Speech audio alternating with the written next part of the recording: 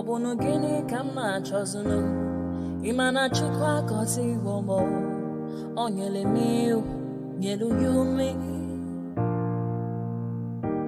What am I looking for? See my God, he don't bless me, yo. He give me you. Obunu kife la chasha so. Obunu kife me chasha me. My baby, you know, say you go love for me. Hey, yeah. I do go. I could go. When I call your name, Shakara for me. Oh, Roma, I will be your Romeo. You go be my Julie. Roma, I will be your Romeo. You go be my Julia. Oh, give me your love and I'll go run away. Show me your love and I'll go use you play. Carry me, go me, I go follow you way. Follow you, they go. Maka Munagi, me and you. Okwa Munagi, my baby, and me and you. Me and you. Okwa Munagi, my baby, Obuzi kife la chasha so. Obuni kife la chasha me, my baby, you know, say you go love me. I do go. I could go. When I call your name, Shakara for me. Oh, Roma, I will be your Romeo. You go be my Julie. Yeah. Roma, I will be your Romeo. You will be my Julia. Oh, Roma, I will be your Romeo. You will be my Julia. Roma, I will be your Romeo. You will be my Julia. Obuzi kife la chasha so. Obuzi kife mi chasha me. My baby, you know, say you go love me. I do go. I could go. When I call you, Shakara for me.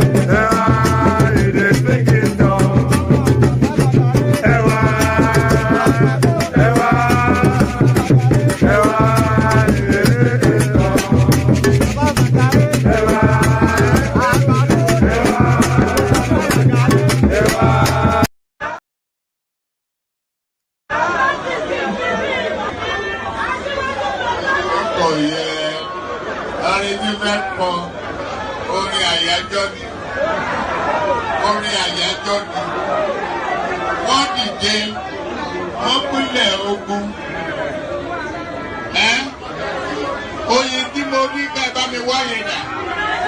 Ká ní kó bá mi wá.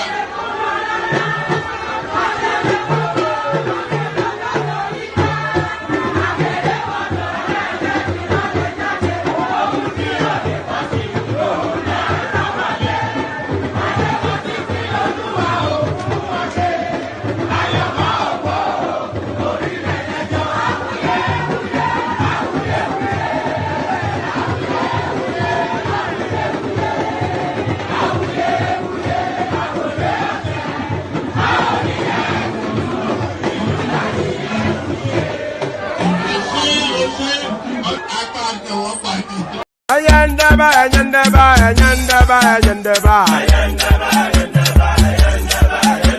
Ayandaba, ayandaba, ayandaba, ayandaba. Atima ayandaba, ayandaba, ayandaba, ayandaba. Wanama ayandaba, ayandaba, ayandaba, ayandaba. Susu, baby, subramia. Subramia, Soko sunu baby subramia, Soko sunu baby subramia, Soko sunu baby subramia, Ejemo, Anamana, Ejemeje, Anamana, Wanamejemo, Anamu, Karatuba dodiri tukuma tukutuba dodiri ndimo, Egumawego.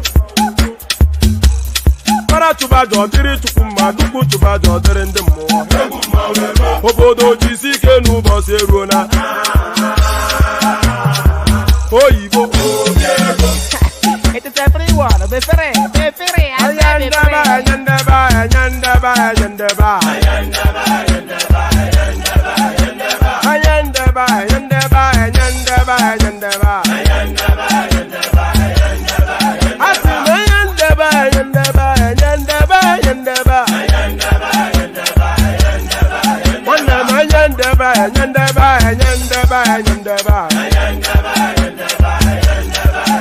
Susu baby subramia, Soko sunu baby subramia, Soko sunu baby subramia, Soko sunu baby subramia. Ladies and gentlemen, sometimes you just have to act like you are drunk, like you are crazy. Confuse your enemies. Confuse them. Oboda say yeah we mo. Yeah we mo. Oboda say yeah we mo. No basa ye ga ponto mo iye de gugeme. Okwitara kara mi nguru ma mi ga kuru mu gwo ya baby mo. Abe Maria. Why feeling? Ayandaba, ayandaba, ayandaba, ayandaba. Ayandaba, ayandaba, ayandaba, ayandaba. Atima ayandaba, ayandaba, ayandaba, ayandaba. Wanama ayandaba, ayandaba, ayandaba, ayandaba. Susu baby subramia, Soko sunu baby subramia, Soko sunu baby subramia, Soko sunu baby subramia. Ask the one for your brand yourself when I knew since I was born, but now I am getting youth. I'm gonna move on, I'm gonna go to book. Ẹ̀jẹ̀ mi ni ẹ kí n gbọ́, àkọ́bí ewé ayò, ewé tún méje, ìtún ló ní ọ̀tún ẹ̀ ṣe, ìfà ló ní kan fà ẹ̀ mọ́ra, àìbínú gbogbo àtàrẹ, gbogbo méjì ọkà bàbà, gbogbo mẹ́ta ọkà wáṣẹ́, orí ló túmọ̀ ẹ̀dùn, gbogbo ọ̀nà ní túmọ̀ ẹsẹ̀. Akọni ìmọ̀ tú ìmọ̀ ọjọ́, ìmọ̀ èmi ni wọn kì í dálẹ̀. Wọ́n bá lọ mẹ́lẹ́mọ́, wọ́n á fi jóye ẹlẹ́mọ́. Akọni wọ́n bá lọ gbé fèrè, wọ́n á fi jóye ẹlòkò. Wọ́n wọ̀wọ̀ bá tẹ̀lé, wọ́n á fi jóye aláré. Àwọn mẹ́tẹ̀ẹ̀ta parapọ̀. wọ́n wá jọ ń pẹ́ mọ́ ẹ̀ẹ́mọ́ olóko jẹ wọ́n pa Akíntọ́lá ọmọ Ògún wọ́n pàdé ìyọ̀dà ọmọ àtàràbọ̀bà Àkànbí wọ́n pàdé Ṣàtàdàdẹ ọmọ ọba Ìjẹ̀bú Mèrè Aṣíwájú odò gbólùkẹrẹ ajagun lólòdì ọ̀run tó bá ṣe pé tìyẹ tó bá ṣe pé tìyẹ náà bá ń darí jọ wí àpérò ní kún gbọ́wọ́ ọ̀bọ ti ṣìgìdì máa gbé àgétì ló máa ń gbé àyàn tí ìlàyàn ewúrẹ́ Ọlọ́run dákun má padà lẹ́yìn ẹ̀ kó má gbàgbé ọ̀rọ̀ tẹ́ Aṣíwájú Ọlọ́run dákun má padà lẹ́yìn ẹ̀ kó má gbàgbé ọ̀rọ̀ tẹ́ Àkànbí Ọlọ́run dákun má padà lẹ́yìn ẹ̀ kó má gbàgbé ọ̀rọ̀ tẹ́ ọkọ̀ onírẹ̀lẹ̀ Ọlọ́run dákun má padà lẹ́yìn ẹ̀ kó má gbàgbé ọ̀rọ̀ tẹ́ Òdòlé sọ bẹ́ẹ̀ gómìnà sọ bẹ́ẹ̀ dẹ́pútì sọ bẹ́ẹ̀.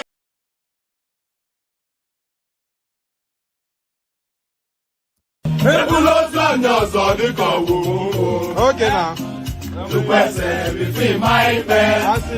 Àsìpadà wa tàdó wẹ́ ní ìfọ̀gẹ̀ mẹ́wọ́n. Okay. Ọkọ̀ yẹn ló fi fíìmù. Ìké yáya. Màmá mú sí na nwa m etogo kwa. Maka na nwa m jelu mba, o wee bute ike.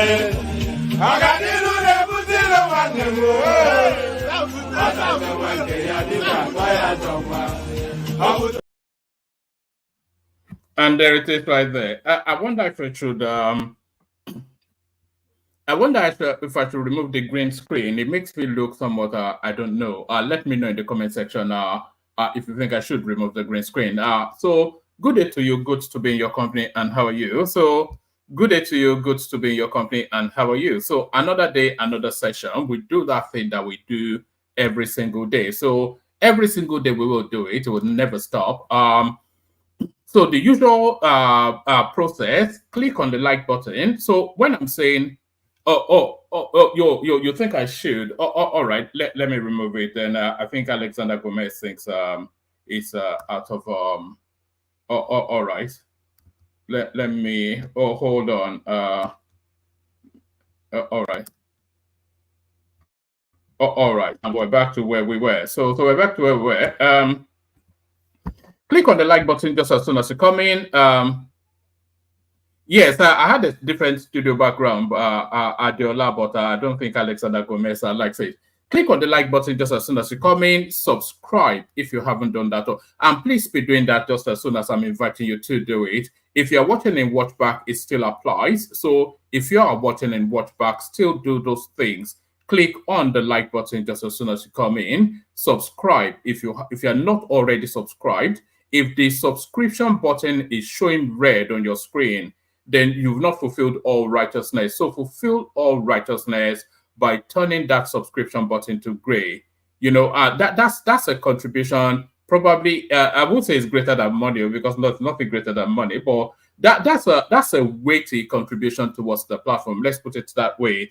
When you click on the subscribe button, it puts us up the algorithm in the YouTube space, and we are aspiring towards 100,000, believe it or not, subscribers this year. Look at where we are and look at what the ambition is. So to propel us towards that ambition, is your contribution is clicking on the subscription button. So click on subscribe, and also clicking on like helps us on that journey as well. So do both. Click on like, click on subscribe, and then click on the hyperlink that says StreamYard. So that hyperlink that says StreamYard, it brings you into a studio space. As soon as I finish delivering the body of the talking points, I'll let you onto the screen and then I engage you in conversation. It's nothing complicated, nothing complex. So let me send that hyperlink again because we always need the studio filled up, and we're always canvassing for new original voices. So if you're a new and an original voice, or you're a traditional voice, all voices welcome. We want a divergent opinion. We want yes, I was I stopped streaming on Facebook for a moment because I couldn't quite remember the password. So That's from the Facebook space right there, asking me where I've been. I've been around. Make sure if you are watching on our Facebook, make sure you're subscribed to the YouTube channel as well. So because that's the one space that is the most consistent. So click on like, click on subscribe, click on the hyperlink that says StreamYard if you want to be an active combatant. And then the other click as well is the $ at the bottom of the other click as well is the $ at the bottom of the YouTube stream. So that's very important. You see that super sticker showing by from Ayo right there. That was what he did, made a donation towards the platform. So do that.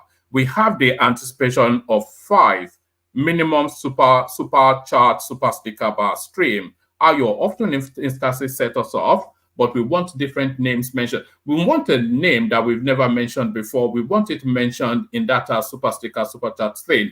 Click on like, click on subscribe, click on the hyperlink that says StreamYard if you want to be an active combatant.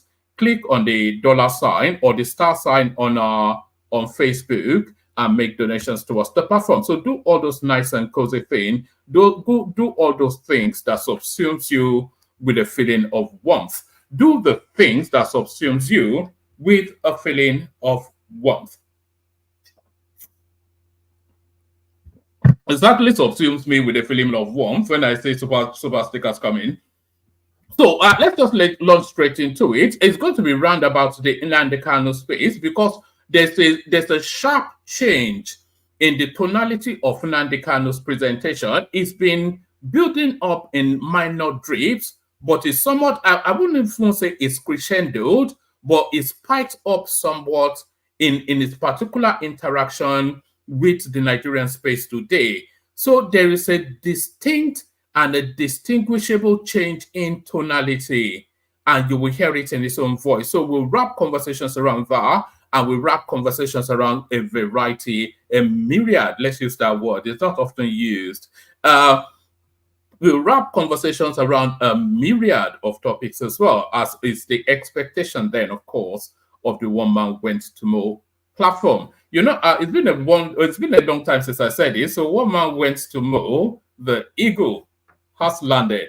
So One Man Went to Mow, the eagle has landed. Let's kick it off with this one. Thank you, Ayo, for the super chat, for the super sticker. Keep them coming. We want to see other names pop up in those multicolor spaces on the stream. But let's kick it off with this one. So it's still the narrative wrapped around to be or not to be, around the private, not the private jet, but the additional planes to the presidential fleet, and the arguments for it now being played is being played out in public consciousness. So this is the latest salvo, almost certainly coming out of but there's a lot wrapped in this headline. It speaks one to the need for a presidential addition to the presidential fleet, Eagle One or Air Force One or whatever we call it in our part of the world. So this headline one speaks to that need, but it speaks to a broader malaise, a broader rot within the system, which we will get to. But let's kick it off with the headline. Private jet President Tinubu flew to South Africa is owned. And by the way, we'll be playing clips on that South Africa space as well, because there's a lot of controversy around it, with the obedience space trying to somewhat infer that the president was snubbed by the South African president. A lot of not so clever editing in the video presentation. So we'll play you clips of what the obedience space is presenting, but we'll then play you a clip of what actually transpired. So mischief making from that space will never end. We saw it a lot during the elections, and it's never stopped since. But let's kick it off with this one, as I said.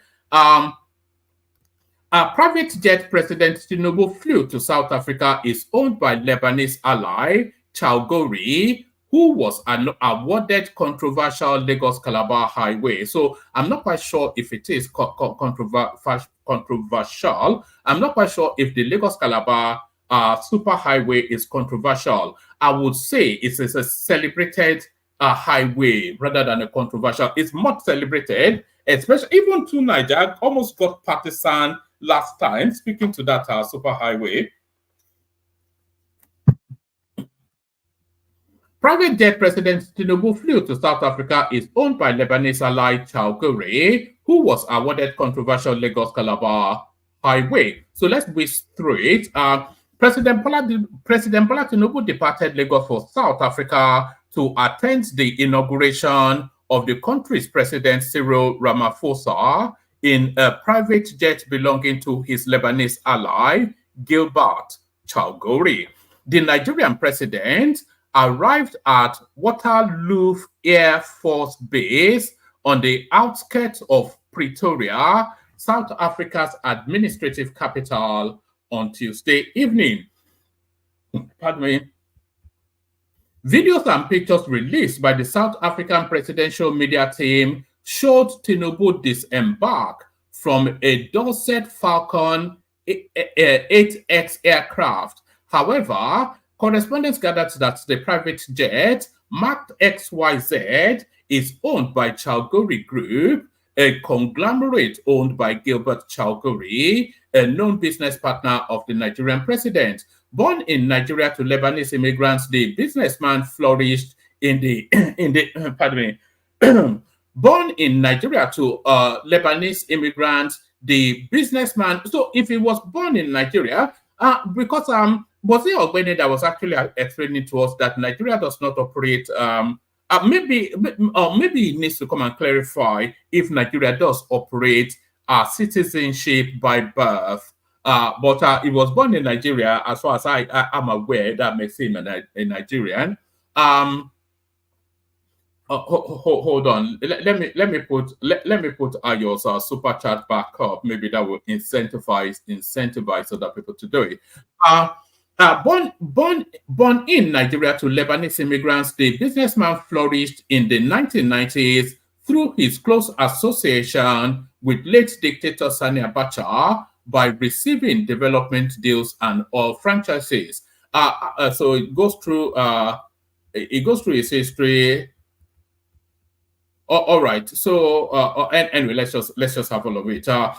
Born in Nigeria to Lebanese immigrants, the businessman flourished in the 1990s through his close association with the late dictator Sani Abacha by receiving development deals and oil franchises.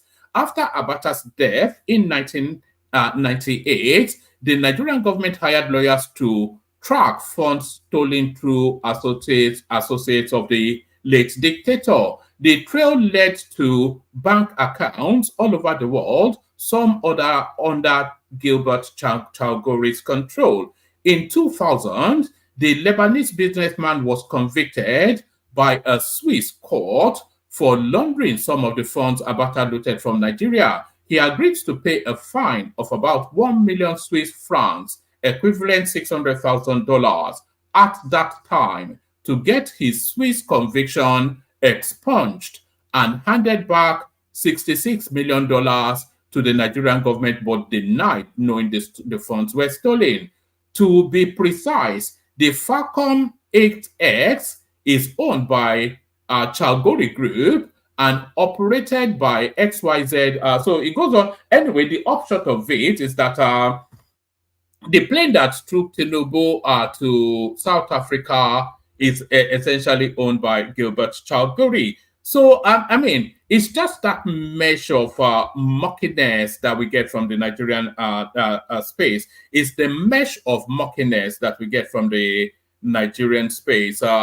So there's already allegations of dodgy dealings between Tinubu and this guy. This guy already has a checkered past, and there's the narrative of the need or not for a presidential jet, and then lumped into the middle of this is now this flight. So all of that. So let's go to the main headline now. IPOB, Nnamdi Kanu seeks out of court settlement with Tinubu's government. So, like I said, his tonality has changed markedly over the last 6-8 months. You know, of course, he has completely abandoned Biafra or death. Is now somewhat conciliatory, and I'll play you clips as well. Is now somewhat conciliatory in its tonality towards the Nigerian state. IPOB Nnamdi Kanu seeks out of court settlement with Tinubu's government. So now let's see now. He has to denounce. That's the only thing, isn't it? The government is not going to ask anything of him outside of denouncing IPOB, and it's a catch-22, isn't it? It's a catch-22 situation. He has to denounce IPOB for the government to show some sort of clemency, and it will be to his chagrin to denounce IPOB. He cannot, his life is not what, because it then makes a nonsense of his last 2 decades and all of the lives lost to that storyline if he denounces it. So I cannot see how the negotiation takes place. And then the Kanu seeks out of court settlement with Tinubu's government. So let's get it.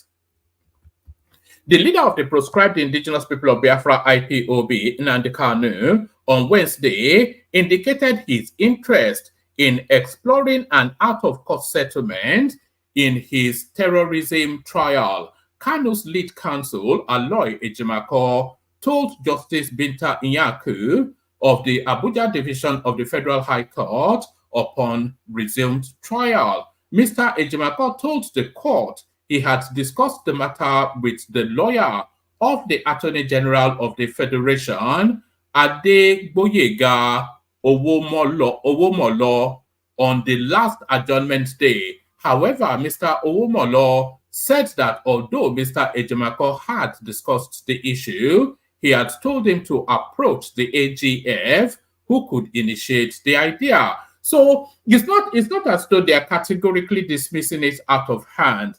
But of course, I mean, you don't even need to think in order to realize that for Nnamdi Kanu to be granted anything, he has to denounce Biafra. And Nnamdi Kanu cannot denounce Biafra. So it's just it's tautology, talk for talk sake, that's just it. I cannot see how that deal is struck. However, Mr. Owomolo said that although Mr. Ejimako had discussed the matter, he had told him to approach the AGF, who could initiate the idea. I have not been instructed or authorized to do so, Mr. Owomolo said. Mr. Owomolo, when the matter was called earlier, Mr. Owomolo informed the court that it was scheduled for trial. He said he was ready to proceed as their witnesses were in court. So they are still propelling the trial, but not dismissing out of hand. Because of course, it's not in the lawyer's purview to even have that conversation at all. It's between Nnamdi Kanu and the state, not Nnamdi Kanu and a representative lawyer in the lawsuit. Mr. Ejimako then informed the court that he had 2 applications before the court. The lawyer said one was Form 49 application seeking the committal of the Director General of the DSS to prison for alleged disobedience of court order. He said the second was, imagine that they want to Yusuf Bichi is talking about, of course. He said the second was the application challenging the court's jurisdiction.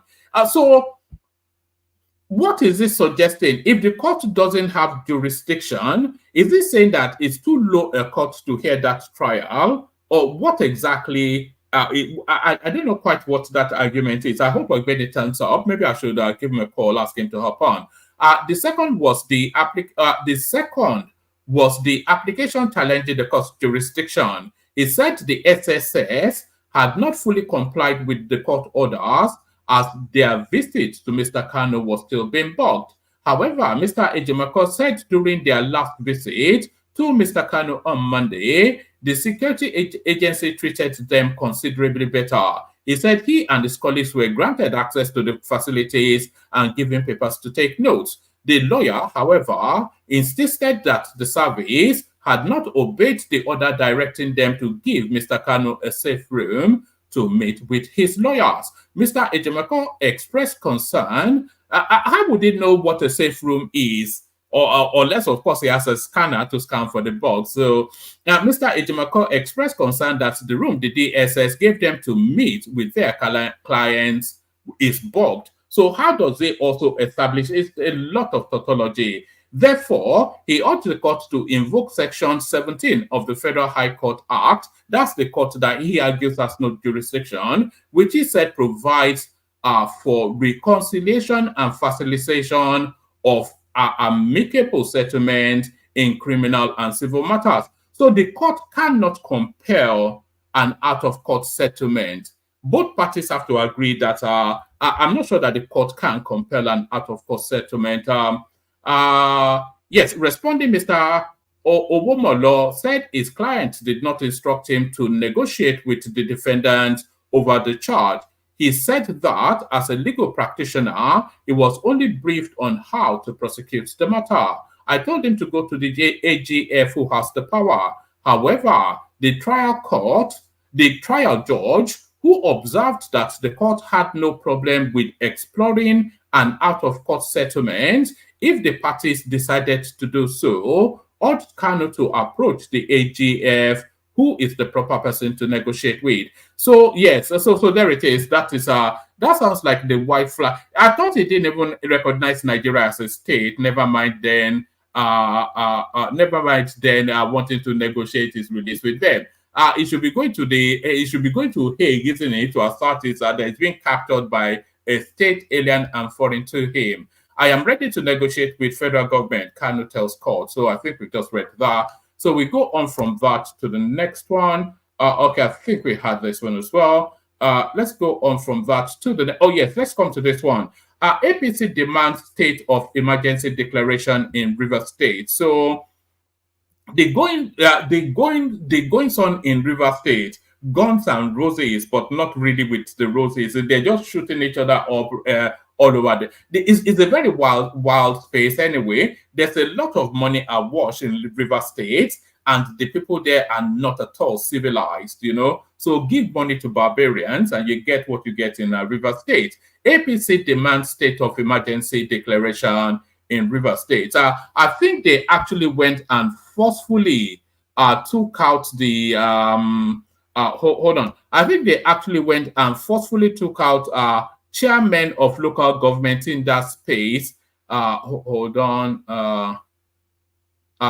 There's something I want to show you, but I need to capture it first. Actually, let me play you a 1 minute track just so I can grab something from.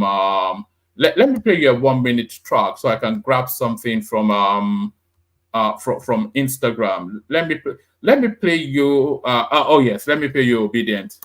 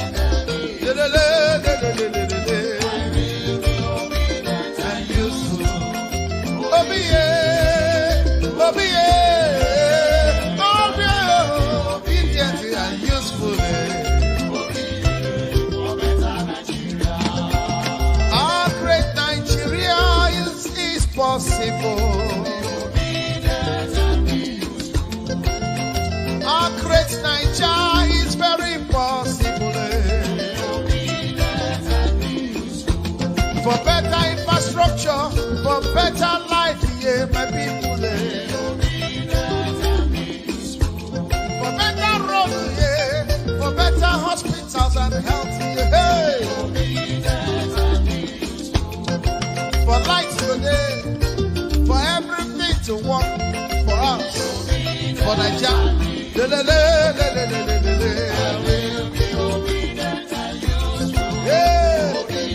No more hunger.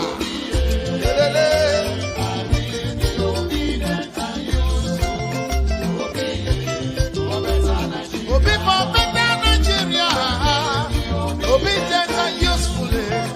Obi obedient and useful. Obi for better Nigeria. Oh yeah, Obi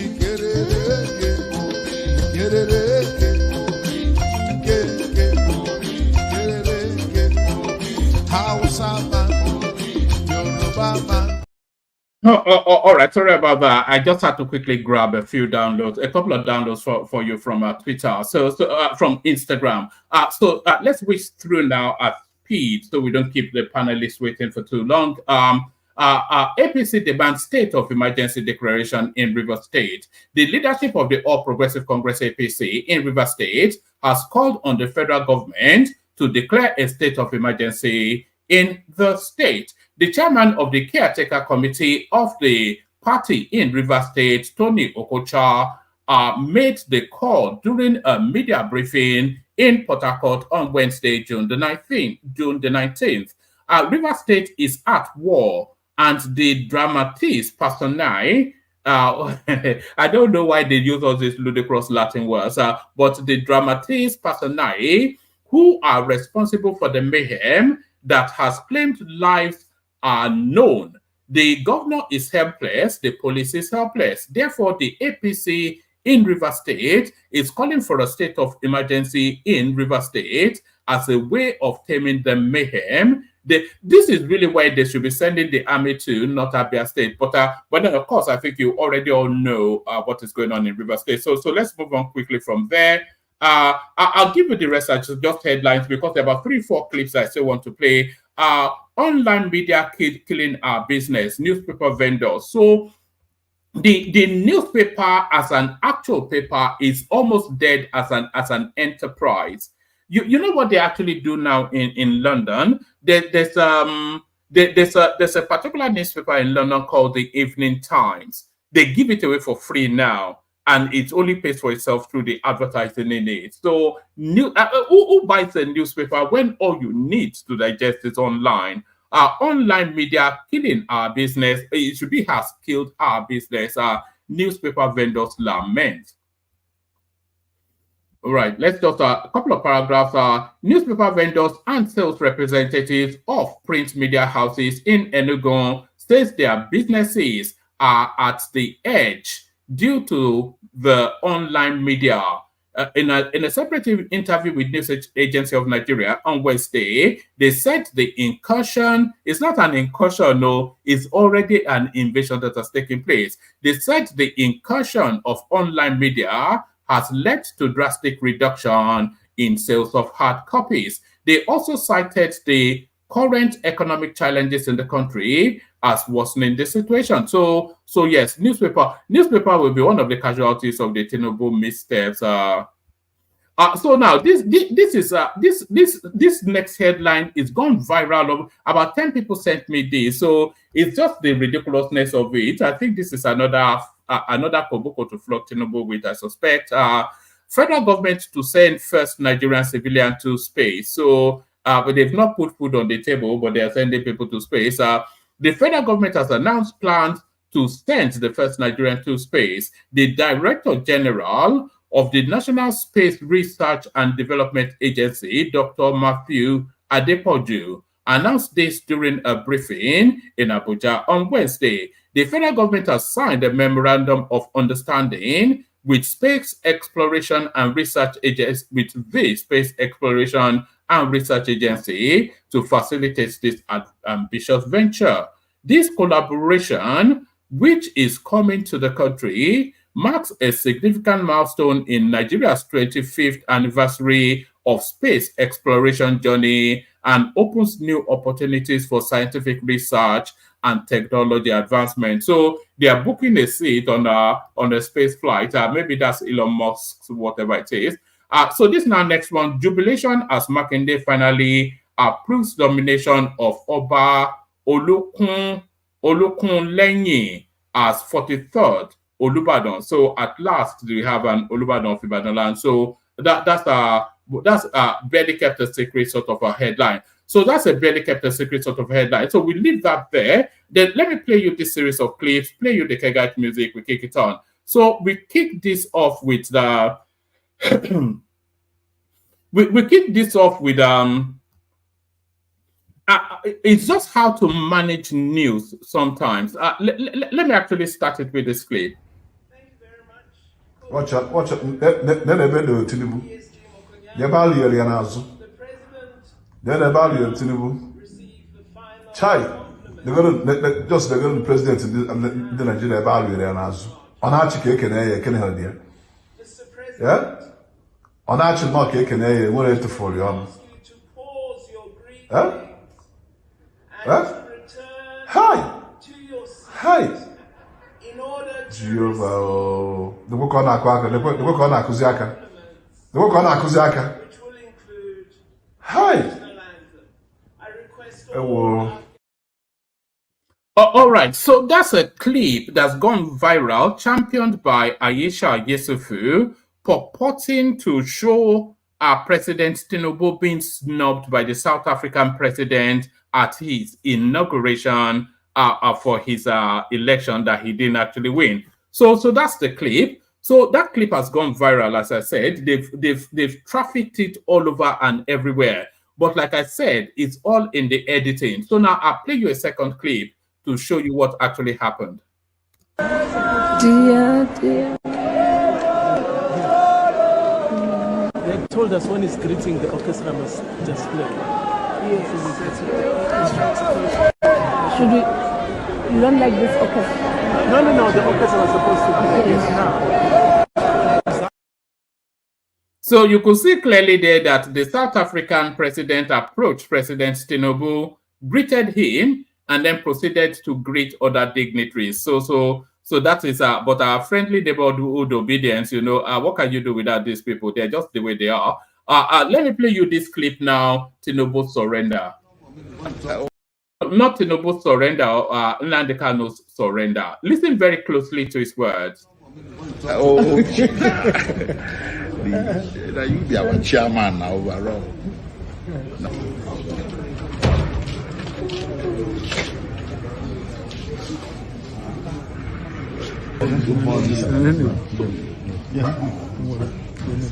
So I can wear insecurity. Insecurity, you are the only person that can address it. From my own assessment, I may be wrong. I'm telling you. That's the only person. Even though that thing has failed. I don't say. So it requires your force of character. But I told them. Yeah, you've done that so many times. There'll be no insecurity when I'm out of this place. Then they know that. No insecurity whatsoever. I condemn any manner of killing. The soldiers. Every manner of killing I condemn in its entirety. I want people to understand that. Because IPOB was founded on a non-violent principle. And we maintain that up until this very day. And everything, of course. And some of these soldiers, we are told, are also our people. Is that correct? Yes. And the family is now in mourning. Yes. So all the making of young widows is condemned in its entirety. I don't want it. I don't want anybody to die. Yes. We are fighting for freedom. Then how can we fight for death at the same time? It's not possible. We want people to be free. That's what we're fighting for. Nothing more. We've suffered a lot in Africa. I don't know if you know that. Africans have suffered from slavery in Arabia to slavery in Europe to slavery in America. So I think we should focus our time and devote it towards making sure that this continent stands up to what God promised it is going to be. And that's why we're doing what we are doing. Not the truncated version, but the whole thing. It's very important that you cover everything.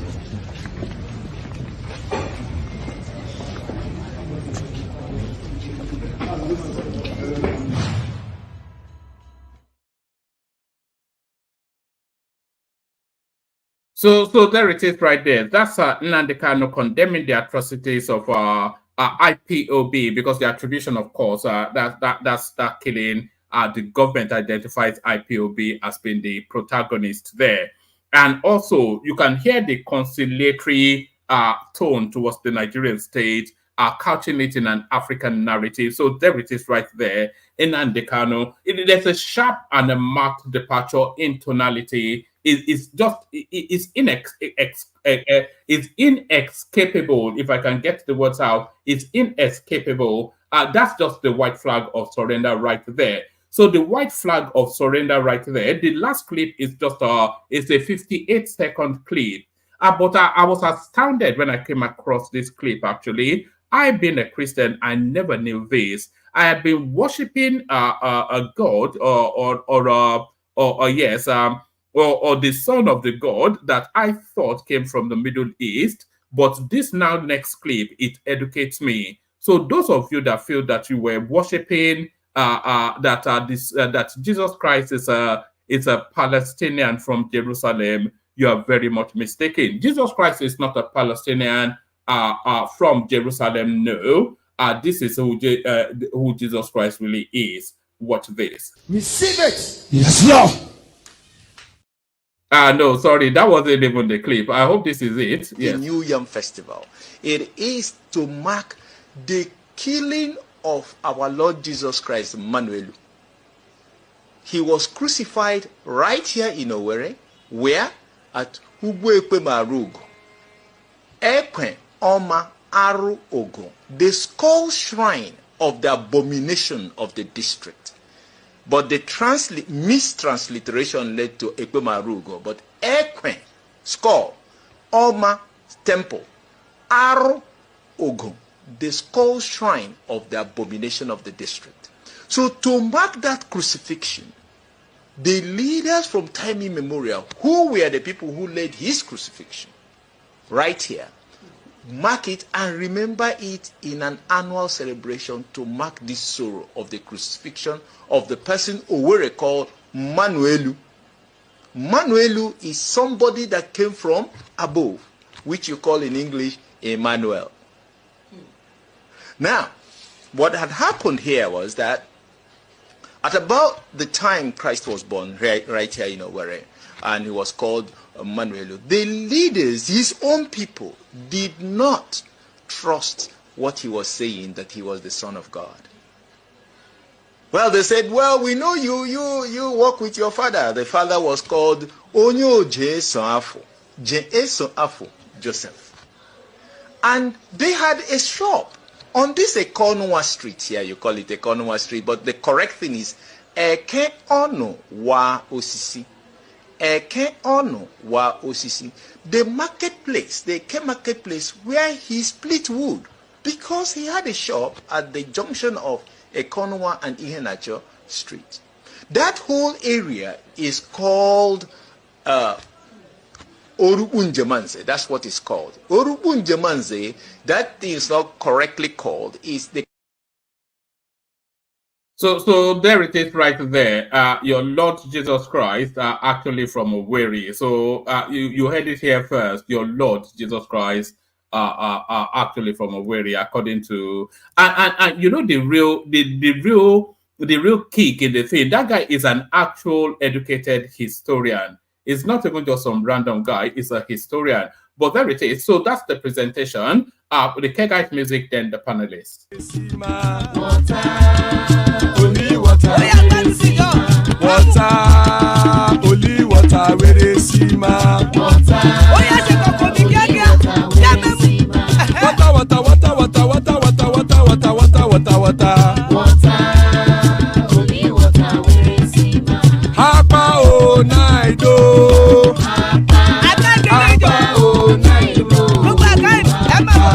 Hapa you don't come oh.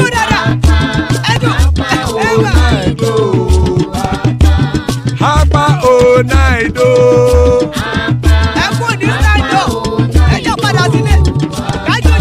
Oro keke elemu ye o. Ide shodi ya keke elemu re o. Bobby master keke elemu re o. Chifu Faila ti keke elemu re o. Erukulele elemude. Erukulele egbe elemudodo jare o. Erukulele Ghana ti de everybody o. Ọmọ ẹlẹ́yẹ ẹyẹ o ó dilé o. Odúyẹ̀lá ẹyẹ o ó dilé o. Petrosoname ẹyẹ o ó dilé o. Petrosodunke ẹyẹ rẹ̀ ó dilé o. Ẹlẹ́kọ̀ ọ̀run mú ìní o.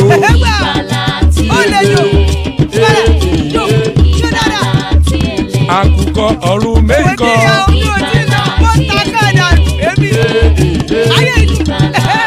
Ikú kò ní ríwà gbéṣe o.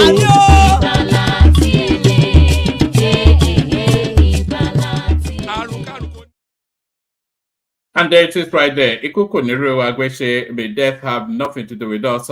So amen to that on behalf of myself and you, my friends. Joining you're in that space. That's our fourth. Fourth of what though? Is it fourth of many? Is that your position in your family? You know all these cryptic names. Why can't people have names like this? Just simply straight to the point. Ayo. There's no equivocation. You don't have to task your brain. You call yourself fourth of what? But thank you for that. I'll keep them coming. Anticipation of 5. We have 2 so far. So keep the super chats rolling. Joining us from Amsterdam, that's a solid right there to expand the knowledge quotient of the stream. The elegant gas them up. So there's gas right there. To even take it up a higher level, that's Paddy right there. Our father of the bride, Ajale Koko, in the house. Your friend and mine, Ola joins us. Pansat, of course, to Dabaru the whole session. General Thomas in the house as well. So that's the assemble so far. Plenty of room.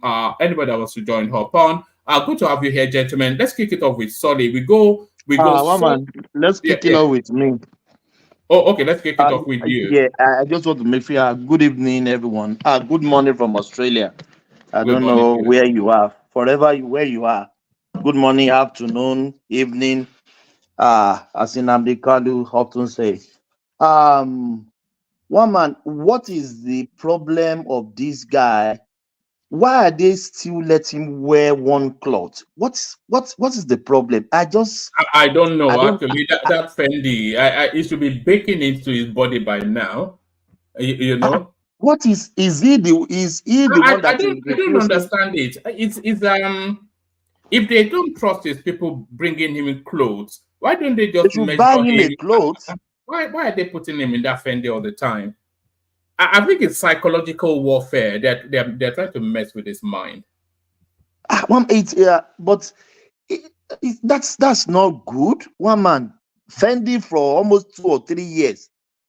Is it the same clothes he's wearing in the prison too? Or maybe if he's coming to the court, they will wash and wear. It's so ridiculous. It doesn't paint the DSS good in any way. Same clothes since Kenya, where they rendition him to the country. It's so ridiculous, man. I even thought there will be changes this time around. And I saw him still having the same clothes. Man. I think it's psychological warfare. I think they are trying to, because I think they have succeeded somewhat in breaking him. Because his tone is getting increasingly conciliatory.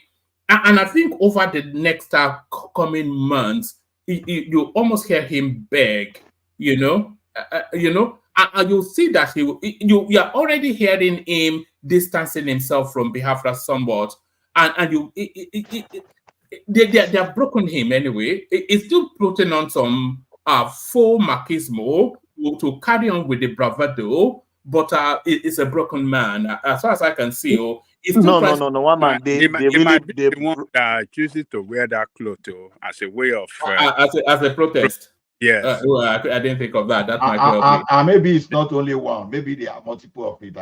Because it's it's ridiculous, to be honest. No, Hola, it's so ridiculous. If it's wearing it as a protest, why can't they just at least it won't wear it 24/7? It could be washed. They can just take it when they want to wash it and destroy it now. I believe I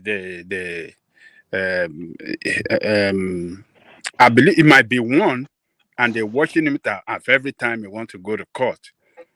So I don't think that they will treat him like that, not wearing any other clothes than that. But he might be wearing that. He has a whole clothes of wardrobe, almost wardrobe in custody. It's a way of protesting, showing to, give some kind of bad reputation. Like some of us, like Thomas now is expressing, dissatisfaction. Consternation. Yes, expressing consternation. Yes. Yeah. So a lot of people might be seeing it in that same manner that Thomas just expressed that, oh, why are they doing this? And that make the government look bad, So it's a calculated guy. You know what he's doing, and if you listen to him when he talks, even though he condemned the killing of those people, he was so careful the way he talk against the killing. You see the way he say, and those soldiers that are kill our people because they are Igbo guys. And there are people, no, we don't want that. They have children at home. Why should they kill? He's strategic too in the way he talks. I disagree. I disagree. Don't disagree. May I Don't come disagree. in, one man? Yeah. It looks broken. It looks Are you gentlemen being fair? Can I speak, one man? No, hold on, everybody. Let's hear from Baba, and then let's have a structures. Let Adande Koko land, and then Baba, and then we go to Thomas, and then start to Yeah, so it look weak, it look broken, but at the same time, it's trying to portray an image that is still fighting. You see the way he's talking about Africa. We want freedom for Africa, black men. Biafran issue is not African, it's not black man issue. It's Biafra. You see, he's not talking much about that Biafra, but he's wrapping everything now around black men, and we have to fight for our people. He's a smart guy. So he has surrendered, but he's still acting that he has never surrendered. It's not easy. We have to. It's tough for somebody to be in incarceration for going to 4 years now. He have children. He have wife will be putting pressure on him every time the wife go to court with the children, with the little kid. You know that kind of trauma that he will go through when after that going back to the detention is not easy. So if he finally surrender now, look, I'm with him. That guy got to go home, and it look unhealthy too. The way I see him walking, is just trying to act that is still strong, but it's weakened, and it's not easy for him. So he can surrender and go home. I'm in support of him. Yes, Baba. This is the truth. This is the procedure. They have uniform they wear in DSS custody. He has several other clothes. His lawyer too has spoken to it when this question was raised way back, and he said that is the one cloth Nnamdi Kanu opted to wear every time. It's always washed and ironed. He has other clothes in custody because when they are in there, they have special clothes they wear, supplied by the government. So it's not about. So it's a protest, like Baba, like Ajande Koko said. So that is the true situation about but that. Are you gentlemen being fair? Oh, I didn't want to start it. Let Thomas kick it off so that we have some structure. But make your comment, gas them up, and then after that, Thomas kick it off. Yeah. I just want to point out, like I said yesterday, very quickly, these are the lack of empathy we don't have in Nigeria. When Abiola and Obasanjo was arrested, did anybody on the East make commentary about those men and their incarceration the way we are hearing people make commentary about these guys' incarceration? Let's be fair. Let's think about tomorrow. That's what I want to tell you guys. All right, brilliant. So Thomas, kick it off. Yes, thank you, one man. Life is not fair. So if you are looking for fair, but go, and I don't want to say that. So life is not fair. One man, I just digress about the Fendi. If they are trying to settle out of court, this is the question I'll always ask you, one man. Are they going to release him conditionally or unconditionally? They can't release him unconditionally, so there has to be conditions, and there can only really be one condition. He has to publicly denounce Biafra. So otherwise, why would they? Then what was the effort to capture him? To release him to go carry on with Biafra? Because they release him. Nnamdi Kanu will go back to his radio Biafra and start again. So if he has to be released, they have to put a condition, and this has to be a stringent condition. as well. I heard him saying they should not buy people. It is not good they buy people. Did he forgot how he told people to go and finish people? If you see their son, finish them. If you see their wife, finish them. Go and burn down Lagos. We have the clips, as you know. So. But did he say by Yoruba people? My brother, please, please let me speak, please. Thank you. Yeah. So if I don't care about Yoruba people, Igbo people are human beings. Everybody is human being. I don't know why. This your I don't just let me keep quiet. This your tribal. I don't get. I don't know where you get Yoruba people now. This is what I'm saying now. All right. Leave him and just give us your So he has to be released conditionally, very stringent. I don't care if they want to release him. That's fine. One man, he has done his time. One man, they've broken this guy. You can see him mentally, physically, all manners of life. They have broken him. One man. This is not Nnamdi Kanu that I knew that will be speaking. The fire will be coming out of his mouth. You can see it's really down. They really put him down. So I wish him good luck. Nigerian as well. They can settle it out of court. They should leave him, but he has to be conditional. They can't leave him now, one man, and he go back to his vomit. What is the essence of releasing him? And in Nnamdi Kanu that I see, I don't think is going to. You said conditional, and one of the conditions you said is you should denounce Biafra. Do you think Nnamdi Kanu will denounce Biafra? One man, you always say that always. It's in an impossible situation. What conditions? If they are going to release him, they cannot release him without conditions. I think everybody knows that. So what conditions would they demand from him? That is the only condition. That's the only condition now. He has to denounce Biafra. But otherwise, what's the purpose of the rendition and all of this? Let me help you out on that, all right? No, Passat. When I'm speaking, please. I don't hold on. Passat. Let's not just one man. I don't want to. I don't want Passat to interject me. All right. Carry on, and then we do 5-7 minutes monologue here. Yeah, I don't want Passat to interject me, please. All right. Thank you. That's fine. Yeah. So he has to be conditioned and stringent. I support that. I want him to be released. One man. He has done his time. That is only what I want to talk about. One man, thank you. All right, brilliant. All right, have that micro moment, only a minute, Pansat, and then we kick off 5-7 minutes monologue. We go Solly, we go Ola, we Paddy, gas them up, and then we move it around, and then Baba. So Solly, Ola, Paddy, gas them up, Baba. So yeah, just a minute. I sent you a message in the private chat. Yeah. All right. I don't have time to do protocol of saying hello to everybody, so let me just go to the point, and we'll do that when it comes to my turn. Well, the beauty is in the eye of the beholder. The Nnamdi Kanu I saw today was radiating, glittering. There's a gleam in his face, shimmer. It was hopping on one foot. Did you not see that? And then those who saw him there, and that's all you saw. But anyway, he's shouldering a lot of stuff.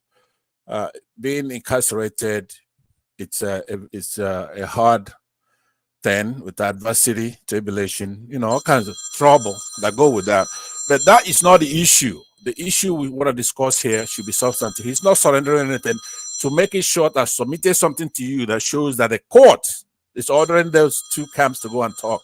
It has nothing to do with Nnamdi Kanu capitulating. Okay, thank you. All right, brilliant. So we kick it off with Solly. So Solly, you're up first. Solly. One man, I said that I will be going to sleep after this. So you know me, I can't last.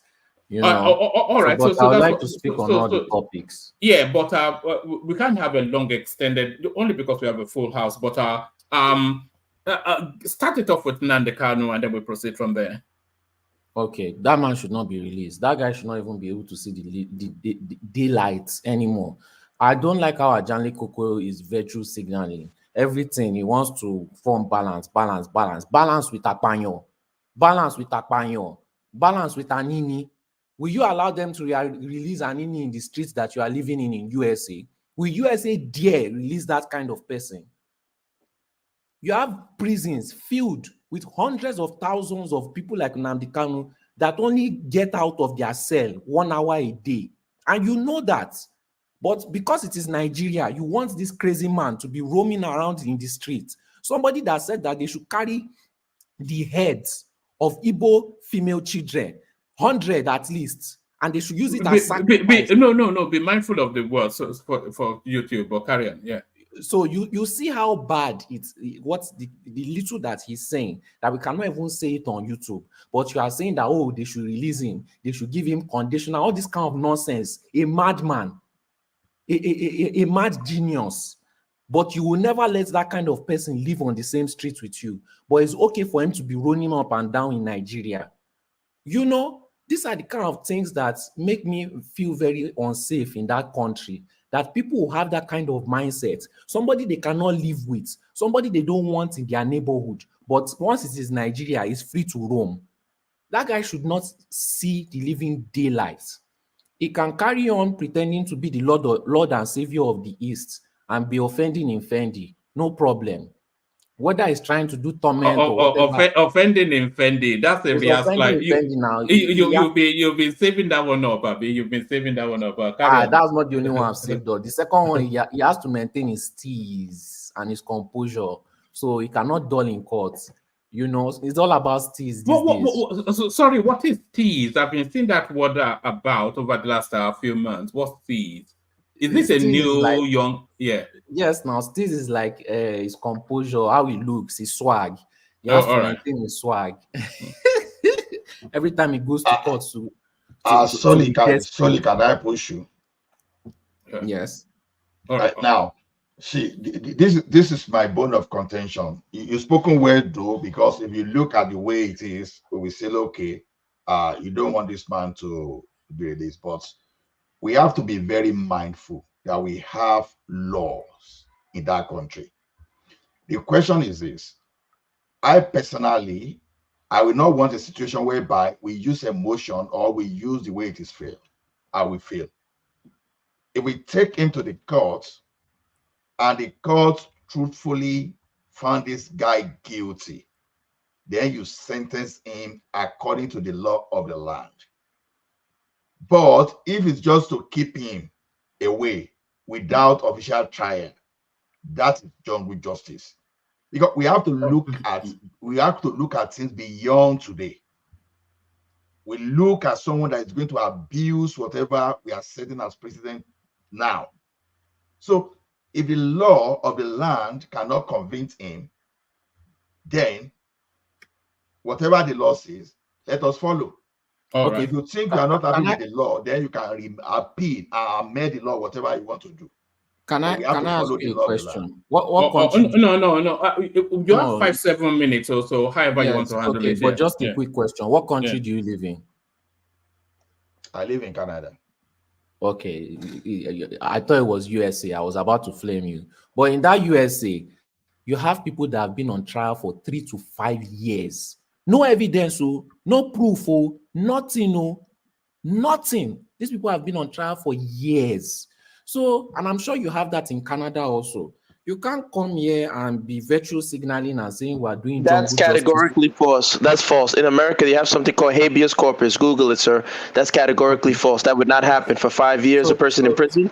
Go and talk to any American lawyer. We have something called habeas corpus, which means produce the body in Latin, sir. Understood. You're picking in between tomatoes and tomatoes. At the end of the day, you still have people that have been in jail for more than 3 years, and they are still on trial with no proof, no evidence. If you want me to start mentioning names of people that are in that case, I can start mentioning them. So don't switch between tomatoes and tomatoes. What I said is a fact. Don't call what this guy is going through jungle justice. He deserves every single second of it. If you release this guy today, people will die. Today, people are going to die wherever he goes. That one is 100% guaranteed. I don't understand what all this virtue signaling is for a murderer that you could not live with on the same street. If they put you in the same vicinity with him right now, you would not even want your enemy to stay with him. But here we are, fighting for his release, making excuses for him to get justice. This same person that did not care about anybody's family, that said collect guns from innocent people just holding guns and kill them. He said that. People that were not attacking him. He told people to go there to kill his own people and then kill people from other tribes. Is that not a madman? Is that not a madman? Is it because he's wearing sorry, use Y instead of KILL. People don't use that one on YouTube. Yeah. You know, is that not somebody that is not Slowly, can you mention names of those? This guy sounds like somebody that was on YNW Melly. I'm mentioning names now. YNW Melly. You have people like Young Talk. Those people have been on trial for years. That YNW Melly, they have no proof whatsoever. That guy has been in jail for more than 3 years. No proof, no video evidence, nothing to attach him to the case. Nothing whatsoever. And if you type it on Google, you will see plenty names too. So this is not jungle justice. We all know this guy committed a crime. This guy self-snitched. He put all his own crimes online. That's how foolish he is, because he's a psychopath. And he used to talk like somebody that was on drugs, all those kind of meds, all those kind of, not cocaine, no. This one is all those kind of crack. You know, all those ones that they would have poured so much chemical in it. Maybe the thing has seeped out of his body. That's why he's not acting calm. The fire is no more coming from his mouth anymore. He's now a little bit sane.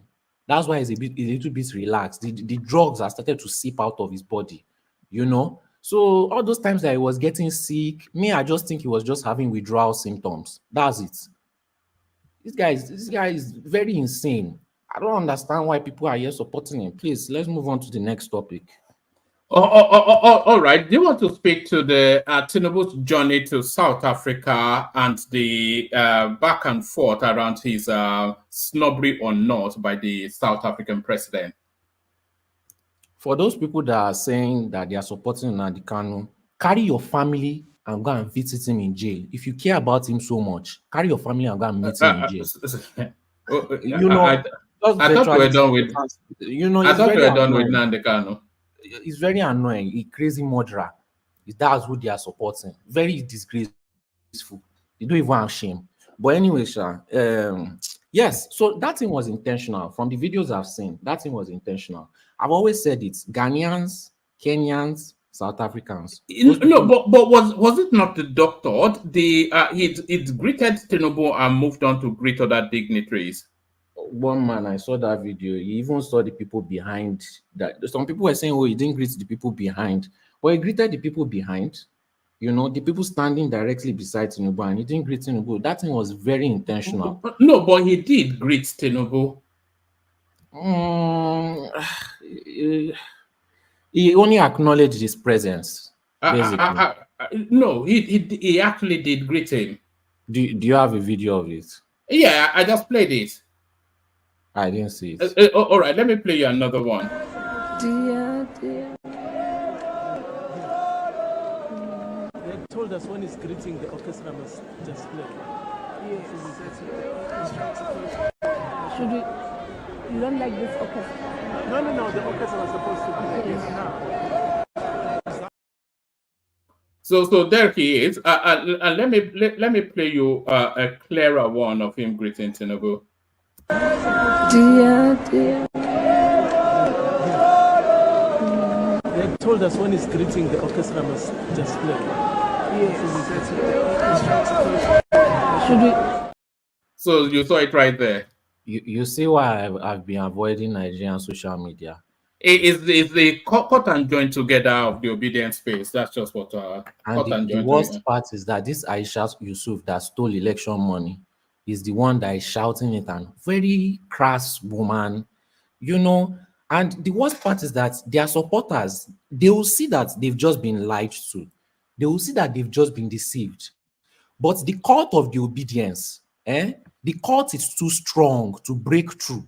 It's only deliverance that can help them break through these cults that they found themselves in, where logic and common sense cannot release them anymore. We can only pray to Lord Jehovah to set these people free. We need to start doing night vigil for disobedience because they are in spiritual, mental bondage. And spiritual and mental bondage.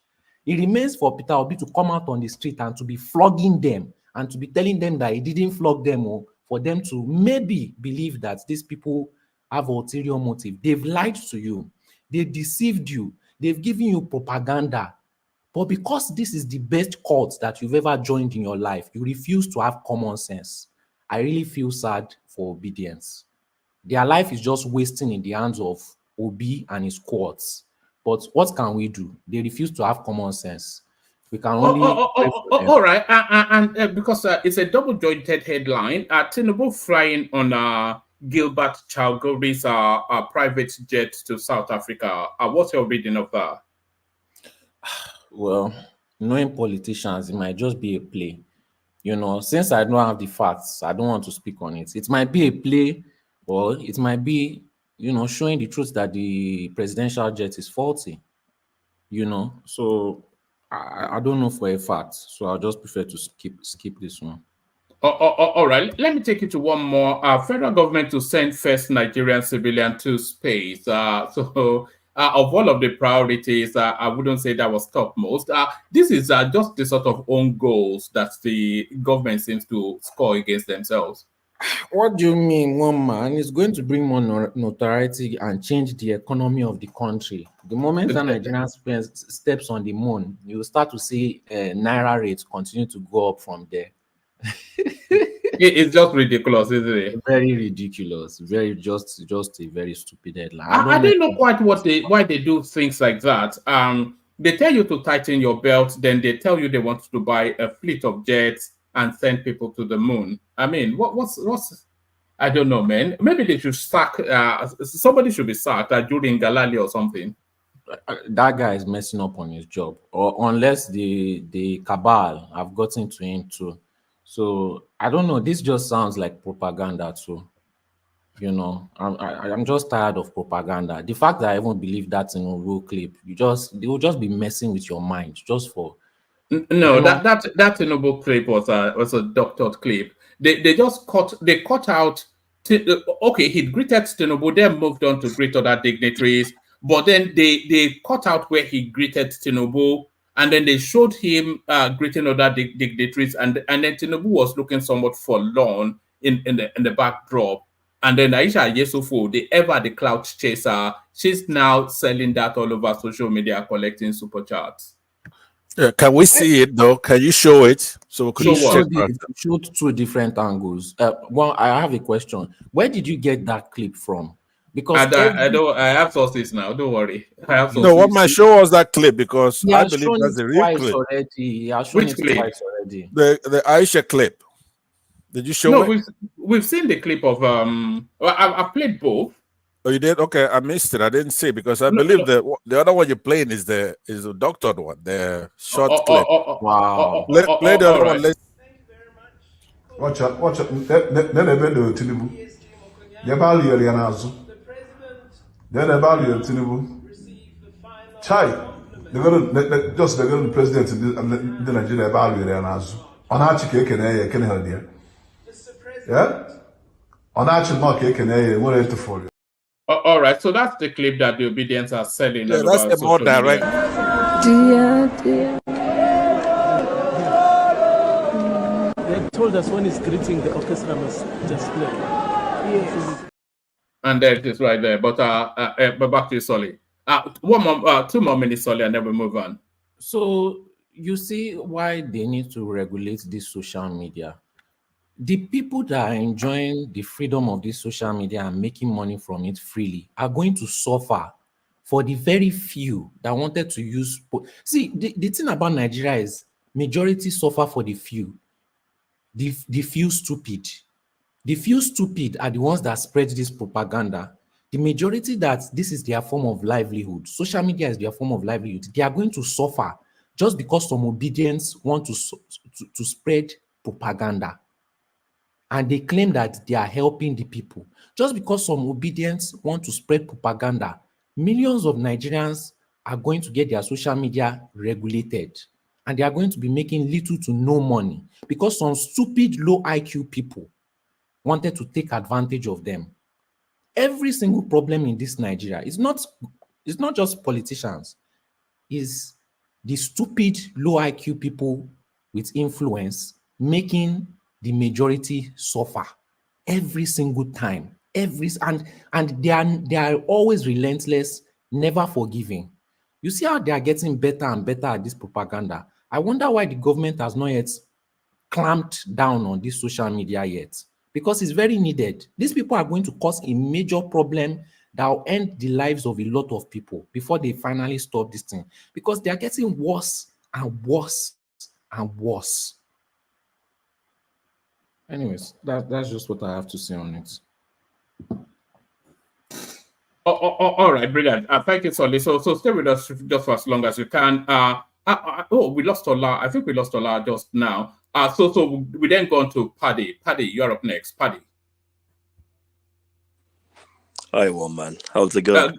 Yeah, not so badly. Good to have you. So Nigeria matters, never ending. It's a gift that just keeps on giving. You know, we could stream this thing 24 hours and not run out of topics. All of it just you are just astonished and aghast. But Nnamdi Kanu, somewhat conciliatory noises coming out of him. So that's one of the headlines. Tinubu traveling to South Africa on a private jet owned by Gilbert Chalgori, conveniently the man he awarded the Lagos-Calabar Coastal Highway to. APC demands state of emergency declaration in Rivers State. I think they should just put what's that thing that they replace the governor with a military man? That's what they should do. Right. Online media killing our business. Newspaper vendors lament. So there's an inevitability to that.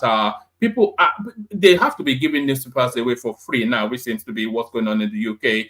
Federal government to send first Nigerian civilian to space. And the biggest news of the day, jubilation as Makinde finally approves nomination of Oba Olakunlenyi as 43rd Olubadan. So that's the one.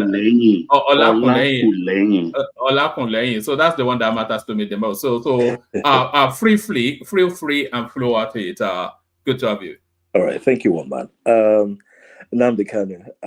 As much as Solly used quite a number of very heavy dominums and expletives, which is not very good for one man show, on the other side, because YouTube will always, kind of like shadow ban the page. And as much as we have our angst and want to express, but it'd be good for every one of us, especially the panelists, to help the show in reducing how much of the vitriol or the very clear and crass words that we use. So words like KILL, DIE, we should try to reduce them. We could use pigeon, we could use spy, we could use meme, and let's just help the platform. The less I didn't know you knew word like payment now. What's happened to that Victoria Island upbringing? It's those Ajekule boys that you went to do charity work with, isn't it? One man, you don't ever reach Ajekule. You don't ever reach boundary. You don't reach boundary market. Where you know Ajekule? You know, to be honest, I've never been to Ajekule or Motion. Never. I can tell. When you said it, I grew up in Oregon and I went to Maryland Comprehensive. So I was just I never gravitated beyond that. I wanted to ask you, where do you know in Ajegule? Do you know Tolu, Boundary? Where in Ajegule you know? So I could tell that you've never been to Ajegule. All right, back to you, Paddy. Right, yeah. So Nnamdi Kanu, I'm one of those people who share this animosity towards him. He's not a very great person, and I think himself, as far back as they've come in, even from the Masob era, even the Biafra itself, the initial Biafra secession bid to Masob, to IPOB and Simon Ekpa, I think Nnamdi Kanu has set, and this is just my thoughts, and this is me speaking as an outsider, I think Nnamdi Kanu has set the Southeasterners far back, decades beyond. I think they were at a point where everyone was already moving into the new Nigeria vision. People were already integrating. People were already enjoying their lives, running for offices. And then he just came back with these vitrios and these vim. And I think he set them back decades, making them feel like, yes, they're indeed marginalized, cussing at them. And aside those words that he's been using, or he did use, then other stuff like, maim people and get people's limbs or heads on spikes, just those very heavy stuff. And those actions were being carried out. So it wasn't just about him putting out vitrios. It was also the fact that people were actually carrying out those actions. And for such reason, we don't want this kind of people to indeed be free. We don't. It's just one person, but look at the chaos he's caused, to the point where he's radicalized people's mindset, and they indeed believe that he's indeed a savior. You know, Paddy, I cannot think of a set of circumstances that frees that guy. So the country went to great. You can't just budget how much it would have cost to rendition him from Kenya, and then his incarceration, all the heavy security back and forth to court. The only way that they can release him is if he publicly denounces Biafra, and that's never going to happen. So it's going to rot in jail. One man, see, the shocking part is this gentleman is a grifter. Like, he's just literally fleecing people from their hard-earned money, playing on their emotions. And if it's going to take him to verbally denounce Biafra to get freedom, he will do it. And I'll tell you, they will make a case for him on reason why he had to do it. They will make a case for him. So he's no longer people. He's no longer that podcaster. He's a movement. This is almost like people see him as that savior, that person. He's the same song they sang to, the holy song sang to Odumego Ojukwu. They sang that same holy song. So they replaced it. They almost see him as the modern Ojukwu. In fact, it's almost as though there's even much more reverence. I mean, I apologize for saying this, even on an Azikwe.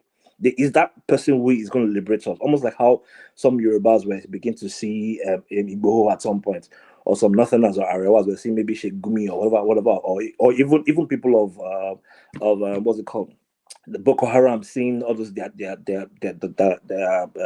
terrorist guys. It's deeply ingrained into. I used to join some Twitter spaces, and I hear how there's so much huge amount of people who genuinely believe that until this guy is free, they will not get liberated. Until this guy is free, the Igbos will be suppressed. These are Igbos that are thriving, these are Igbos that are billionaires, but they still feel that until this guy is out, they will never be who they ought to be, even though they're not entrapped. So it's best that he's there. I know people feel like maybe there's no judge, but I think it is his lawyers that are shifting the judgments. Look at them now; they're trying to see if they can settle out of court. People think it's the Nigerian law that don't want to judge this guy. No, it's his lawyers who just keep shifting the goalpost, because they don't even want that final judgment, because they know he's going to go to jail. So that's why all this rhetoric he's making in court now do not hold waters, because he's in jail for things he said prior, not things he's saying during trial or under incarceration. So I just would like to just move away from him. I think that however long they want to keep him, however long they want to send him to trial, however long it is that they're going to hold him down, they should hold him down. He's not the kind of people we indeed want to have. And there's something that Solly said that is very pertinent. If he were our neighbors, we won't feel comfortable with having him around us. We won't, because we know that he's probably going to bring kind of people we don't want in our neighborhoods to come in there. So why we're asking him to go outside and they start initiating this kind of chaos again that he did. Look at what the what's it called, ESN guys do to police officers. Look at what ESN guys. Look at what's going on in the Southeast. Every day we see gory videos of cops, being taken out, unlived, everywhere on the floor, macheted, everything. And we're asking him to come out again, to come and continue exactly what he stopped. Remember, this is a money scheme for him. He's made so much money of these things. So he's not going to stop. It's like all those radical pastors. So Paddy. Yeah. Quick question to Patty. Sorry, I apologize, one man. Yeah. So when they said he's open to out of court settlement, was he offered that? Because I remember during the Buhari era, the elders of the Southeast went to Buhari suggesting an out of court settlement, right? Which I think he did not agree to at the time. So is it that they offered it to him, or is he one presenting that offer to the federal government? Which one is it? I'm not sure here. I haven't read it, but I think he's the one who is offering to. So he's the one now.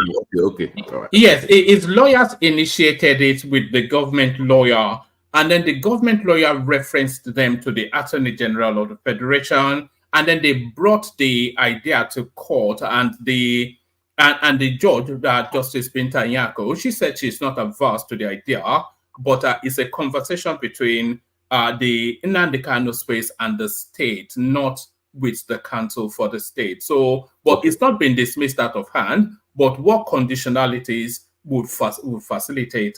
He has to denounce by. He has to now, because on me. But if he does, what? Because I think Patty was saying that he can say that and come out. But I think the way it's personal, I think the way is even in court. If you remember the way he was boasting about, if you release me, I will do A, B, C, and D.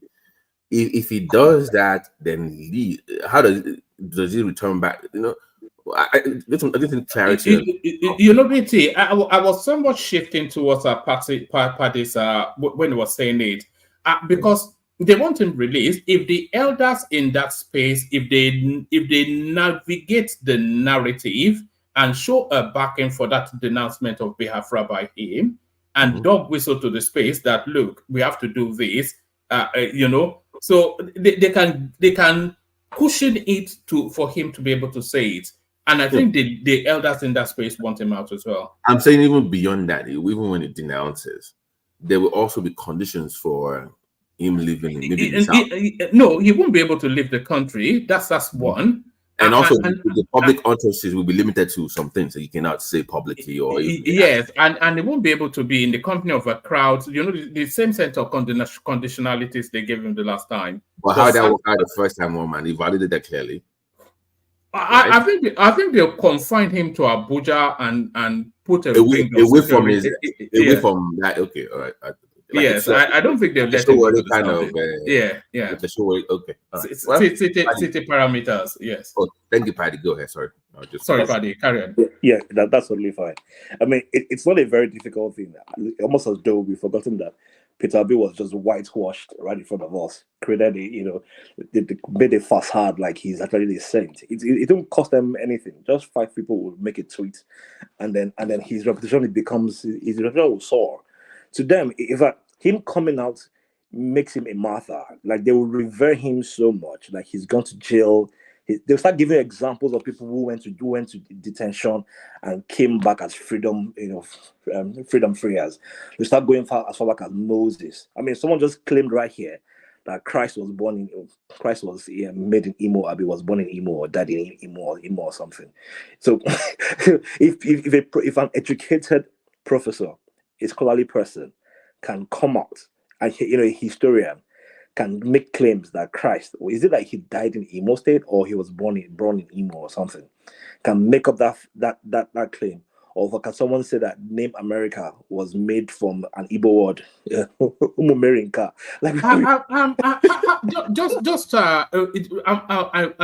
I'm going to move you from the Nnamdi Kanu space in a moment, but how do you think his release will impact will it impact on the Peter Obi space? So I think do you think the Peter Obi space will welcome its release? Yes. But why are you guys conflating Kanu and Obi when you've heard videos? Even you, one man, have played videos on this platform where Kanu said Obi has allergic boyfriends. Why are you conflating the two?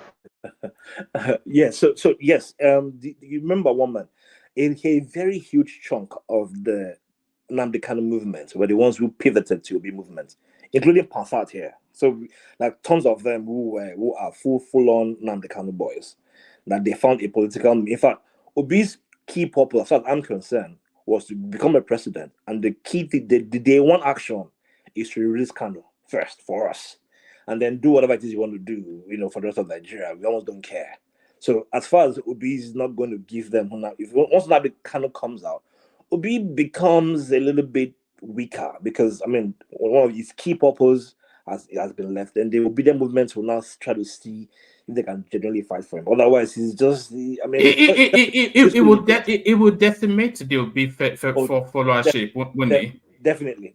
It will split it at least in half, if not take most of it. So in the political interest of Tinubu is not to release anytime soon then. No, the political interest of Tinubu may be to release it. No, because they didn't need to divide the PDP vote for 2027. All right, yes, that's then true. Yes. If they release Nnamdi Kanu, it splits that into half.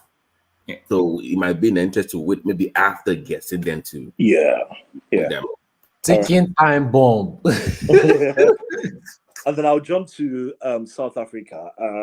When I saw that video on X, I knew there was going to be more to it. Apparently, he had greeted Tinubu before, so he didn't need to greet him again. He only greeted people that guessed that he hadn't greeted at that initial beginning. So, but of course, he went around, and then we've seen the real video. But I think the key headline to me is the private jet. Let's start bracing up for a new presidential jet. It's going to happen anytime soon. They've thrown out the headline. They felt the pulse. They've seen that people are a little bit, not in support of it. But then now they're telling us that our president, he's now flying with presidential jets from, friends, from business partners, which definitely is nepotism. Those are brown envelope gestures that we shouldn't even be tolerating. It's not even safe. So that means that every presidential conversation that can happen on that plane, the Shagori brothers are privy to it. So definitely something's going to happen very soon. They'll make a case for it. Our president cannot be flying around. They can make it harsh. They can make it loud. However, it's going to happen. But let's brace up for it. Our president's going to get a new jet soon. They've thrown the news out. They will just throw up some of that crazy news out there that will measure into. So the moment we hear that there's a jet, maybe the next 24 hours, there's going to be another chaos that will happen that will move people's mindset away from it. And that's the typical Nigerian social media space. Something comes up, another thing comes up. On the news around the people moving to civilian going to space, yes, I get that our priority is hunger, security, fiscal policies, monetary policies, good roads, infrastructures. But every agency must still do their job now. For party they said civilian. So are we? If we were saying like an engineer or something like actually going to learn something, then I will. But it's a civilian. So what is the point of a civilian in the space? How does that benefit us though?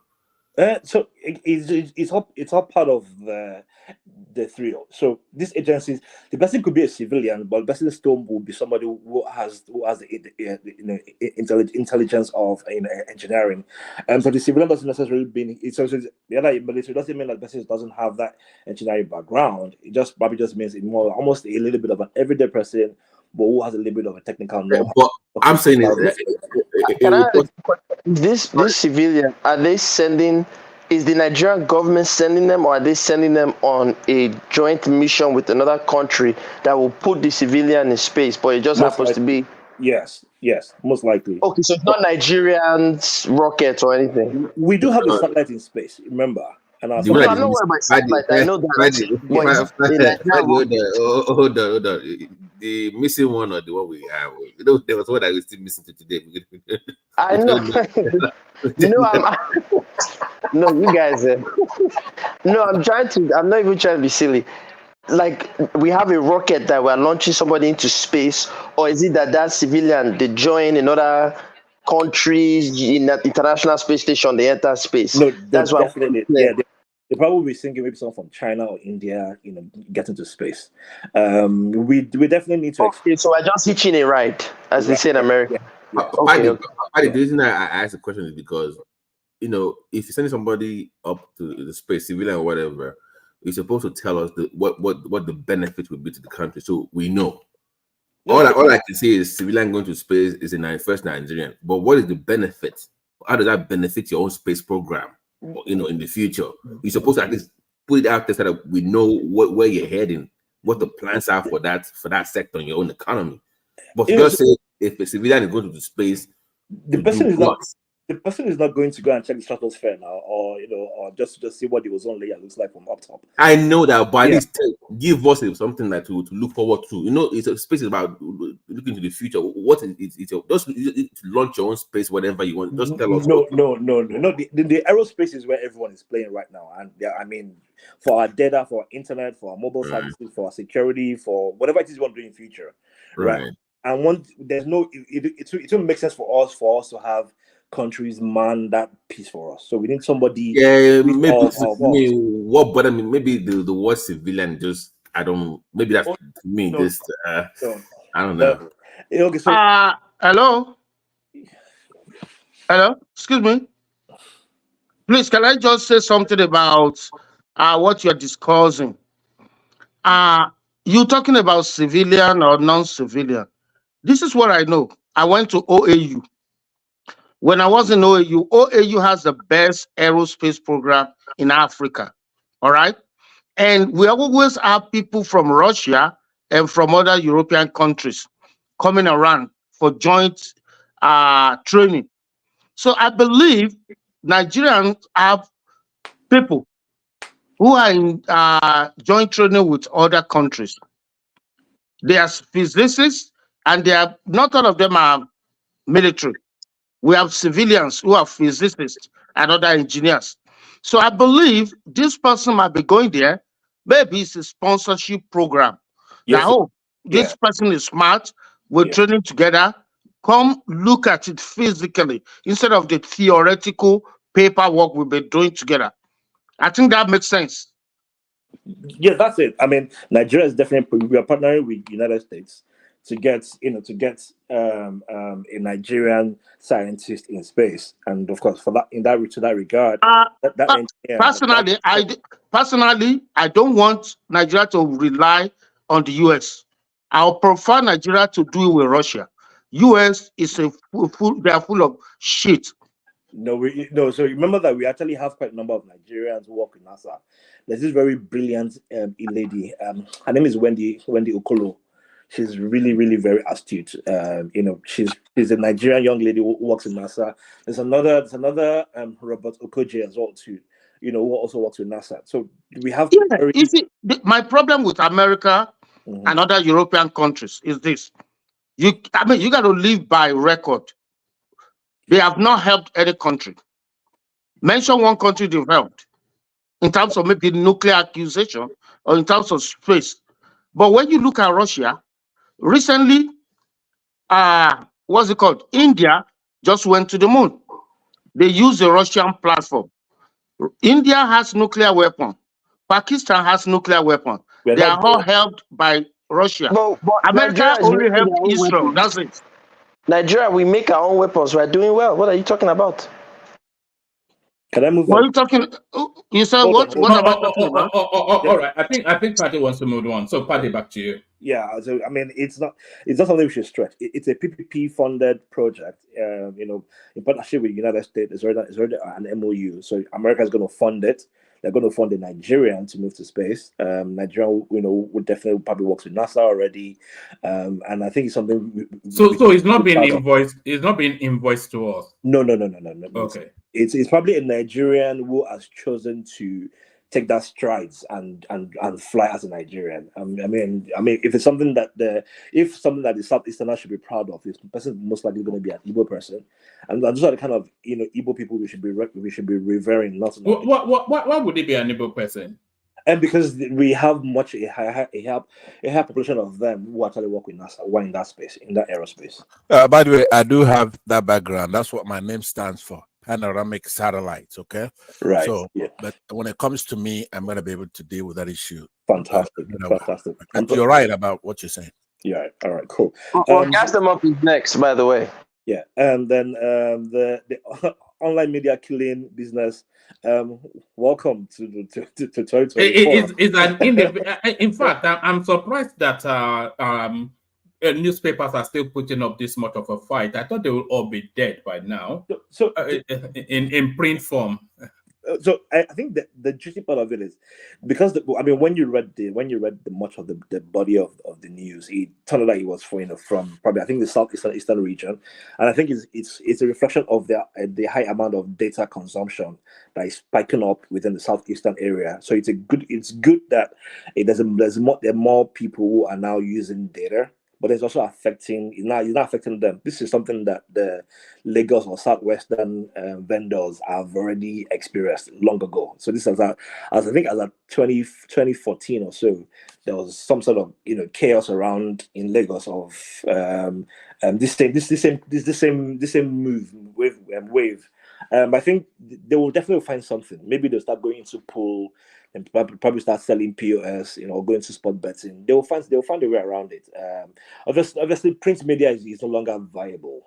There are very many people. In fact, I think I saw a podcast of Seun Okinbaloye and one of Abiola's sons recently, and he was talking about their Concord Press and about how they've had to rent out the property to different companies. So it just shows you that even Concord Press, are struggling.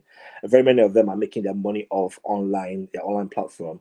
They still retain the hard copies, but most of them are just for felicitations, maybe public announcements, and then there's some mandatory what's it called? There was some mandatory is it memos or laws that are guiding hard copy. So every state, every financial institution must release their financials, and they must have a print media version of it. So not just release it online. You also have to publish it. If you want to run a name change, in all those classifieds, you must run your publication. So there's still a little bit of income that they're making, but people are not buying them for the for the purpose of it. So I'm sure very soon those vendors will definitely go into other ventures. And so quite often, Paddy, so much has changed within the last 2 decades or so. There used to be a chain. In fact, several chains have gone, but this particular chain is called Blockbusters, where you used to go and rent video. In fact, anybody that's in the system in the last 10 years, they won't even know what you're talking about. Completely gone. You know what, man? They were supposed to buy Netflix. They passed on Netflix. Yes. Who was supposed to buy Netflix? Blockbusters. They will regret that for the rest of their lives. Yeah. I mean, I think let me just pivot a little bit. At that time, it made sense not to buy Netflix. It wasn't viable. The amount of people who had access to fast data went up much. So maybe, of course, based on hindsight, yes. But at that time, I mean, nobody was going to put money into. Thank you for explaining that, because people say that and they always forget. And more importantly, Netflix at the time wasn't even on the digital. They weren't cloud-based. Remember, Netflix in its infancy, in its initial stages, they were actually sending the DVDs out to you. They were losing money. Right. No. Sorry, the offer was made. Sorry, let me clarify. The offer was made on video. Because you were wrong on that. The offer was made. If you remember, Netflix was on video games. Your Xbox and the PlayStation, they were actually doing streaming. Netflix was not on. I'm talking. That's why I said in its initial stage, Netflix was not. But I'm saying when the offer was made to buy it. That's what I'm trying to explain to you. As the gentleman just said, high-speed internet in terms of fiber optics was not with this 4G technology and 5G technology as at that time when the offer, and even before the offer. Keep in mind, Netflix, even to this day, is still a barely profitable company. Right. Look at their numbers. Like, if you analyze their balance sheets, just pure value investing, Benjamin Graham value investing, Netflix technically isn't a great buy, but whatever, the market seemed to love it. But if you're just using pure value analysis, Netflix isn't a great buy. They've never been profitable. And the only reason why Netflix was able to be sustainable for so long is, you guys forget, the founder of Netflix is a billionaire. He had millions of dollars to sink. If you and I started Netflix, we would have crashed the building within 1 year and would have been forgotten about. Okay, so he had billions of dollars to throw away. The point I was making is was Blockbuster better off passing on the offer regardless of what you think? No, of course not. But that's the point we were making. No, So but he's telling Gemma was correcting us to say in hindsight it's always 2020. Of course, at the time, it's easy for us to say, oh, Netflix, they were stupid. But if you were the CEO of Netflix, I mean, the CEO of Blockbuster at the time, you're not really thinking that, hey, listen, the pattern of consumption is changing. I mean, look at Amazon. Everything we do is we just buy on Amazon. In Nigeria, it's Jumia or Easy. So it's changing. No one was seeing that. Let's But go not ahead. I push don't it want you to further. All right. You can pick it. You can pick it up in the after hours. I suspect that it's a conversation. No. Blockbuster also wanted to start their own streaming service afterward. But let's talk about that on a different time. So they wanted to compete, but that failed too. So yeah. But yeah. All right. So still with Paddy. Paddy, would you like some money? How do you mean what, man? If you want to give me, if it's a few $1 million, I don't mind. Well, it's however much you'd like, but I will not be giving you. This guy will be giving you. What this? Receive it. Yes, Lord.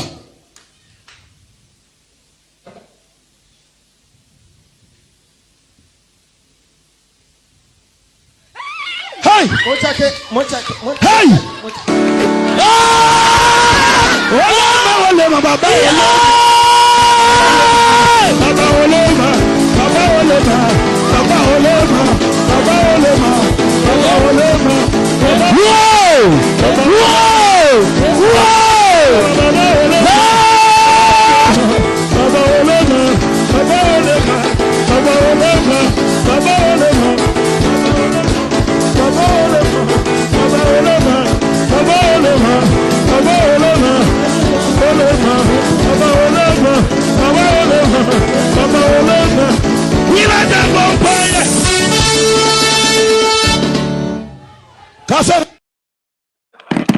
So, were you following?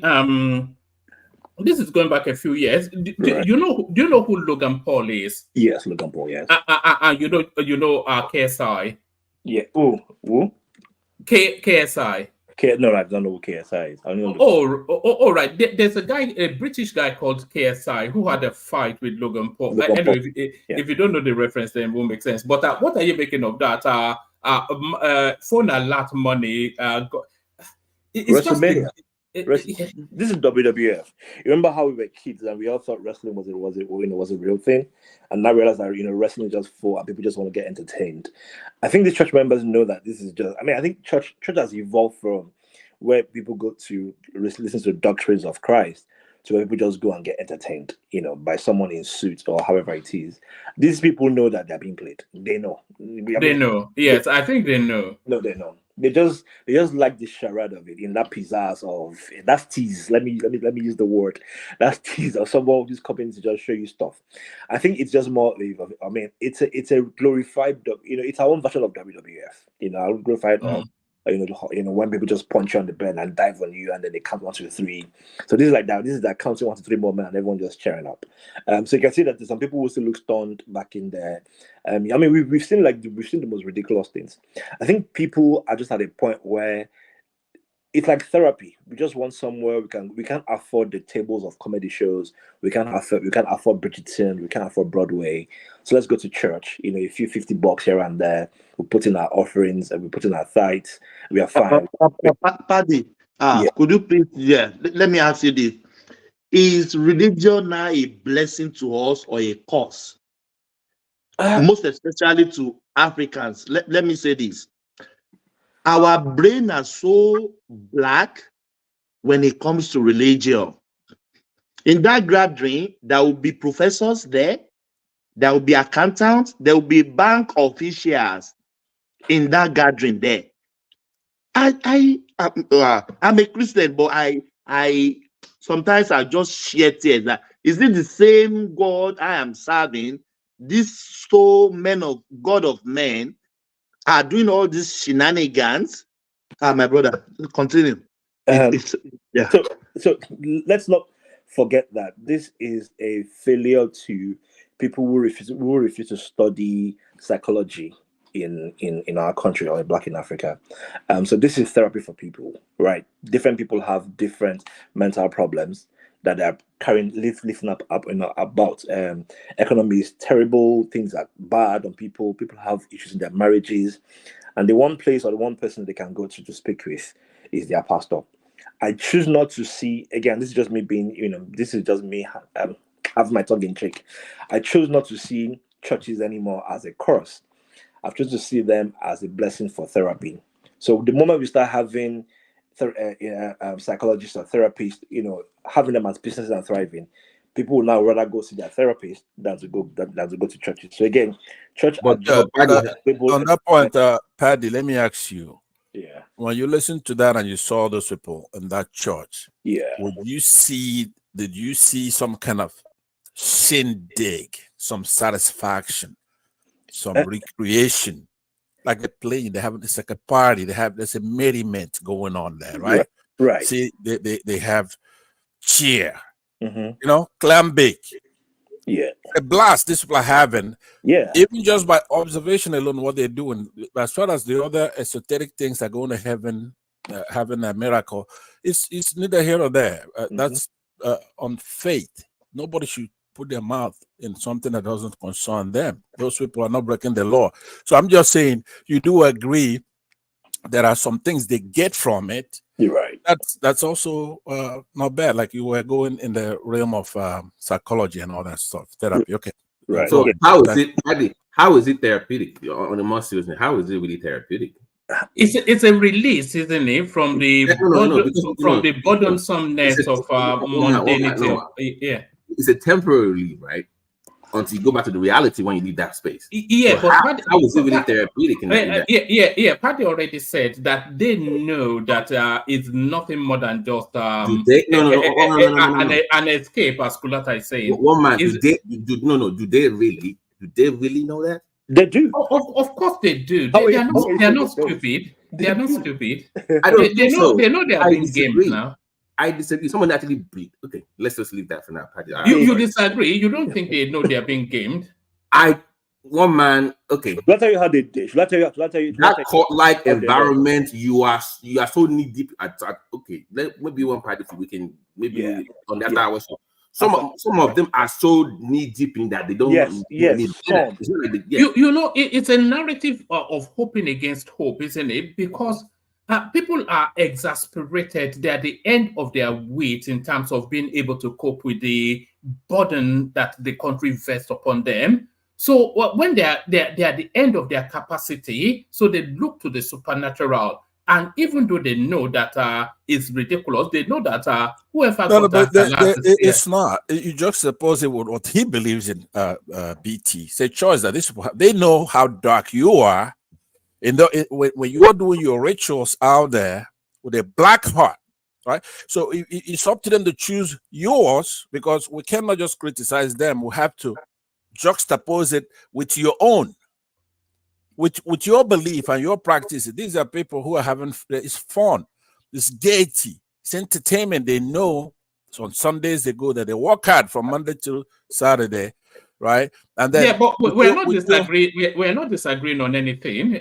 No, we're not. What I'm saying is good, but I hate it when people just condescendingly come down on doctors. Like somebody said here, there are doctors in there that are lawyers, that are all kinds of regular human beings who choose association for one thing. So I was approaching it from that angle, like Paddy was saying, but nobody should come here with their demons that they worship out there, and their own lifestyle, smoking dope, like Solly here and others, and then you're gonna come to people who are not committing any crime, right? And you just want to trash them and call them names condescendingly, and that's not fair. There is one person.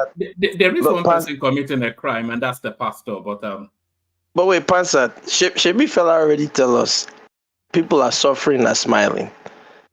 At what point do we say enough is enough? Like I posted in the comment, the Chinese people are there trying to create the second sun.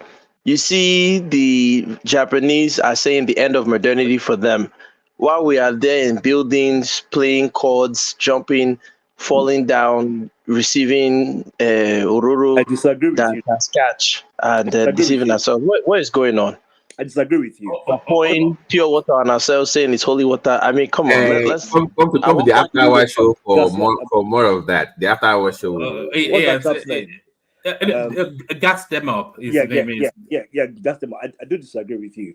So the same Chinese people who are very advanced in tech, they still have the Chinese New Year where they use dragons and they have monkeys and monkey calendars. So even though they are still vast in their science and technology, and then they're they're in the moon and they're making their own. So in fact, they have a version of sun that is hotter than the sun. So that's China, but they still have their they still play with their dragons. Yes, that's their culture. Exactly. You So see this what is you our are trying to culture. do. You're trying to justify. Look, sir, I agree with you. If the Africans were holding on to their deities, pouring their libation, doing their ancient New Year festivals, bringing out their masquerades, I won't have one word to say. But these people are worshiping Cesare Borgia in the picture, telling themselves that a Palestinian is now from Owerri.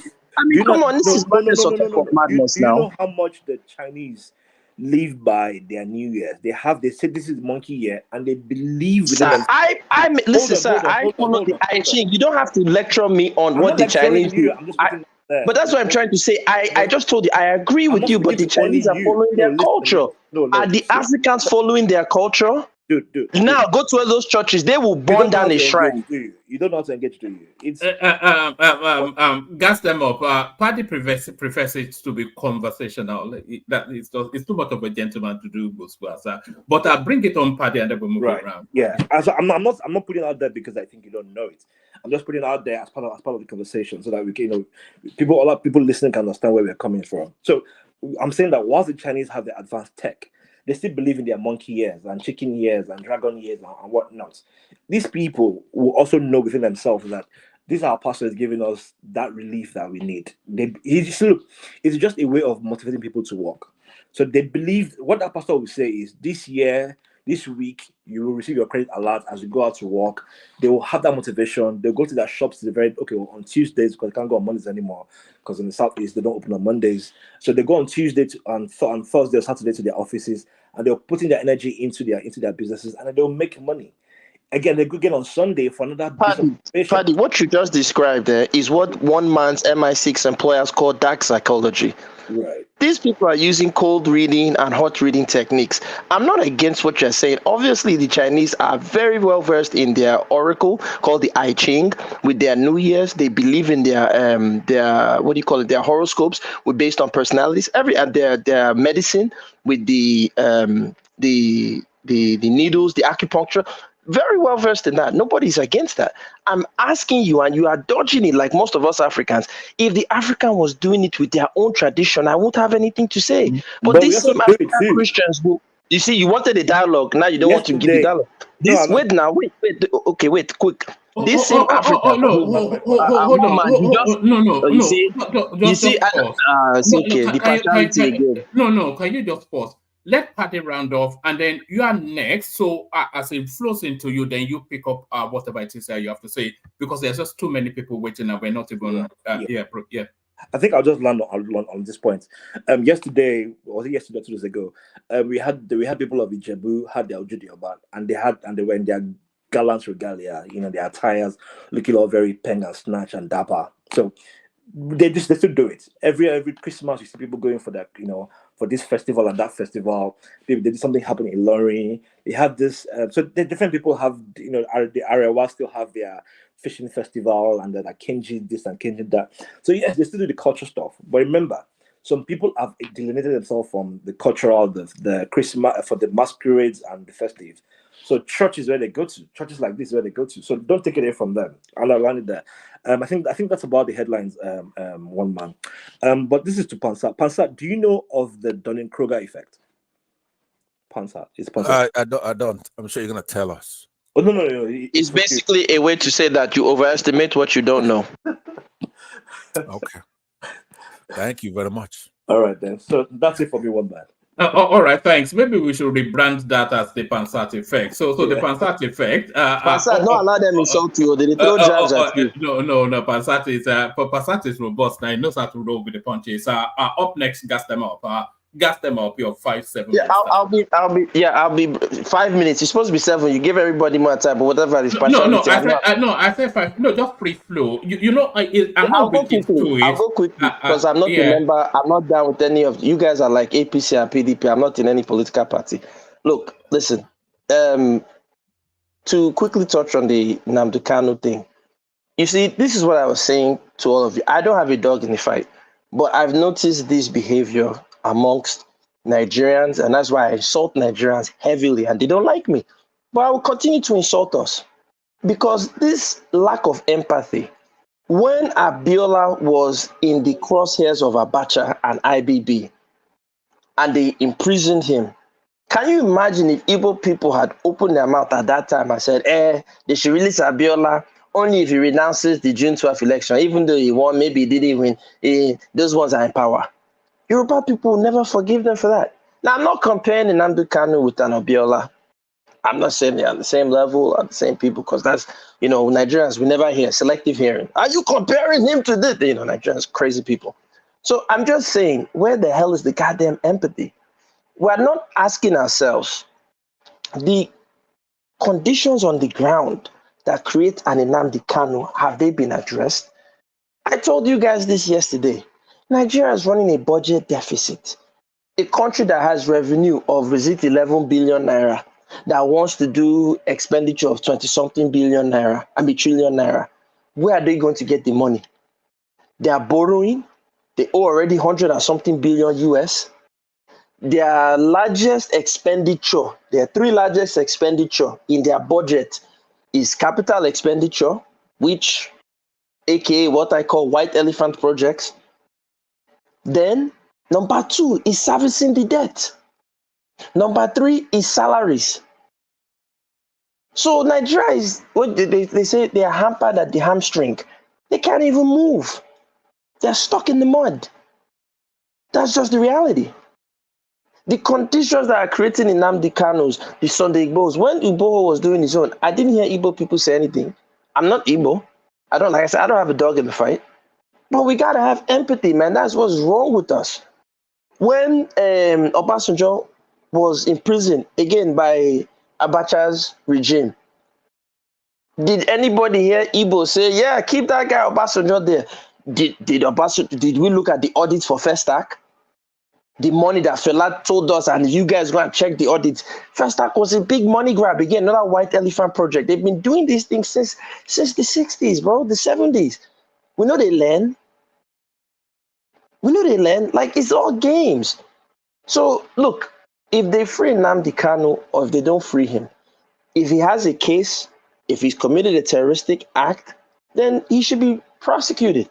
But nobody should be saying these things that they are saying. When there in Yoruba land, I think Abiola's one of the ex-wife is now also agitating for a Yoruba nation state. They just attempted to break away, even though it wasn't successful. But the fact that it's on the ground, because what starts today, the seed that is there today will grow tomorrow. So on the Iboho is just the beginning. Nnamdi Kanu is just the beginning.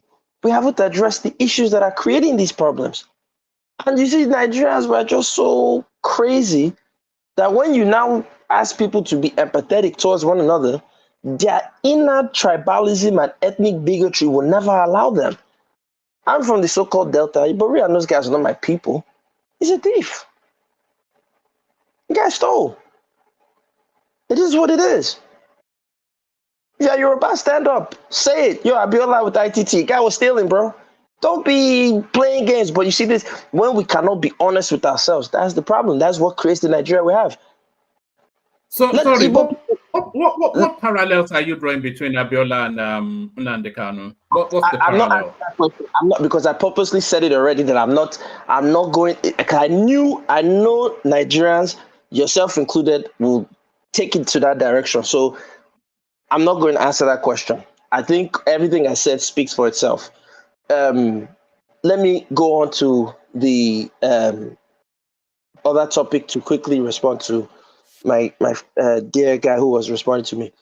Look, the issue I'm having with this idea of Chinese high tech and all this stuff, moving somebody. Yeah, I'll get to. Okay, let me talk on Chogri and Tinubu.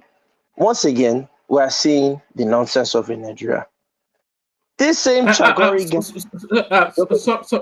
sorry, Gassama, you don't have to rush through it. I can see some audience in your voice. We delight in hearing from you. So speak at. People to respond. I want people to respond. Yeah, speak at your own pace. Don't feel rushed. Yeah, carry on. No, okay. I just don't want anybody to want to interrupt, so that way they can respond, or if they don't have a response. So, and I'd rather give the floor to other people. I'm not, here to hog the mic, honestly. So, this Chagori thing, if we check his track record, this guy has been helping since the time of Abacha. He's had access to our halls of power since the time of Abacha. There's a picture of Abiola, Tinubu, and Abacha. You guys can check it out. It's there. And this guy Chagori has always been amongst the who's who of Nigeria. Mind you, he's a Nigerian citizen, speaks Yoruba. There was even, I don't want to get too deep, man. Like I said, Nigerians, we're not serious people. Everything that happens to us, we deserve it, But my point is this, is that obviously we're seeing the games being played here. So he's the one that owns the jet. Nigeria doesn't have a working jet for a president to travel. But to me, stay your black ass at home, as they say in America. What are you traveling for? We can't feed, we can't eat, nobody can buy Derrica or Gary. Stay your ass in the country and take that money and start, making sure local farmers can, on a state level, can feed their people in each state. Stop traveling the world doing statement to go and beg you, but they are never going to give us foreign direct investment. It's a fact. As a matter of fact, from COVID now, the FDI has been dropping in Nigeria. We just looked at the World Bank metric yesterday. I showed you guys everything. Nigerians and I know the Google. So I showed you guys yesterday. You can play back the stream. Nigeria is poor in terms of how they utilize the funds that is borrowed. Very poor country. So you're running a budget deficit, and this guy is there flying on a private jet owned by Lebanese. And of course, he's getting concessions, access to contracts. So doesn't that tell you guys there's a problem that the common Nigerian cannot get access to your leadership, but this foreign guy has access to your leaders? I should tell you all something. So my point stands until we are able to be truthful to ourselves. When a Yoruba man can stand up and say, look, this private jet, this Chagori, this Tinubu is wrong. I don't care if he's Homo Yoruba, is wrong. This is BS. When an Igbo man can stand up and say, look, Peter Obi, you're hiding money in Panama, is wrong. I don't care if it's Ibokwenu, is wrong. Let's get to what, is that so hard? Am I asking you to put a knife in your eye? Just say the goddamn truth, man. Now, to this point of civilian flying to outer space or whatever, Fela that was called Perambulator, where he said that Lagos was full of dirty and the town council wants to do something about it. So he said the commissioner said he's going to London to go and study how the British are carrying dustbin. And he said, what the stupid commissioner does not realize is that his mates in other countries are going to UK to study atomic energy, but his own is to study dustbin carrying, perambulating. So look, man, Nigeria is a country filled with perambulators at the very top and at the very bottom. And that is reflective in why I don't like us making excuses for the religious part of it. You can tell me they do one ceremony in Ijebu, they do this. It's not within our daily life. It's a masquerade that we put on and we take off. The Chinese Year of the Dragon, the Chinese feng shui is in their daily life. It's in their technologies. When they build things, they consult. Do you know that Buddha, they put Buddha, they burn this thing to their ancestors. In the Chinese, they have their temples. I have a Chinese shop not too far from my house here. When I go, you see they have their Chinese god of money. I forgot the name. And they put things to that Chinese god of money. God tell a Nigerian Christian that has been drinking the Kool-Aid of Adeboye and all these... Is that not the golden Buddha? That's Chinese god of... Because you see it virtually in every Chinese takeaway. No, but he's not the golden Buddha. No, that the Buddha is separate. Buddha gave them a philosophy. You know, Buddha comes from India and he's a But skinny starving. how come in every Chinese restaurant there's always a golden Buddha on the counter? At least here in Yes, the that UK. Yeah. he brings them good luck. That brings them good luck. But they have the real Chinese, like, well, you know, there's no one, there's almost 56 different ethnic groups in China. So let's not universalize them and make them one monolithic group. The real thing is that they have a Chinese god of money. You guys can Google it. I forgot the name, how to pronounce it. The Chinese will have their temples in their shops, sometimes openly, sometimes in the back, where they give offerings and things to their gods of money. I mean, their god of money. I forgot the name. So my point is this, is that if it's not within your daily activities, they say, show me your rituals and I'll tell you who you are. If your ritual is only to go to the east on Christmas time, slam one masquerade on the ground, and then go back to church the rest of the year on Sunday and praise one Palestinian that is painted as Cesare Borgia, then you're not really getting the big picture. The Chinese have tech, but they also have their culture, which they mix together and they merge.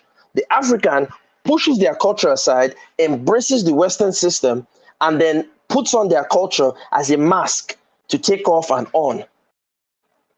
So that's the problem of Africans. So look, I don't want to go on too long.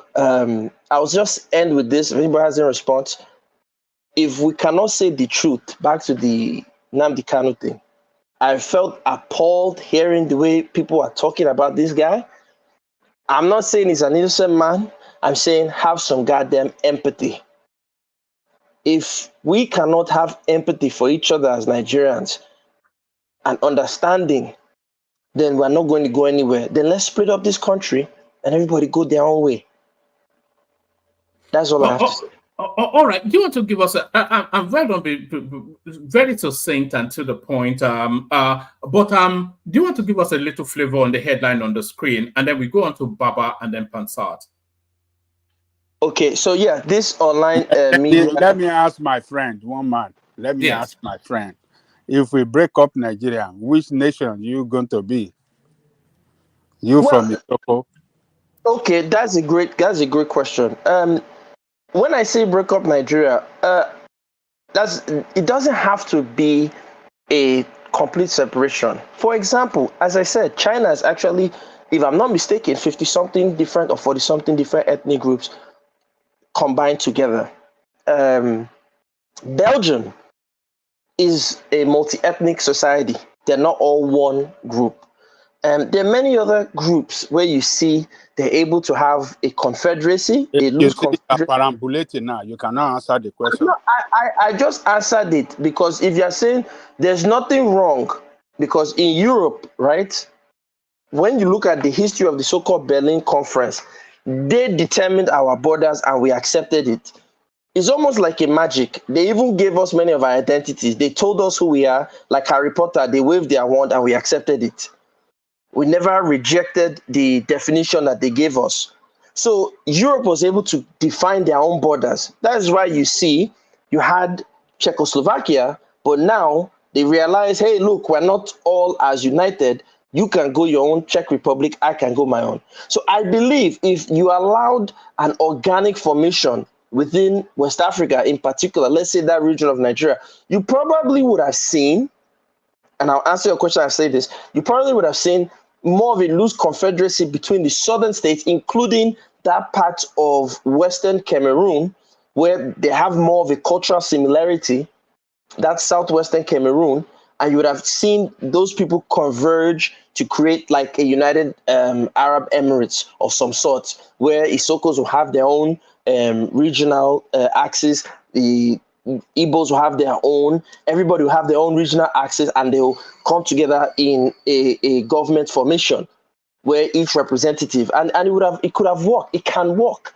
So now to answer your question, if Nigeria breaks, look, if Nigeria breaks, obviously the country is breaking down. If Nigeria breaks, what will probably happen realistically, you have a bunch of strong men who will come out with their guns, and if the US or whatever foreign power wants to exploit, they'll reduce us to a Congo level where they are just extracting resources and making sure we never unify. So I am saying before we get to that point, if we're not going to be a Nigeria where we can put aside our ethnicity, and in order to do that, we have to say the truth. If a Yoruba man steals, I expect Yoruba people to stand up and say, he's a thief. If a Delta man steals, I expect Delta people, Benin people to stand up and say, he's a thief. If an Igbo man steals, if whatever, the people should stand up and say, no, you stole, you're a thief, you're doing the wrong thing, you're not with us. But we know that is not the Nigeria we live in. You said it yesterday. You told me, you said, if Tinubu had talked, would he be in power? So that already tells me it's Game of Thrones, and that's the world. Should be the right 48 laws of power. So it is what it is. But what I'm saying is that if we're not going to have that love, empathy, and respect for one another to make Nigeria work, then everybody should go their separate way instead of deceiving ourselves that we have in Nigeria. All right, that's a long and winding essay to a straightforward question, but give us just a micro flavor on the headline on the screen, and then we go on to Bible. Yeah. Yes, so the online media is killing our business, the newspapers, vendors, lament. And again, this is a problem of the Nigerian system. If you look at New York Times, Washington Post, New York Post, all the other major media outlets, I'm sure those in the UK, as they started to see that there was a shift in viewership, readership of print media, they started to strengthen their efforts towards the digital space. Unfortunately, I don't think Nigeria had the infrastructure to allow Punch, Vanguard, and these guys to exclusively and excessively push their energy and efforts into the online space.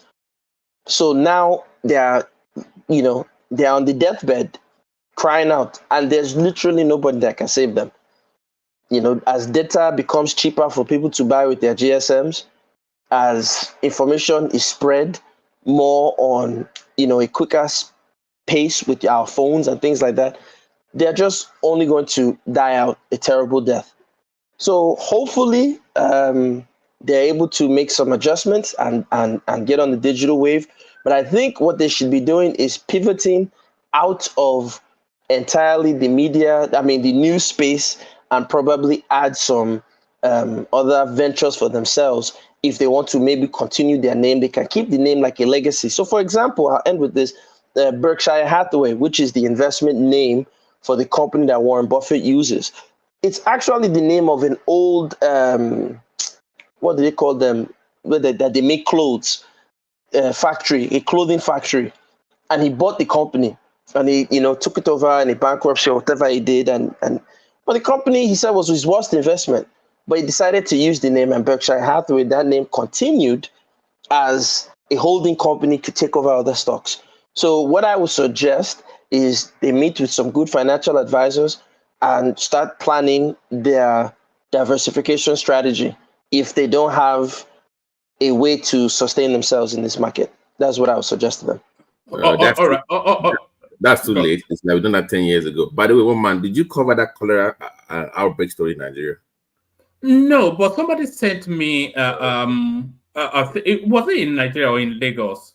Yeah, no, it's because I've been going through the data.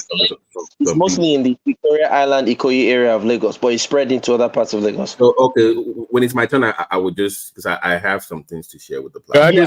You already spread to like 30 states in the federal. Yeah, spreading. All right. That seems to me more important. That seems to me more important than anything. Hold on. Yeah, that seems to very. Yeah, that seems to me more important than anything we're discussing. So, do you want to give us just a little feel of it? Just 2 sentences. So again, this is part of the problem. No, hold on. BT is a medical doctor, so maybe he should. No, let him finish up. Okay, just give me time. Because he's the expert. I'd rather listen to him than my own terrible musings. My point is that, as again, shout out to Fela with that song Perambulator, because it shows the history of Nigeria. Nigeria, after our people were forced into the cities with the hot tax and all these other head tax that the British did, as they are building these towns, instead of them, and this is where you see the corruption of Nigeria's history, as they're building these towns, you started to see. We're talking about cholera now. What are, don't take us on a long. Yeah. Oh God. Okay, it's not a long thing. I always try to show the history behind why we're in the situation we're in. Okay, to sum it up, we didn't properly have a good town planning and there was corruption. So now, if you notice, everybody and their grandmother has a quote unquote borehole. But realistically, you in the UK there, us in the US, we get our water from a municipality or a state-run board, right? A state-run government enterprise that provides the water to make sure the water is treated.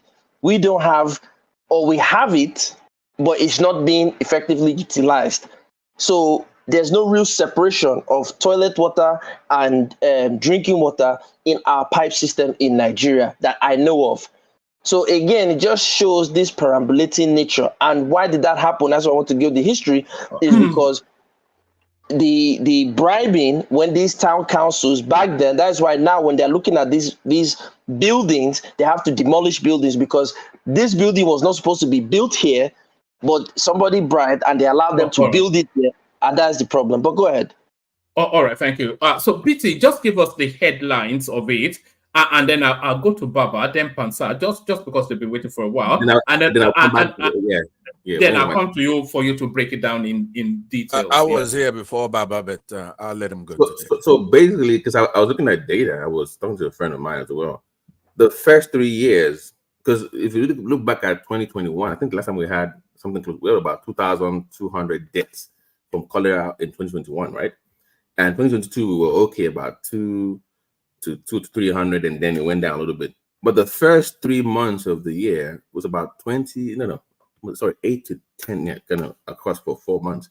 But over the past 3.5 weeks is when you had that surge. So I don't know what, something happened. Of course, we have the water system. We've always had that issue, but something might have happened in 20. I'm trying to look into it and sniff around a little bit. So I'll get back to the platform in a second when I look at the numbers here, because when I speak, I want to just look at data. And of course, talk about the government inefficiencies and healthcare system overall, which I'm very passionate about, obviously, community health services. So I will time in back though, but there's been this spike, and it's been just the last 3.5 weeks. You had this spike in, I know Baliko said Lagos only that is spreading as well. So if Lagos is having a hard time dealing with this, I wonder what this other part of Nigeria will do when it didn't get to them. So it's very concerning, and we need to pay more attention. But I will talk about it more when it's my time. Thank you, woman. All right, brilliant. All right, brilliant. Baba, you're up next. Baba. One man, let Pansat go.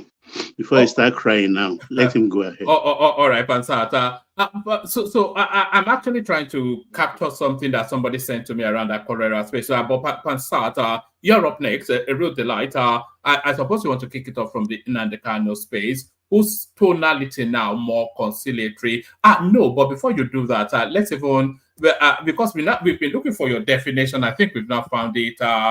It's a Dunning-Kruger effect. It says that the Dunning-Kruger effect is a cognitive bias in which people with limited competence in a particular domain overestimate their abilities. So that's a mirror to you right there, but upon that, I joke. You keep little at me, and I'm gonna get you. So now right. Let's say I'm disappointed that John Lekoko is not here,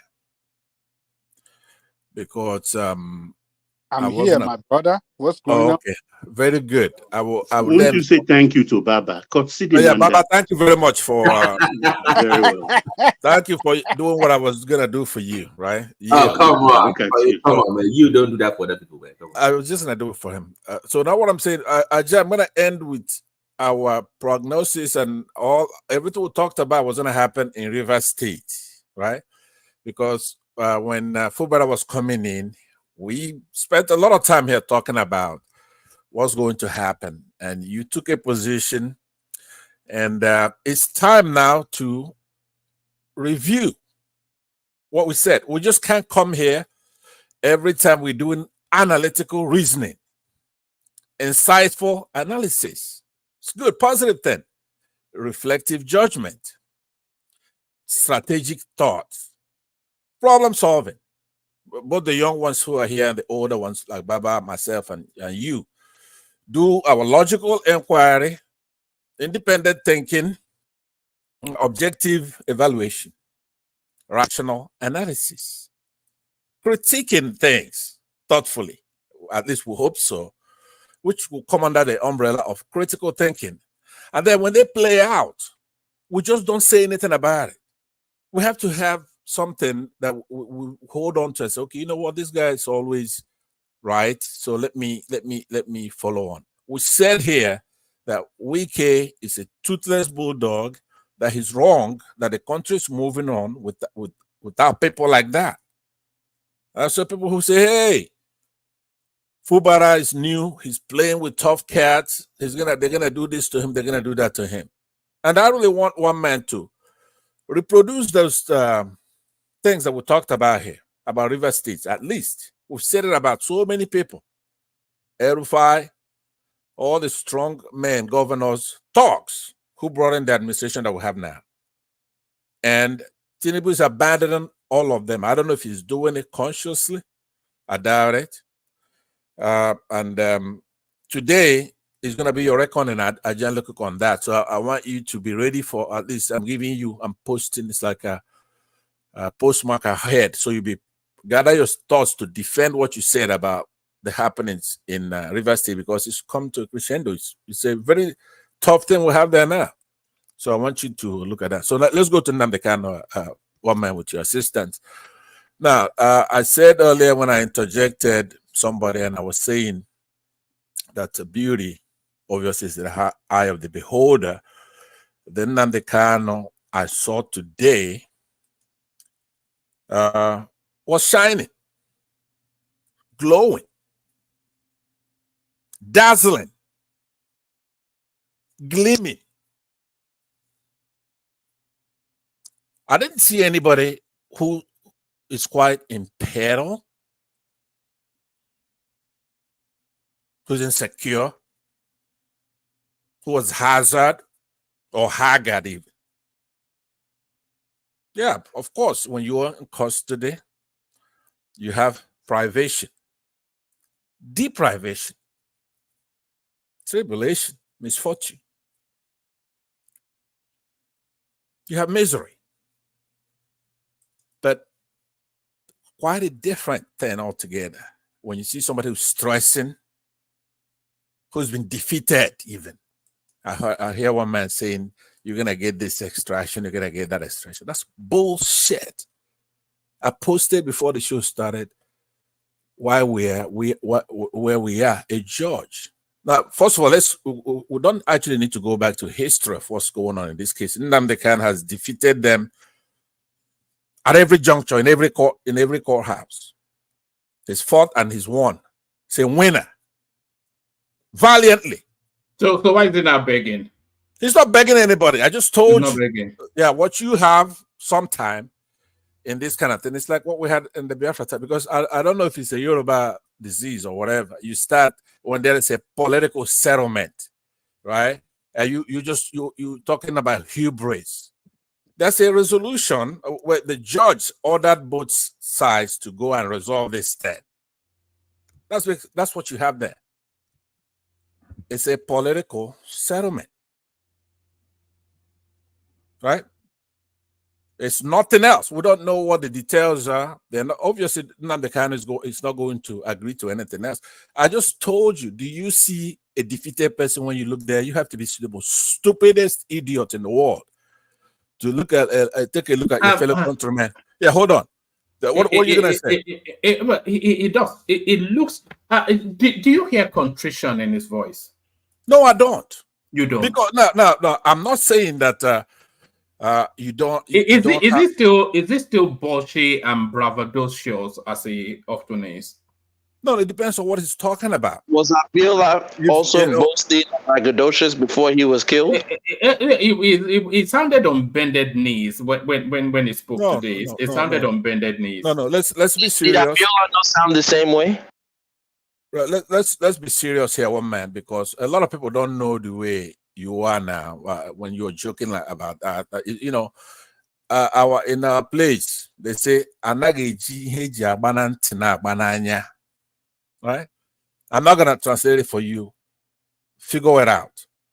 So what I'm saying to you is that what you have is now this guy has fought them to where they want to save face. It's not the kind who's got them, but the jugular. It's him. He's not stressing.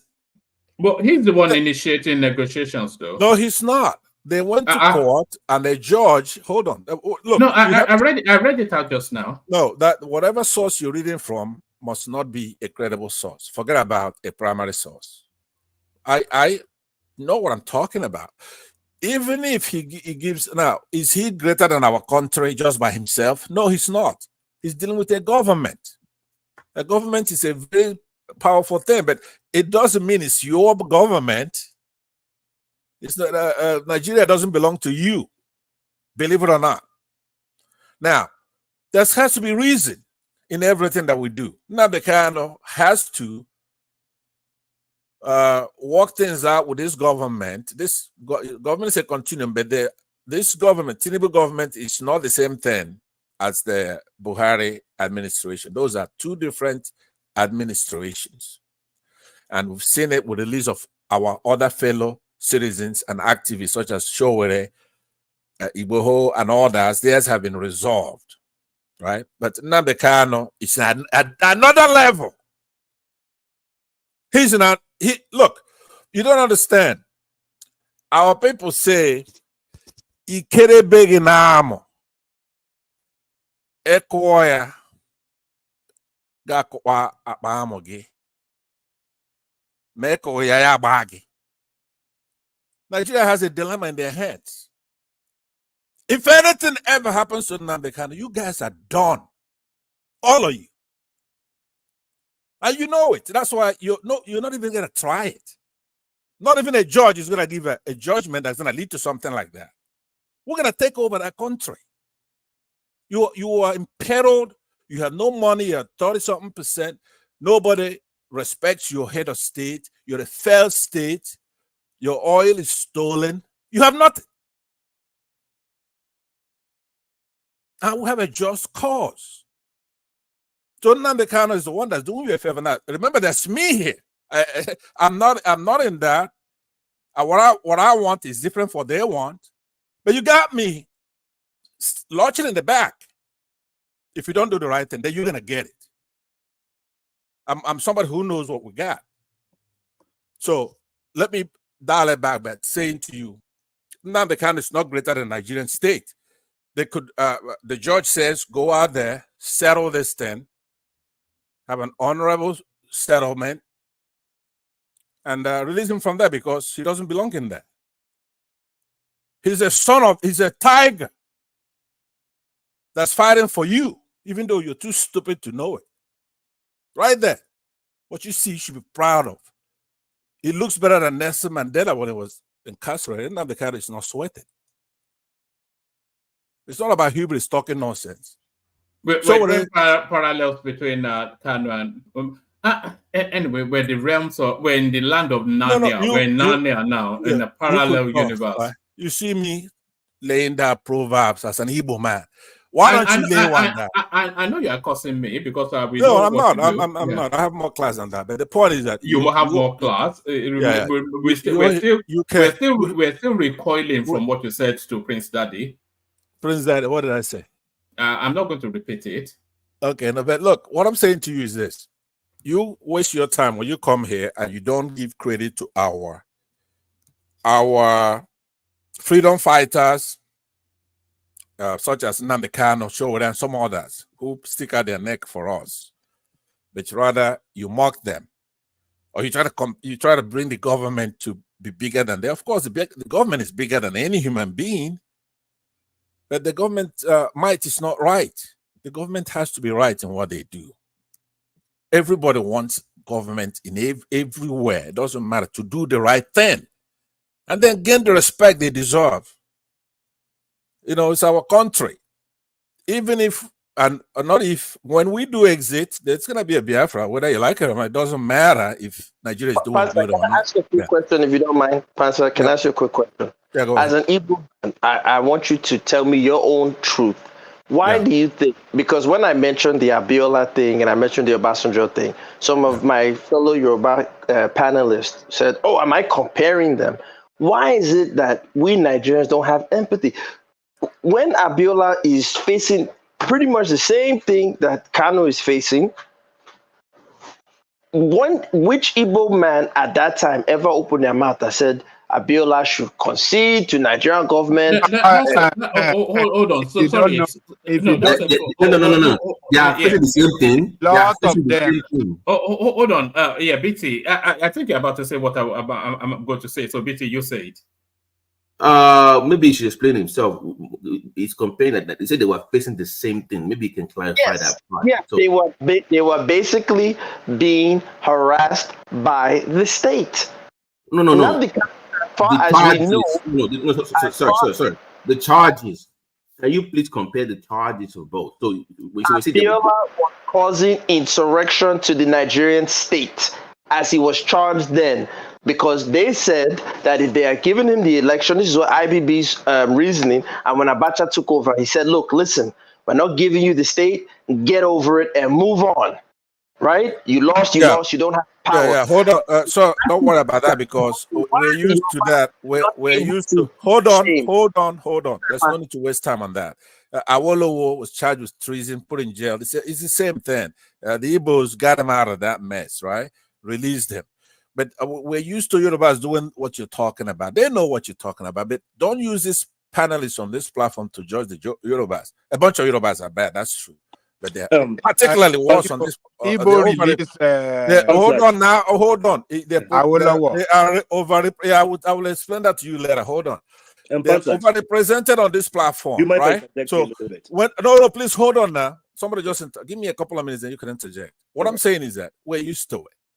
Our Yoruba, they want Amoteku. We say yes, give Yorubas Amoteku, right? They need to be defended. What's your business, Rita? Hold on now. One man. I'm gonna need you to hold this. You're taking us in. You are taking us I'm into not. deep I'm not. Wait. You are taking us into deep waters of ludicrousness. Hold on. Let me just say, the lawyers of Nnamdi Kanu, they approached the lawyers for the state to start to initiate a process of a negotiated out-of-court settlement, which the court said it wasn't opposed to, but just giving us something, and now you're now going deeper into. So we just end up in that. No, that's not true. This whatever you have on that screen, because I listened to Nnamdi Kanu. Listen, I listened to the interview, right? And you know how fair I am here. I'm very fair and balanced. First of all, I don't need not to be fair. I like to deal with facts. All this propaganda you bring here, it doesn't even matter. I've already said, look, the government is bigger than any individual. The government is a tough thing to fight. It's a necessary evil. Nobody likes a big government. But when you go to a third world country, that's what you've got, right? Especially one such as this one. That I also told you administrations are different. I don't think that Tinubu, as daft as he is, he's not going to duplicate what Buhari did, right? He's not moving fast enough, but he's going in that right direction. So does the government belong to you? Even if you say government is bigger than Nnamdi Kanu, is it yours? Right? So what I'm saying to you is that I listened to that press interview. Now, what I was telling my brother is that we don't do tit for tat with Yorubas. Let me land here. Could I ever land around this goddamn platform? It's a question. Easy now. What is it? What do you want? So the question I want to ask is, what does MNK? What does it represent to you? Who? MNK. Who? Nnamdi Kanu now. MNK. Okay. What does it represent to me? Yes, but Okay. before you answer that question, Yeah. so it's either you or I think Gas them up. I think before Gas them up to compare Abiola to Nnamdi Kanu. I don't know whether it was probably like a burlesque you were doing or some sort of satire, or it's probably trying to or you that's you. Okay. It's some sort of subtle way all right. revealing So that, That's hey, the original question. Don't let him No. point answer, please. Please, I think he's just trying to live up to his name to gas you up. But Pansat, yeah, but take part this Get question. back to the original point, please. Forget that question. It's derailing you. All right. Take part this question and then I proceed from there. okay. First of all, Mazen. No. So sorry. Have you landed the question? Did you put it to him in the way you'd like to, Paddy? yes, I did. I just want to all right. Yeah. One man likes people who are soft spoken. I don't know why. If you're soft spoken here, you could talk all day. You could. He's from the UK. The UK, they're typically soft. They only know how to talk. It's like Baba T could say whatever he wants around here. But let me say to you, sir, I don't really go with personalities. I don't discuss personality.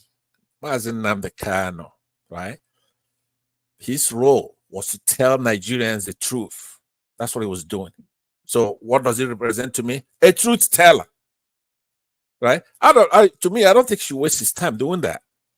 We have to do what we have to do in that country. Now, I differ with Nnamdi Kanu in only one respect. In essence, I'm to the right of Nnamdi Kanu. He hasn't done anything. But Pastor, can you get back to your original point? Because that was the real question. You were landing on something very picky. Yeah, what I was trying to say, we don't do tit for tat with Yorubas. We've come to understand them very well. Now, there's a couple of days ago, I described the kind of relationship we have with them. I just said to you, you could go and look all the Yoruba interests. You're never going to see one Igbo person in any platform. Like somebody like me, I'm one of those people who have the least regard for their behavior in the last since 2015. I've been very hard on the Yorubas, right? So I'm probably the farthest Igbo guy that's against what the Yorubas are doing. But you're not gonna even hear me. Let's say the Yorubas want Amotekun to protect themselves. I'm gonna be for it, and I'm gonna trash anybody from the north that's trying to prevent them from doing that. It's on record. I'm making the boast here now. Amotekun, they're supposed to arm them, but have an Igbo city, village, the entire Igbo want anything that's going to protect the Igbos or some kind of interest, half of them are going to be against it. At least half. Now you're going to see a couple, because they do have a couple of truth tellers. Two. They refer to me, that's it. Now, if you occasionally Obasanjo is now off that list. But don't take us too deeply into all this ethnic something. Yes, let's just let me say what you should be playing a role here, which is to do your forum, but do not try to determine what is true or false, because I am very hard on people who do that. You saw Elvis over there in the other platform talking nonsense every day with a big mouth, right? Millie mouth. Every day. He insults you every day, by the way. He insults me every day, which is okay. He calls you a drunkard and a drug addict. He calls me all kinds of names, which is okay, right? It's like one of the back of a dog. But you could see that minority syndrome that I'm talking about. I figured it out. It's one of the problems we have in that country. Because they figure you could run to the Yorubas, and then you could disrespect the Igbos, and if they don't give you what you want over there, then you could run back to the Igbos and you disrespect the Yorubas, and they keep playing that game, and that's why our country is the way we are. He talks about being for Peter Obi, so because you supported Peter Obi, so what? You want a cookie for doing it, right? Now, on top of that, you got a small state that is divided into 8. It's like a microcosm of Nigeria. Half of it are Northerners; they're gone. You're never going to get them to vote for you anyway. So I was at Dr. Damage's, and I'm saying to the Idos, go, take your vote. We don't want it. And the Igbos there were mad at me. And they say, hey, who are you? Are you speaking for Peter Obi? How can you tell somebody something like that? I'm not speaking for Peter Obi. I'm saying for Biafrans, like Nnamdi Kanu, don't support us. Get the hell out of here. If we want you, we'll take you. I'm not talking politics. The point is that their trouble is too much. Now, every time I come here and talk, they cut out the tape and they give to him. Instead of him, let me then on your platform so I could come over there and tell you where it's at. He won't let me on, but he's over there talking nonsense about me. Now, one of his panelists made a mistake of coming over to Omoye's corner the other day, and I asked you to go Google it. And over there, we had a debate. Sorry, are you here to advertise other platforms? Omoye, so you do it too, man. You get it over. You come everywhere and you donate $2 and you anyway, let's go ahead. Give me another one.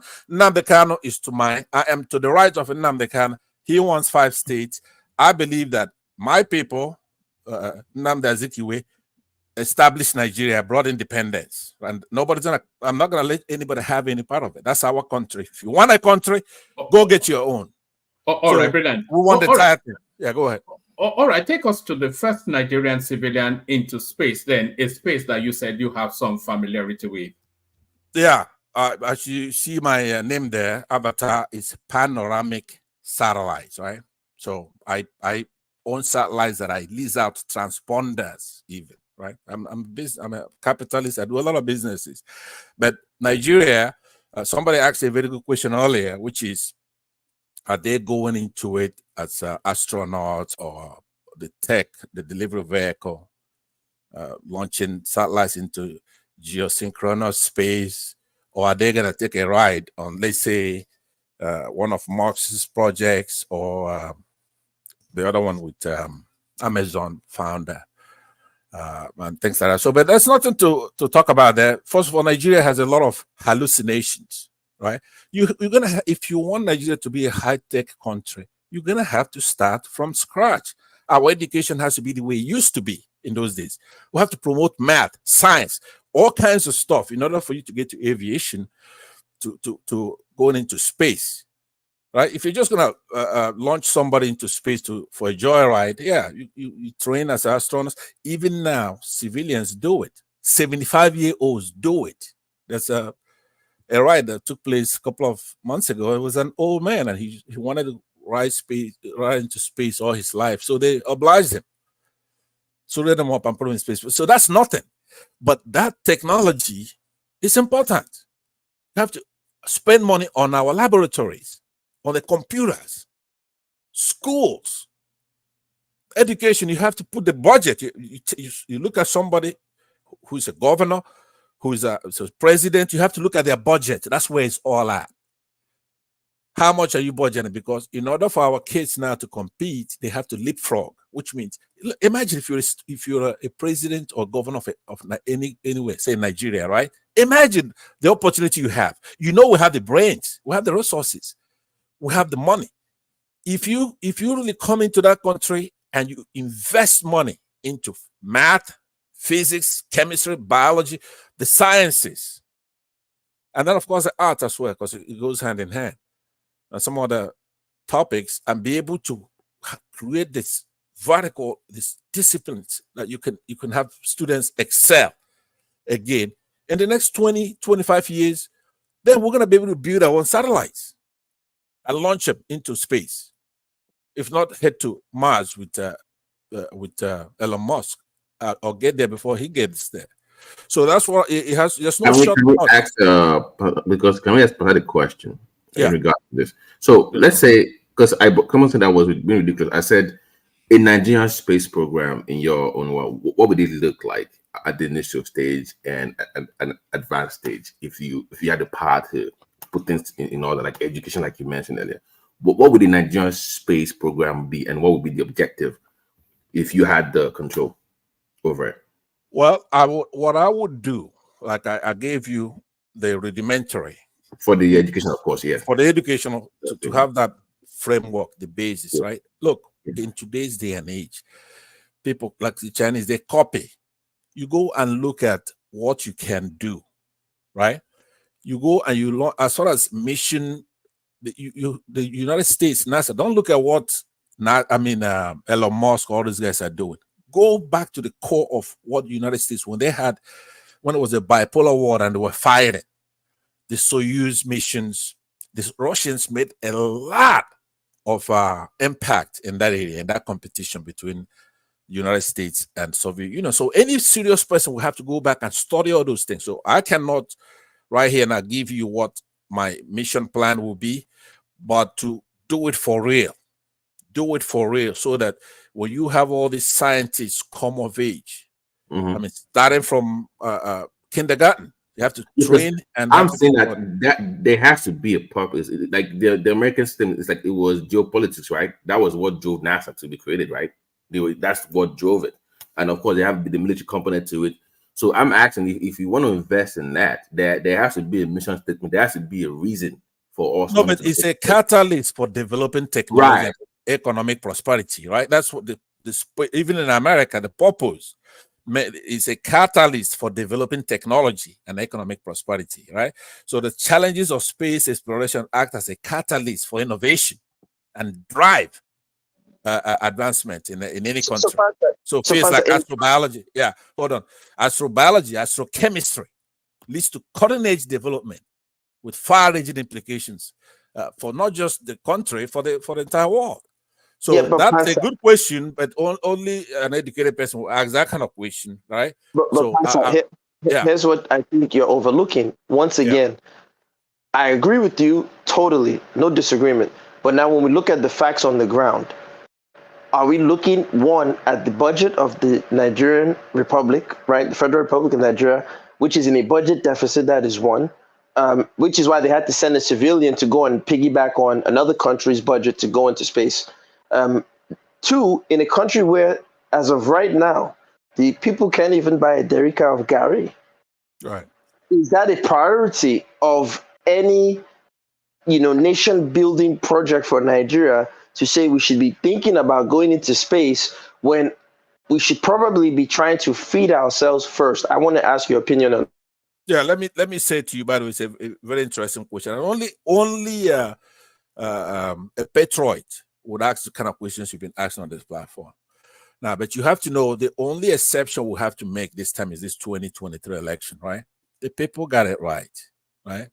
So they went out there and they voted for who they wanted. And this Peter Obi all the way. He won that election. He's an education president. He would have done the right thing for the country. But without deviating, arguing it. So Nigerians get a pass from me on that. They meant to do the right thing. They went out there and they did the right thing. But these old rogues that we have, they still were able to strangle that whole activity by turning up that beavers. So you could blame Nigerians for not going onto the streets. So as they're starving now, they also deserve that. Everything is going the way it's supposed to go, right? The Nigerian state is supposed to do what they did. And then Nigerians who didn't go out on the streets, they're supposed to suffer for doing that, for their cowardice and their foolishness, right? But at some point, we're going to get it right. Fortunately for them, we're an irrepressible people. We're going to get up and we're going to get to that promised land and we're going to do the right thing at some point. Because Nigerians, let me tell you, in the 60s, 70s, if you see the kind of students we had, right, especially from the villages, they go in there, those who come first, they're better than anybody in any part of the world. People who are good in math, physics, chemistry, who are, especially from my own side. I speak from my own side. I don't know much about others like Yorubas and all that, but I know about Igbos. So it's a formidable competitor when it comes to our people who know math or physics. You can't even touch them with a 10-foot pole. I don't care if you come from Britain or the United States or Japan. Now I know my sons. They used to talk to us. I used to say, you go in there. What I'm gonna come in there to check is if there's any Chinese that beat you, then you're gonna hear from me, right? So now that's the spirit that he took when he went in there. And of course, he made sure that no Chinese beat him in math, physics, whatever. Do you understand what I'm saying? So that's the way, the spirit, that competitive spirit that we need, that Babati was talking about. So we need somebody who's gonna re-engineer that in all of us once again. And we're going to go for it, because I could tell you, if you give Nigerian kids incentive, build laboratories, get great teachers, make sure they eat well, and all they have to worry about is go to school and they're going to do very well. There is nobody who could even touch us. We're going to smoke the entire world when it comes to innovation and education. Look at our artists here. A few years ago, they reorganized, and they win Oscars, they win all kinds of awards. I go to the beach last year, I'm sitting there sipping pina colada with some backup in my thing there. And I saw somebody playing Davido walking by me. And my head swelled, that was, I could never see that in those days. And then, of course, in our supermarkets now, they play Nigerian music. But anyway, let's go to the next. All right. The next one, a bit of raw meat. So let's give a bit of raw meat, and then from there we're going to. I wonder what it is. Well, it's Tinubu's trip to South Africa. So have your feel, but condense it so we can get to Baba, and then I want Baba to speak on that cholera outbreak. So yeah, floor is yours. Okay. Thank you very much. Now this is one that is a very serious thing, right? It's not so much as Tinubu. We knew his hand was shaking, his leg was shaking. Baba we know well. They sing Emiloko. Nigerians knew that he was not well. Now, he's gotten there. Our major problem is his French connection. Jack Shagori. They're not even hiding it.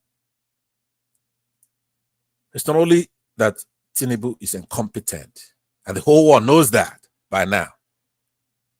But to, in front of us, fly a jet, like you said, it's no longer it's no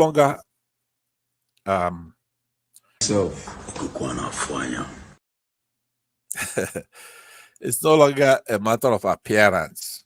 Sorry about that. I was wanting to delete it and I clicked on it. So sorry. That was done purposely by one man. No, it's okay. So what I'm saying is that nobody now should be defending Tinubu. Nobody. I mean, that was the last guy that spoke before me. He was I was not on the platform, and he and Jan Lekuk were on the platform. I think it was yesterday, and they were really representing all of us in telling them how wrong it is that you have Yorubas making a fool out of themselves every day, defending something that is wrong.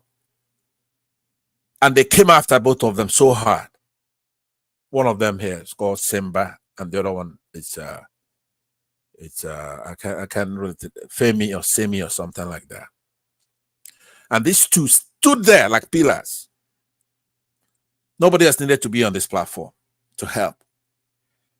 So the kind of feeling it gives somebody like myself when I see that is hope.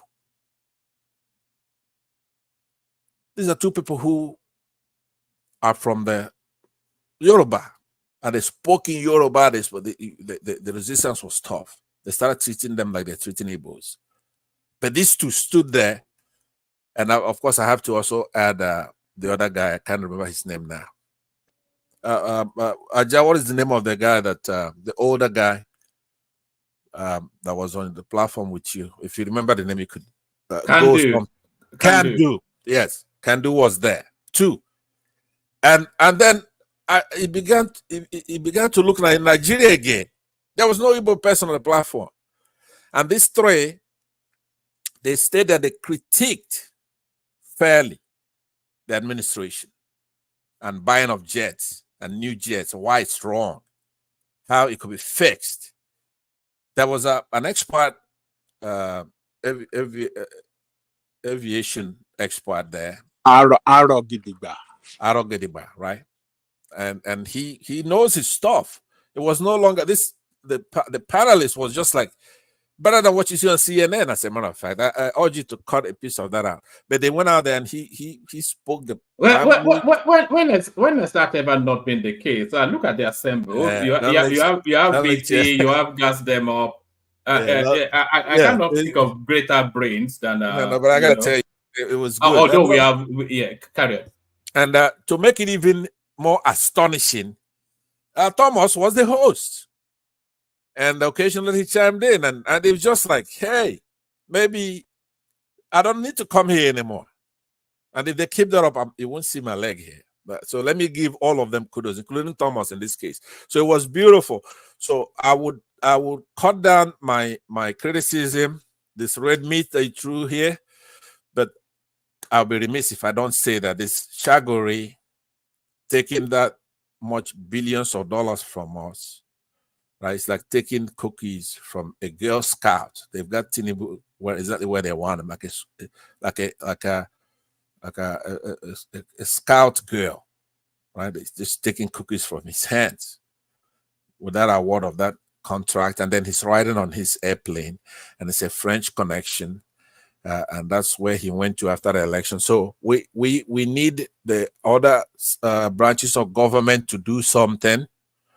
They need to come in and investigate and check this Shagari, because here in the United States, he was convicted for a lot of crimes. He pled guilty, right? If you want, I'll send it to you right now. You flash it on the screen. He pled guilty to serious crimes. He was an Abacha guy, right? He was Abacha money launderer. He's a crook. Somebody you're not supposed to see with a president. Nobody. I don't care if you're from Mars, if you're Yoruba, or whatever the hell you are. You cannot support our president to be doing hobnobbing with this crook, right? So here in the United States, he pled guilty. It is now known that Abacha, he's called Abacha Consigliere. He got $11 billion for that superhighway linking Lagos and Calabar. Pansa, quickly. One man, you didn't say this guy is saying conspiracy, but if he's gassed them up, if I say anything, the first thing you and the rest of them will shout, "I'm saying conspiracy." Not that I disagree with Pansa, but it's not a. Let me just say, it's not a conspiracy, but it's not even what he was actually found guilty of in America is donating to a campaign, something which seems to be something quite damning. But that's not even his biggest crime. It's a big deal. Yes, in America, but not really. But his biggest crime was actually a judgment against him in Switzerland when he was actually caught with Abacha money. So that's actually a higher thing than donating to campaign funds in America. Yeah, he's Tinubu is summoning the ghost of Abacha's kleptocracy, but he did it so fast. That's another thing. He did it right from January. He's already committed a bunch of crookedness with this man. That is something you could see right in front of you. They're not hiding it. I don't know if he thought, if Shagari thought he wasn't going to make it, maybe he think he's gonna get whacked or whatever. So he committed the fraud right away. So we have to do something. They destroyed our country. This Shagari is part of this cabal. They destroyed our country. So I would leave it at that. I would hope that others, now from today, I urge Aja and I urge everybody, even recruit Baba if you can. Let's, as one voice, try to rescue our country. Because if you don't, here's the difference, what I'm telling you now. And you better believe it. If you don't get it right, we're going to take our country back. We made that, the Igbos. Now I'm talking as an Igbo man. We could defeat you in a war. We could take our country back any day. Whether you like it or not. Have you ever talked as anything else? No, I'm trying to warn you to do it right. They want to make you do it. It's going on 2 years and a bit, and we're still waiting to hear your voice. You can reel me in. Hold on, Baba. Yes, we're still waiting to hear your voice outside of ethnicity. No, I don't think we've ever heard your voice outside of ethnicity. Okay, by the way, then let's come back to, I was going to let Aja off the hook because he did something good yesterday, but let me, what you gave from his insightful analysis, one man, be honest with yourself. Reflective judgment. Bring it on. Yeah, strategic thoughts. right? We came here and I told you there's a few people that I've spent my time analyzing here. Rational analysis. Thoughtful critique, like I just did on Tinubu right now. Now, who's going to disagree with that? My analytical reasoning. Oh, all right. Right? So what I'm saying is that, are you going to hold Ajan Lekoko responsible for coming here and saying that Fubara was going to get it, that Wike has the backing of the president? Now, I know you remember that. Let me first ask you, do you remember that? Oh, no, I'm just waiting for you to round up so that I can go on to Baba. Okay, but you're gonna do you remember that though? Because I'm done. You know, I switched off mentally somewhat, but bring it on. Okay, thank you very much. Aja, I will deal with you on this later. Bye-bye. All right, thank you. So that's the elegant Pansat, a man of science, somewhat. Don Kruger now, as he's now been rebranded. So thank you, Pansat. Baba, you're up next. Pansat, the anthropologist. He's an anthropologist now, and now an astronaut today. He's a lawyer as well, so God knows. Baba, you're up next. Okay, a fine evening to everyone. All protocols observed since the time is limited. Let me start with what's on screen, the Tinubu private jet. We started talking about this about a week ago, and I put down a marker. And I told everyone, should mark my word, that our president will soon start chartering jets. Anybody remember? I said it emphatically, and that is what is happening now. First, it's against protocol. Gilbert is a very close friend of Ashiwaju, and they go way back to early 90s with Atiku, Bagudu, Abacha, and all the rest. They are all friends. Forget what we read, forget our fights.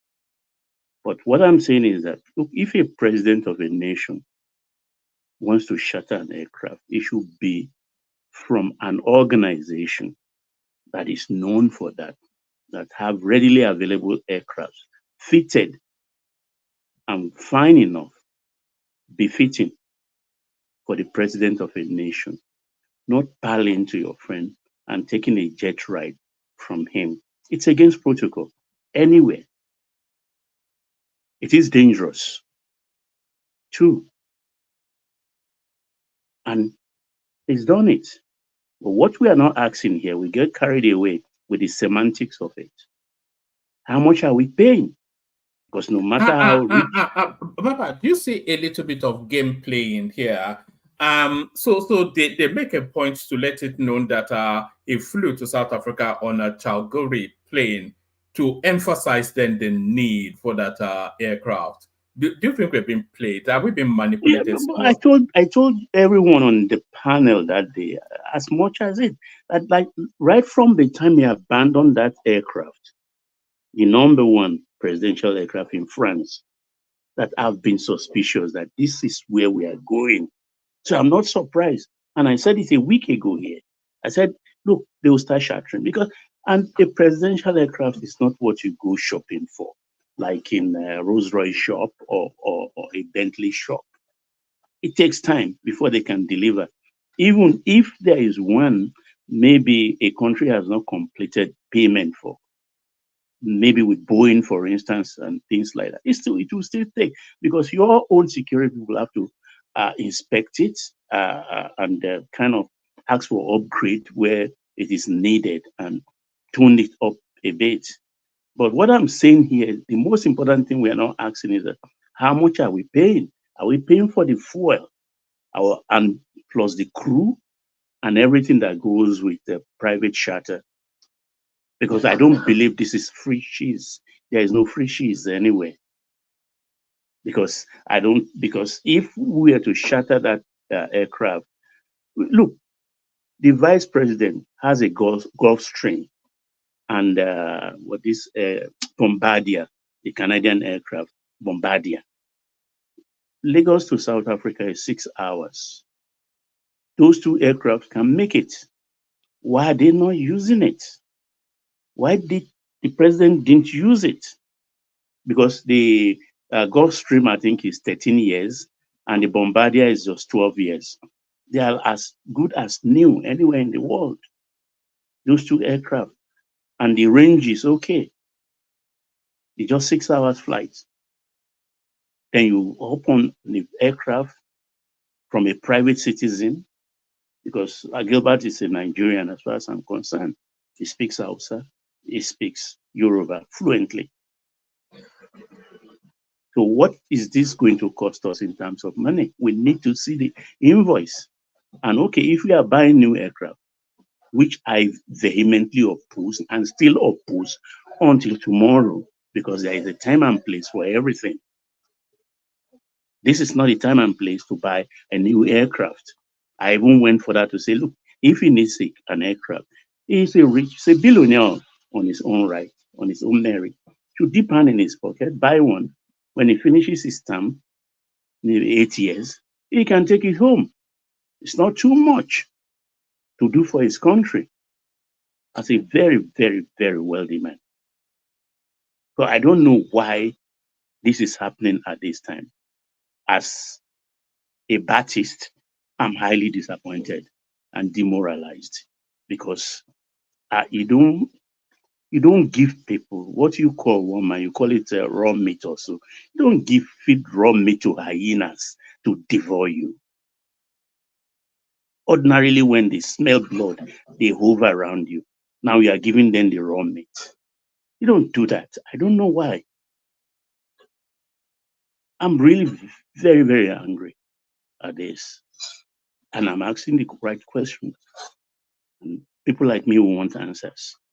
We want to see, did we pay for the fuel alone? How much did it cost us? Because to fly down, the ground rent, the crew, coming back again, and things like that, ordinarily, it will cost the country nothing less than $800,000, if not 1 million. I'm just using very, very basic calculation here. So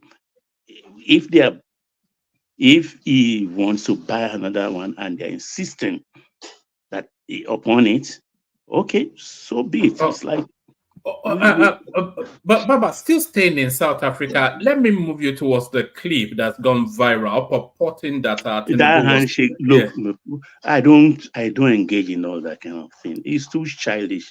You know, Aisha Yesufu, she's making bank off the back of that clip. She's just selling it all over social media. Let me say something. There are some Yoruba proverbs that don't have true meaning when you translate them. But the Yorubas here will understand. Ntonton legun ọdún ni ọdún eégún, ntonton lọ́dún eégún, ọmọ aláàgbà ó ń bọ̀ wá ra àkàrà jẹ. They are being paid now by all these internet platforms. Time will come when they will not be paid and all of them will disappear. It's as simple as that. So let them make merry while it lasts, because you can find out that, look, all these places, look, all of them. Aisha Sufu is, I think, 94,000 now or 99,000. And she started not quite. She's actually over. She's over 100,000 now. Yeah, you know the obedience naturally. Yes. They and she was kicked off YouTube just earlier on this year or late last year. Yeah, that's where they go. They even come here and all this, they sit in the comment section and challenge. That is all they are, but they cannot bat us down. You understand? I know why they are doing it. I've been there before in my own time. Why are they doing it? Tell us why. Why are they doing it? Look, I know this platform very well. I don't want to be bogged down by inanimalities of all of this. You understand? I don't waste time. I know where we are going. But the only thing as a Baptist I can say in this, there is too much sure-footedness, which borders on arrogance on the part of the president, knowing full well that his programs will succeed. So he will So take where the flag now, and then knowing full well that in another 1-2 years we'll be singing a different tune. Maybe that is about that's the only way I can explain this hubris. You understand? So okay, but can you explain it to us low IQ people? Where exactly are we going? if where we are going, if one man will give me the time, I will enumerate it to you. To the land of milk and honey. That's where we're going. The land of milk and honey. If it's not even land of milk and honey, at least we will, how do I put it? We will live like other nations live. That's as much I can say, because I see a lot going on in the low student loan thing. The student loan thing available to Nigerians, at least, I mean, that is something. Some people say, oh, until I see it take off, I won't believe it. Okay, fine. So we'll wait. The credit scheme thing is coming on stream. That is two.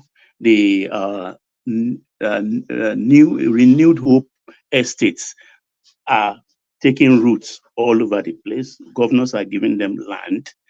So all these things will come out, and several others that are coming, which people are enjoying. Because even to me, like I would think they have to do this electricity thing we are all talking about. Let the private investors go, charge the usual bill like they do here.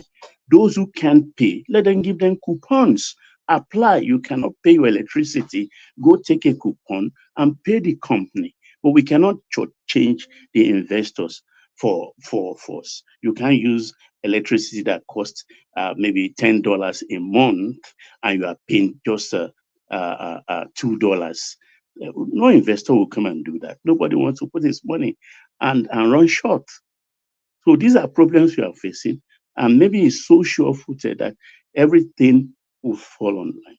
So maybe that is why we can see this hubris, because I just see that he knows where he's going, and maybe that is why he just doesn't care. He's taking the flag at the moment.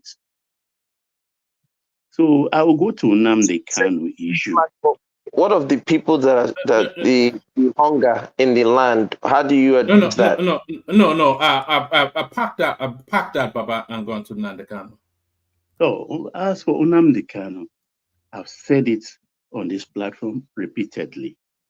It's a political problem that needs a political solution. All the people in the comment section, Tansat, all of them, they are not telling us the truth. The obedience one. Obedience, they don't want Nnamdi Kanu out. They can deny it from now till tomorrow. They don't want Nnamdi Kanu out. Reason being that Nnamdi, some people say, oh, it will take half of Obi's supporters or obedience will follow him. No, he's going to take the totality of it. It's going to take the totality of it. No, if Nnamdi Kanu comes out today, within 6 months, we will not hear Obi a matter again. It will evaporate. Two, the conflict merchants, the mercantile politicians, they don't want Nnamdi Kanu out because they are cashing in at the moment. So this is about profit for them. Three, the elders who are enjoying peace in the East. They just pray that, look, let me die before this boy carrying Wahala come back to this land with his organization. Because it is very easy, as far as I'm concerned. Tinubu will leave him tomorrow at the drop of a hat. It's not useful to him, but it's a political tool. Tool in the sense that let the elders come. You guys don't like me. Fine, but let's sit down, make your own demand. I'll make my own demand. that's why it's a political tool. They will trade with him, and he will be released. All the federal government want is peace in the southeast. So is there peace now? No. Everybody relates that on settlement there to Nnamdi Kanu's release, but that is a pure ruse. Pure ruse. It has nothing to do with Nnamdi Kanu. The criminality going on there, Samepa and all the rest, and those people who ECBA is using, paying off, and they are disturbing people from their businesses on Mondays, sit at home. Because even the governors are complicit. Because this Biafra Day that cost those soldiers their lives, look, it is very simple. Why wouldn't they celebrate? Why wouldn't the Southeast celebrate Biafra Day? It is their right. It is in memory of those who died. But the governors have to speak with one voice, and on their own, they have good enough. They have 5 states declare that day officially as a holiday. You as a governor, you are 100% in charge of your state. The federal government, even if you ask people to sit the whole week at home, federal government has nothing to do with it. So declare the day officially to back up your egos that are demanding it. Why are the governors not doing that for their people? And when you do that as a first step, then after maybe 2-3 years, start pressuring the federal government to make it a national holiday. And here we, other ethnic nationality, will come in to say, fine, not fine. It will be another debate. It's not going to be an event, but it's going to be a process.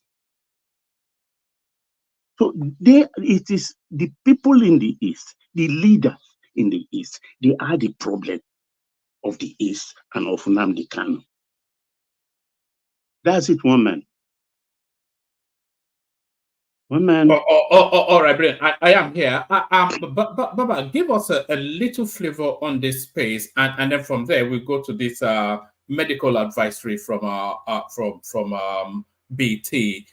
So finally, eventually, Makinde finally approves Oba Olakunleyin. That's why you are calling Awomolo. Yes.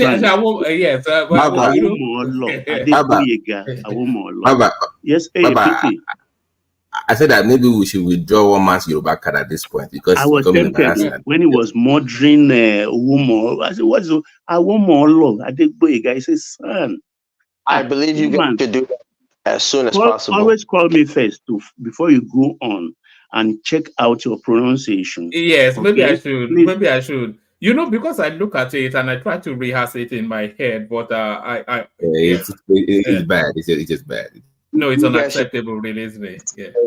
Let's take it away, please. Olakule, look, the Badon is a military camp there. Actually, just from what Gastemok just said there, if you were not a Yoruba man but you are still a Nigerian, what ethnicity would you like to be? Ask that question again, please. If you were not a Yoruba man but you're still a Nigerian, which ethnicity would you prefer to be? Oh man, I will not trade my Yorubaness for anything. I know, but if I was okay, 1 Yoruba, 2 Yoruba, 3 Yoruba. If I wasn't a Yoruba man, I wouldn't mind being a Hausa man or a Kanuri man. I wouldn't mind being a Kanuri man. I like the Kanuris, but yes, to the Olubadan. Yes, in Yoruba land, the Ibadans, they have the best, easiest, no wahala route to the Obaship, to the attainment of the Obaship. They start from, I think, level 20. As the Oba dies, you climb the next. So they take their turn, actually. It is a turn of Chief Olakunleyin, but unfortunately, he is not of good health. And it's well in his 80s, isn't he? That's what he's claiming. But the man I look is above 90. Yes. The man I'm seeing is above 90. He's frail of health. It's not very strong. But like everybody, something. I mean, do they last? They don't last, because by the time they graduate from level 20 to this number one position, they're already almost gone. But there is a problem here of Chief. What is the impeached governor's name now? My bon, I always forget his name. Who is making trouble now? He wants to take Makinde to courts, but it's not necessary. I think he is about the next in line or so. I'm not too sure about that. Can anybody remind me his name? The former governor who was impeached during Adedibo's time. Ladoja. He's in line for the Olubadan throne too, but he wants to hassle Chief Olakunle out of the way, muzzle him that is not well. But that is the rule, that even if he has one day to live, let him be the Olubadan of Ibadan. You can't stampede anybody. When Buhari came in, I didn't even believe Buhari would last 4 years. But Buhari lasts 8 years, left with rosy cheek, looking healthier than me. So who can tell? So you look, the Ibadan throne has witnessed, I think in the 40s or so, 3 Olubadan in a space of a year and a half. In the space of a year and a half. So maybe we are going to see the same thing after the late Olubadan Balogun died, with Olakunle coming, looking like who is going to give up the ghost tomorrow. And Chief Ladoja, if he's in his turn next, he shouldn't stampede anybody. Or does he have a terminal date from his own doctor? That's why he's in a hurry. I do not know. But congrats to the Ibadan people for having that kind of smooth road to the Olubadanship. All right. Thank you, Baba. So thank you, Baba. So thank you, Baba. So up next is BT, who wants to give us a flavor on something medical. Nigeria faces one of its worst cholera outbreaks in years. So this is from the Associated Press. So it's actually global news. So BT, floor is yours. BT. All right, good evening. Sorry, I was in the call. Sorry. Good evening, guys. You want to go ahead and do the readout first, or no? All right. Let me speed through it, and then you picked up from there. And this is serious, by the way. It's not just about political woes, but Nigeria faces one of its worst cholera outbreaks in years. Nigeria is seeing one of its worst cholera outbreaks in years, with more than 2,300 people dying from suspected cases. Let's do that again. Nigeria is seeing one of its worst cholera outbreak in years, with more than 2,300 people dying from suspected cases, as Africa's most populous country struggles to deal with multiple diseases outbreak. This year's cholera outbreak, with a higher case fatality rate than the previous 4 years, is worsened by what many consider to be a bigger priority for state government. So take it from there. Yes. Can you put up the link? I said you should download those pages so you can see the data, the spike. Yes. The number one, just download that number one. Download it so they can see the numbers. If you can pull it up so they can see. I'm downloading it, but it's actually downloading as it's not opening up on the screen. No. So you can't show the one from your computer. I can show it like this, but it's not opening up. Should it open up? Yeah, like if you like, it's going to your computer directly. So you have to open up the file on your computer. Oh, right. Okay. All right. Let's see. Yeah, go on. Basically. Hold on, BT, before you start. I'm here to assist you. Oh, good to have you, Dana. Good. Good evening, everyone, and the panelists. Good evening, Adana. Yeah. And all viewers watching, Dr. BT is about to talk about something that has Adama woman, not Adana. Adama. She's the first female child of her family. All right. I don't right. But one chance. But carry on, BT. So, Dr. BT is about to give an update of in what is going on in Nigeria. We're not giving out any medical information. This is a disclaimer. The one-man show is not where you can get any medical advice. Before you start any procedure or do anything, please contact your medical practitioner. Thank you. Go ahead. Oh, thank you so much for that. One man, I've gone back and forth with you about primary healthcare system in Nigeria and the need to liberate the local government council from the shackles of state governors. This is a clear example. I'm not blaming it entirely on that, but it's part of the problem. In primary healthcare, you have a section called healthcare promotion, HCP. HCP are people or a department that educate the public about things like this. Of course, you work in collaboration with state governors. So, the need, how to lay the, piping system for water, sewage system, food preservation, how to cook, hand washing, things like that. So the failure of that is what we're seeing today. The breakdown of the local government councils is what we're seeing today. Of course, federal government and state government, they have responsibilities. But for you to have choked the local government councils to death, I think that is part of the problem. And the ability for them to even handle this situation like this is also concerning because let me see the screen of one man. Okay, you still can bring it up on your screen, can you? No, I've got it. Yes. So if you go down to pages one, let's do the first page first. Just scroll down a little bit to the first page. If you go down, so right there. So you see, this is the. I'm glad they even they have data for this. So if you notice, by April, even though cases that were reported were coming down, death rate went up by 5%. So you were having 1%, then you had a spike 5. It goes to 7. So what bothers me, if you had a healthcare department that was very functional at the local level, you should be you should know what's going on here. Like, why do we have 5 to 7% and it keeps going up? But by this month, one man, if you go to pages 2, go to page 2, one man.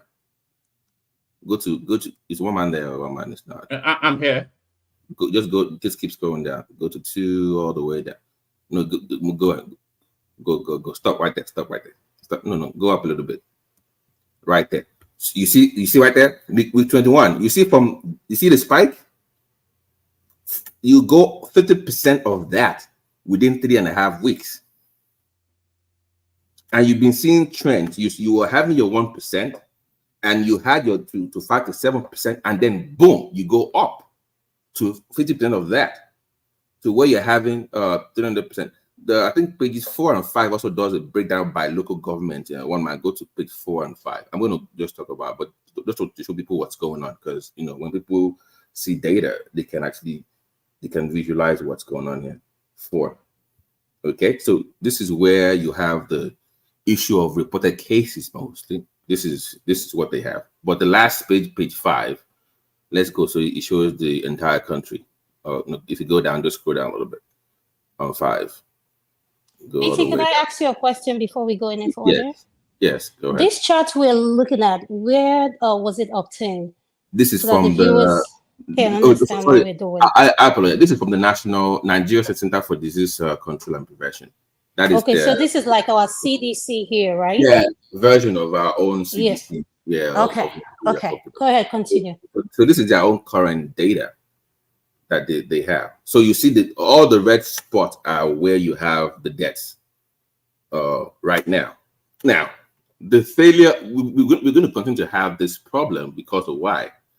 because we've not invested in our local government council. Primary health system is pretty much, I don't even, because some of these cases, I'm just my own clinical experience, because part of you having diarrhea is you're losing fluids, right? Diarrhea, vomiting, and dehydration.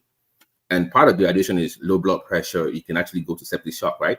Septic shock event. You can have your tachycardias and your arrhythmias. Now, if somebody is poor enough to get water from contaminated pipe-borne water, they most likely going to go to their neighboring local clinics where they cannot adequately manage that case. They might do fluid replacement and give them the normal saline and all that. But what if they've lost enough electrolytes?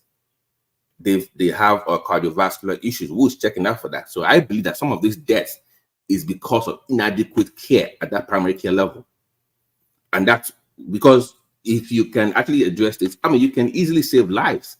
But to be losing this amount of people within a month, I think, besides them actually having cholera, I think the inability of the primary healthcare system to handle cases like this, especially when it goes to severe dehydration, where they are losing, because you can actually you can lose almost 10% of your body weight within 24 hours, 1 month, if you're losing that much fluid. You can actually lose 10% of your body weight. So the inadequacy of the healthcare system at the local government level to handle this is also partly responsible for the death here. So that is why I've been an advocate for the liberation of local government councils, because they should be able to at least take care of people at that level, and they need their funding as well. So, but I'll let Adana also chime in briefly before I continue. Go ahead, Adana, if you wanted to add something to it. Sorry, I think you're doing good so far. The only problem I have is, are they good at giving the accurate number? Because I know one of the problems we have in Nigeria is identifying people. So this number, is this the accurate number? Yeah. Will you say it is the accurate number? I would say, because I followed that agency, and this is they do weekly reports. So the link I sent to one man, if you look at it, they send in weekly reports from every local government councils across Nigeria. So this is by all metrics, this is the best data we have so far, because it's weekly reports. So they but also they also concern is that, we are Nigerians, and I believe that this is twice the number, because our people don't. I would say that. That's what I wanted to say. Yeah. So I think they don't want to escalate the number so that they won't scare people, the publics, so that they won't let the public, because this number, I'm starting to question it. I don't think, if you ask me my own personal opinion, I do not think this is the accurate number. Right. So how much would you think, if you had to, because, but what do you think the figure is? Because apart from those that didn't show up, or those that showed up and were reported, what would be the number in your own estimation looking at it? I would say double of that number. So about 600 people. Yes. But I know, I'm not so, I'm worried about hospitalization. I'm worried about, but what is concerning is the death rate. I think it's just the failure of the system, not the outbreak itself, but the failure. Yes, the system is, in my opinion, the system is not functioning. It's not. I mean, it's clear, you can see, because this is the thing. First, I don't know. The only thing I know about water back home, I see a lot of people use, what is those things in the pack? What are those water called? Pure water. They call it pure water. Yes. How pure are those water? Do you understand the question now? Right. So the question is, how pure are those water? Because that is what I see people drink all the time. And don't mean to talk politics. You remember when this guy was building borehole system? You see many boreholes close to soccerways and to latrines, which is a no-no, because the main thing from gonorrhea is feces. Right. It has something to do with feces, and then when you come to feces, you're talking about gastro death. Do you understand what I'm saying? So I'm kind of questioning, like, I don't know, the water. What will you, in my opinion, if I was to advise someone back home, I would say boil your water. Yeah, they suppose, but that's what I was alluding to earlier, that back in the days, healthcare promotion came from primary healthcare system to educate people about these things. Go into the markets, madam, this is the way, they used to have them back in the day, health inspectors, teaching them how things are done. But can you really blame the people for not going through that if they don't have the tools, if there's no pipe pump water, if they don't have all this, they have to then find, source for things the best way they can. So the system, I was just discussing it with Channel Mind and other platforms the other time. I said back in the days, when you have a new development in any area, the first thing that moves in is primary healthcare centers, women healthcare centers, hospitals, and schools. They look at the good of any area and they put those things in place. It comes with that. When you have a new development, it comes with women's center, primary care system geared towards your children, primary school, secondary schools, and they also discuss with that area about putting in pipe ball water, how to connect you with the. In other words, they work in collaboration. Yeah, that was the way it was. But now, when you want to build any property in Nigeria, now you're thinking of building a borehole system. People are buying water from other people. Do you know if they actually treat that water regularly? You don't know that. You're just buying water. So until you can fix the water corporation system where a community can actually have pipe-borne water, you will keep having issues like this. And also, isn't it futile when if you kind of check the deaths that we're having now from communicable diseases and non-communicable diseases, right? Including malaria, tuberculosis, things like that. This is child's play. People getting killed in accidents and terrorism. If you plot the map, everything just be in one state. Do you understand what I'm saying? So it's a wholesome thing that the country is in a big mess. Even this is First World War, right? Most Nigerians, when we had the war, we had cholera in our section of the war, and so this is something that could help. But the country is in a big mess. When you look at these numbers, less than 1, less than 10, this is nothing. Of epidemic the concerning part of what I'm actually bringing up, if you had the usual 10 to 15 deaths, it would not be an issue. I'm saying that how do you go from 4, 5, 7, 8, then in 3 weeks span you go to 300? 300, that's a high number. That is red flag. That's not good. That's not good. That is very high.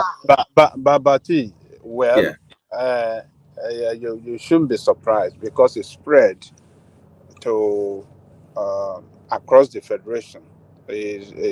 Maybe, I mean, as at yesterday, they said 30 states.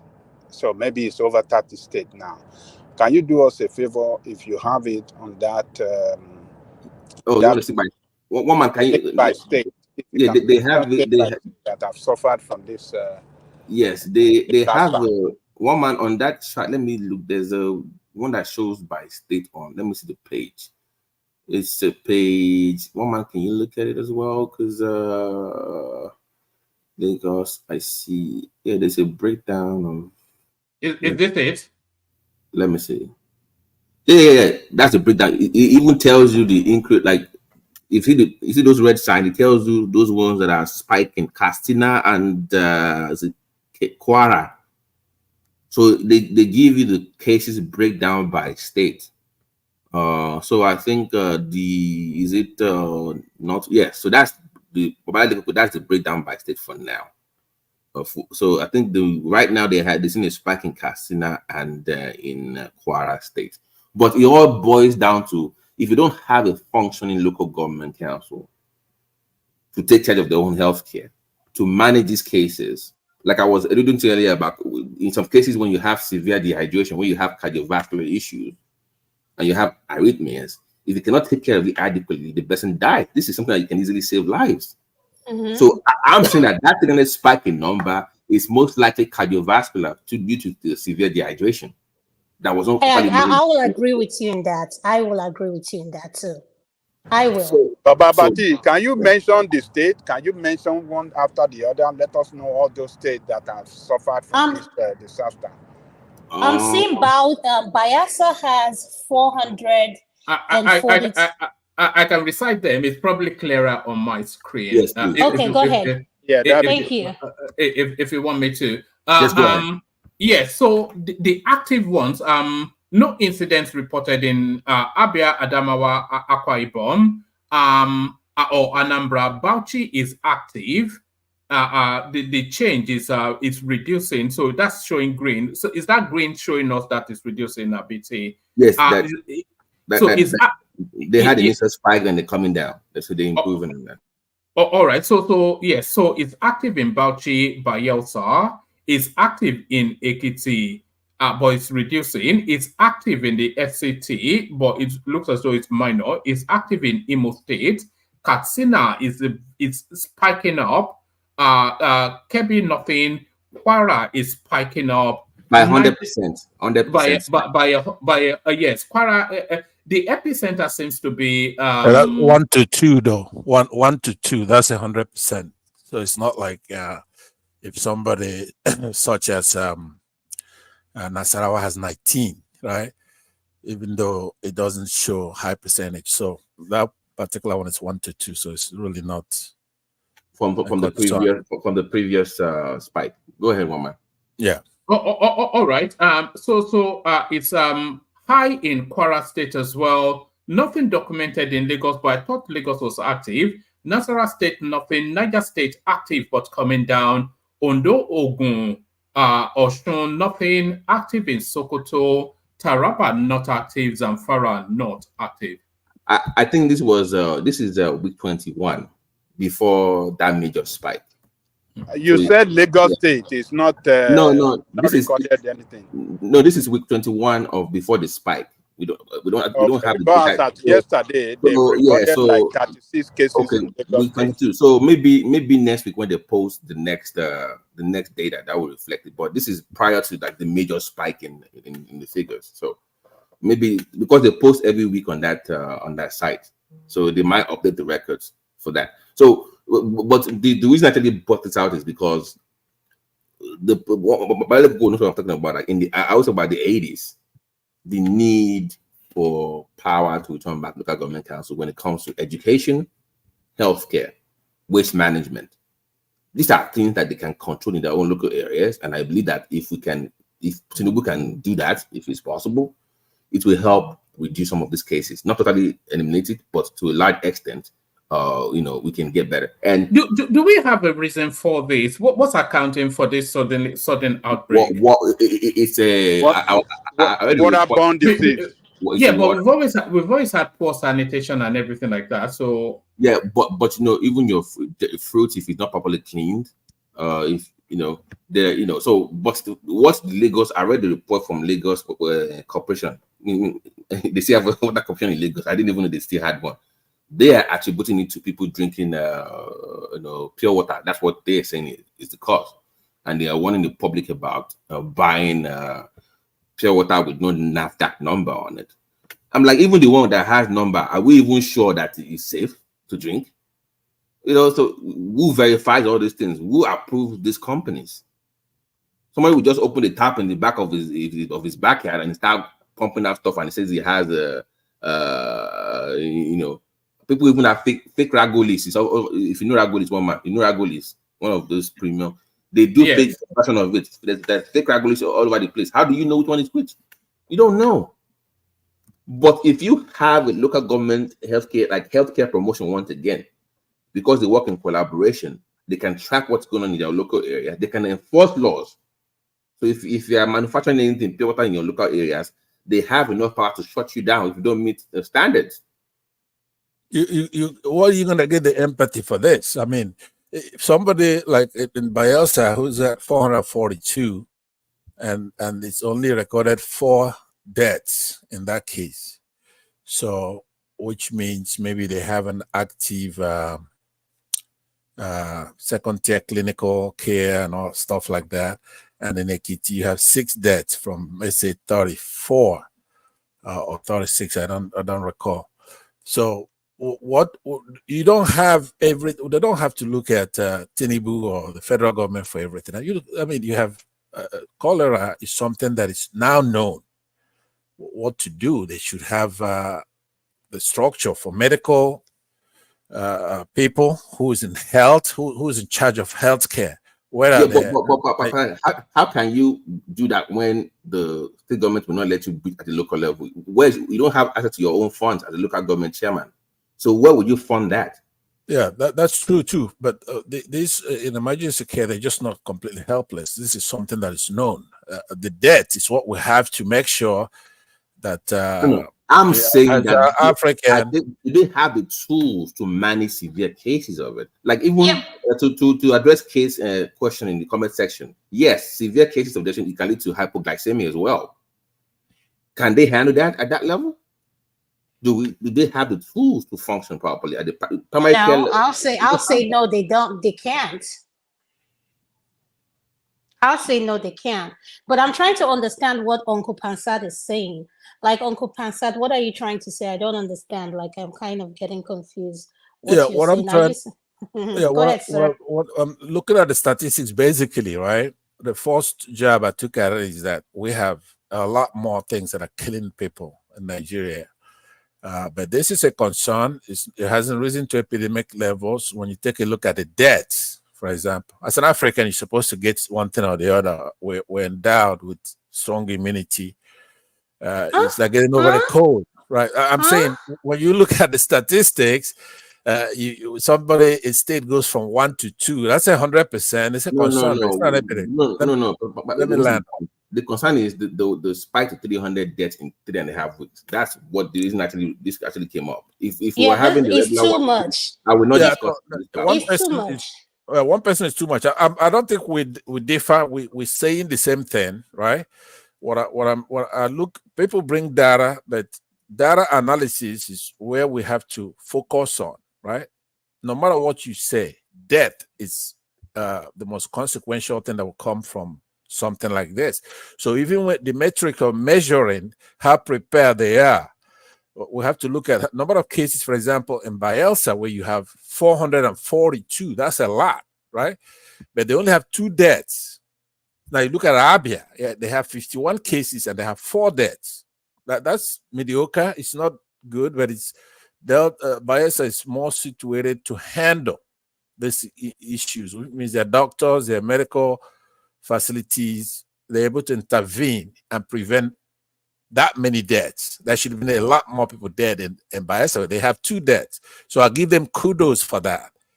So now when you go to Cross River, where they have only 30, Delta, where they only have 34 cases and they have 4 deaths, then they should take better care, because when they have 442, they're going to have a lot of deaths, right? So what I'm saying, they shouldn't wait for Tinubu to handle something like this, or even the governor. Oh, you mean the state? You mean the state governor now, not the local? Okay, I get your point now. The state governor, I'm talking about it. Yeah, they have to do some things. Not just they should be ready for stuff like this. If there's a pandemic, an epidemic, for unknown diseases, fine. But for something like cholera, what a pitiful state for a state or even a community, for doctors to be able to be suffering cholera in Nigeria in 21st century and cannot do something about that. Maybe they want the United Nations to intervene or something like that. That's just a shame. That's what I'm saying. Can they make any laws that, okay, this is the thing. Even though I want us to have our water corporation back and, pipe on water the way it used to be for every household, it's expensive, it's capital. I know it's expensive. People are now building, it's like you build a house now, it comes with a borehole now. That's the given, that's the standard now. Now, the poor people, they have to go buy the water from other people. So what kind of regulation can be put in place? We cannot all have bamboo water in this new Nigeria. That's just a reality. But I'm saying that where they're getting their water from, what can government do to, not laws or enforcement? Because like I said, I keep saying this, I'm going to that. Local government can better enforce all these things. They can better manage all those things. And I feel like just waiting for states to do this is not going to do us any good. I just I want to just pay the local government to do what they know how to do because they've done it before. I have seen it done before. I've seen how effective it's been before. And to have state governors even controlling sewage system, which contributes to this problem, is an issue. Because if you have a dirty environment, what are you expecting? Go ahead. Go ahead. It's not an enforcement issue, by the way. Every time that's where we recline to enforcement. This is a public health issue. They should have water. We can do it. For example, the money. Now I know one man is going to say, "Oh, you take $5 billion and give to Dangote. That's 1/5 of our budget." We don't have water coming into people's homes. We don't have electricity. We don't have a lot of things. 5 billion would give every household in Nigeria. That's not where the conversation is now. They're talking about they're connected. You know, a finite amount of money. I think Ajanda Koko wants to come in. Yeah, if you want to go to Babati, you are asking a question. Yes, sir. I don't see, and I don't think there's anything that can be done now. The only thing that can solve that problem is to have pipe-borne water run through every home in that country. But where you see the government fail to have pipe-borne water in our country today, I think this kind of problem will never stop happening. And also the waste management also, because if you have a dirty environment, sorry, go ahead. I got it. Oh yes. I mean, when you don't have a water system that people can freely use to clean and make the environment hygienic, this problem will continue to happen. It's unfortunate. Look, that Cholera, I'm not surprised of the report of Cholera that is spiking. There was one program I watched on the TV. I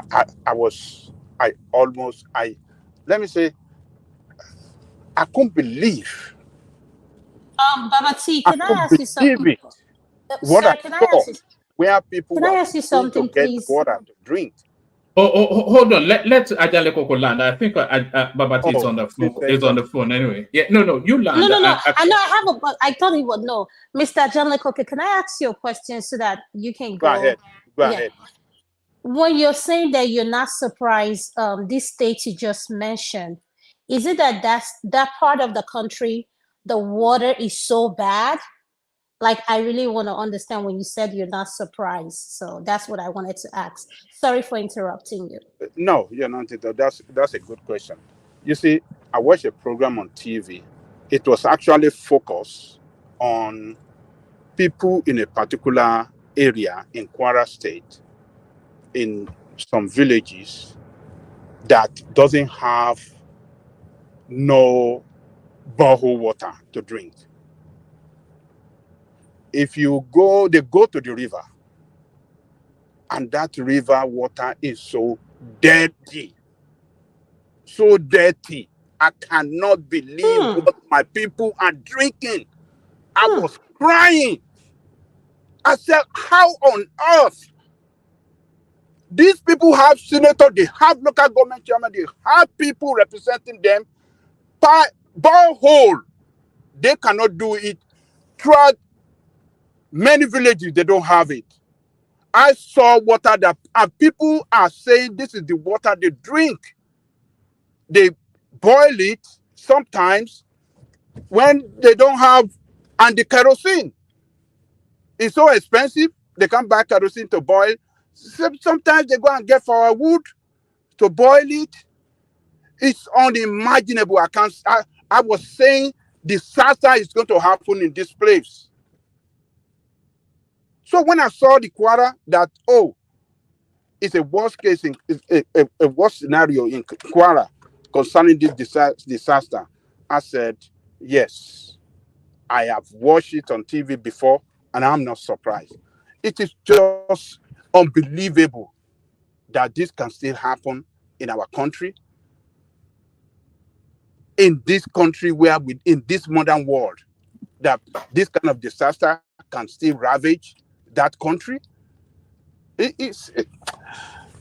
I was Lagos saying. State, it even happened in Lagos. Lagos, as at yesterday, they recorded 36 cases.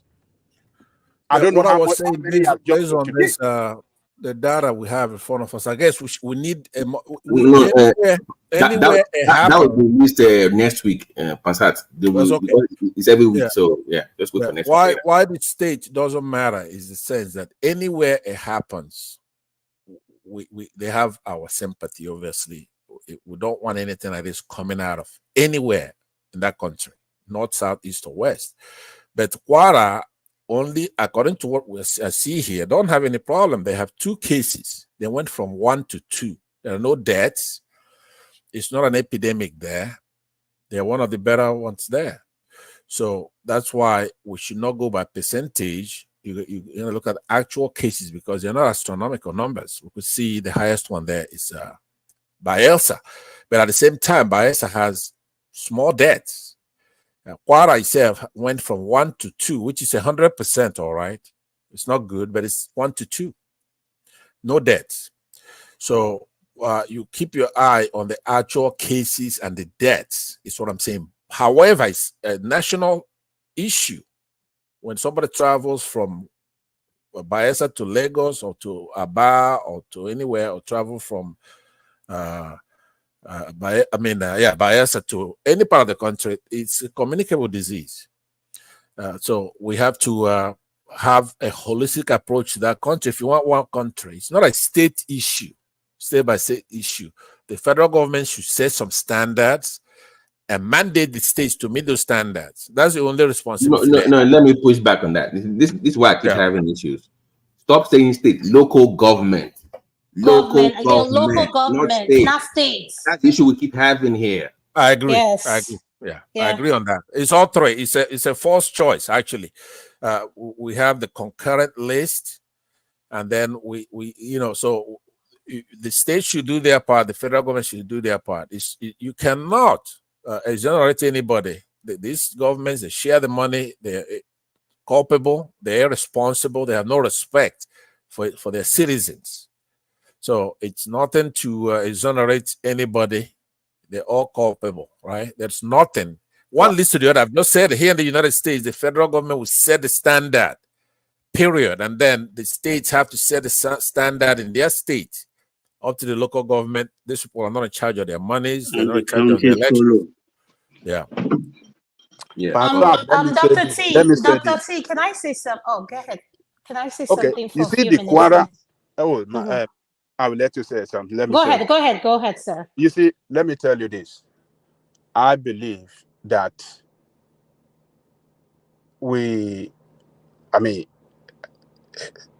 many cases have not even been reported.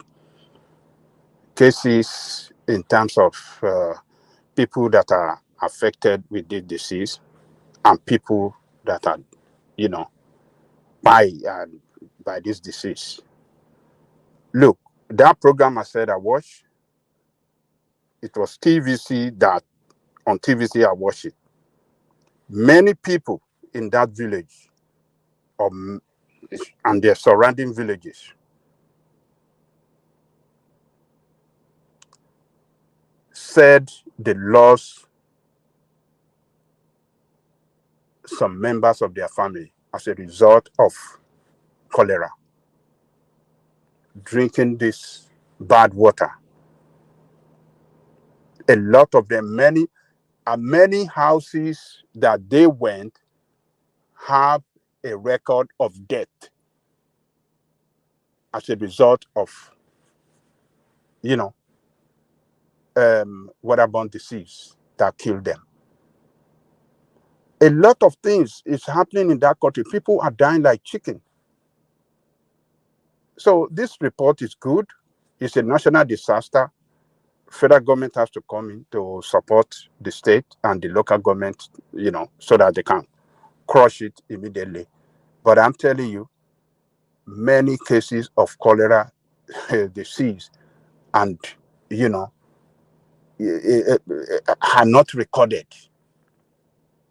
It's just because that happen on daily basis in that country. It's just because this is a disaster that spread across the whole federation.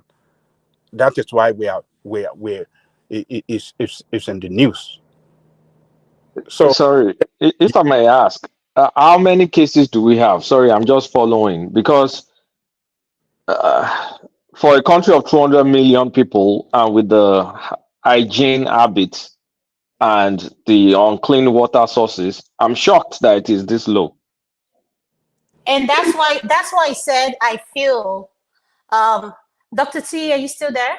Yeah, I'm here. I can listen. Yes, that's what we were discussing when he put up this, and I told him if we really have to be. I'm not sure what you mean by low. So, sorry, Adama. So sorry. I'm not sure what you mean by low. 2,300 people died so far, which, like Ajane Koko said, that would probably be an under recording. So maybe X that with 5.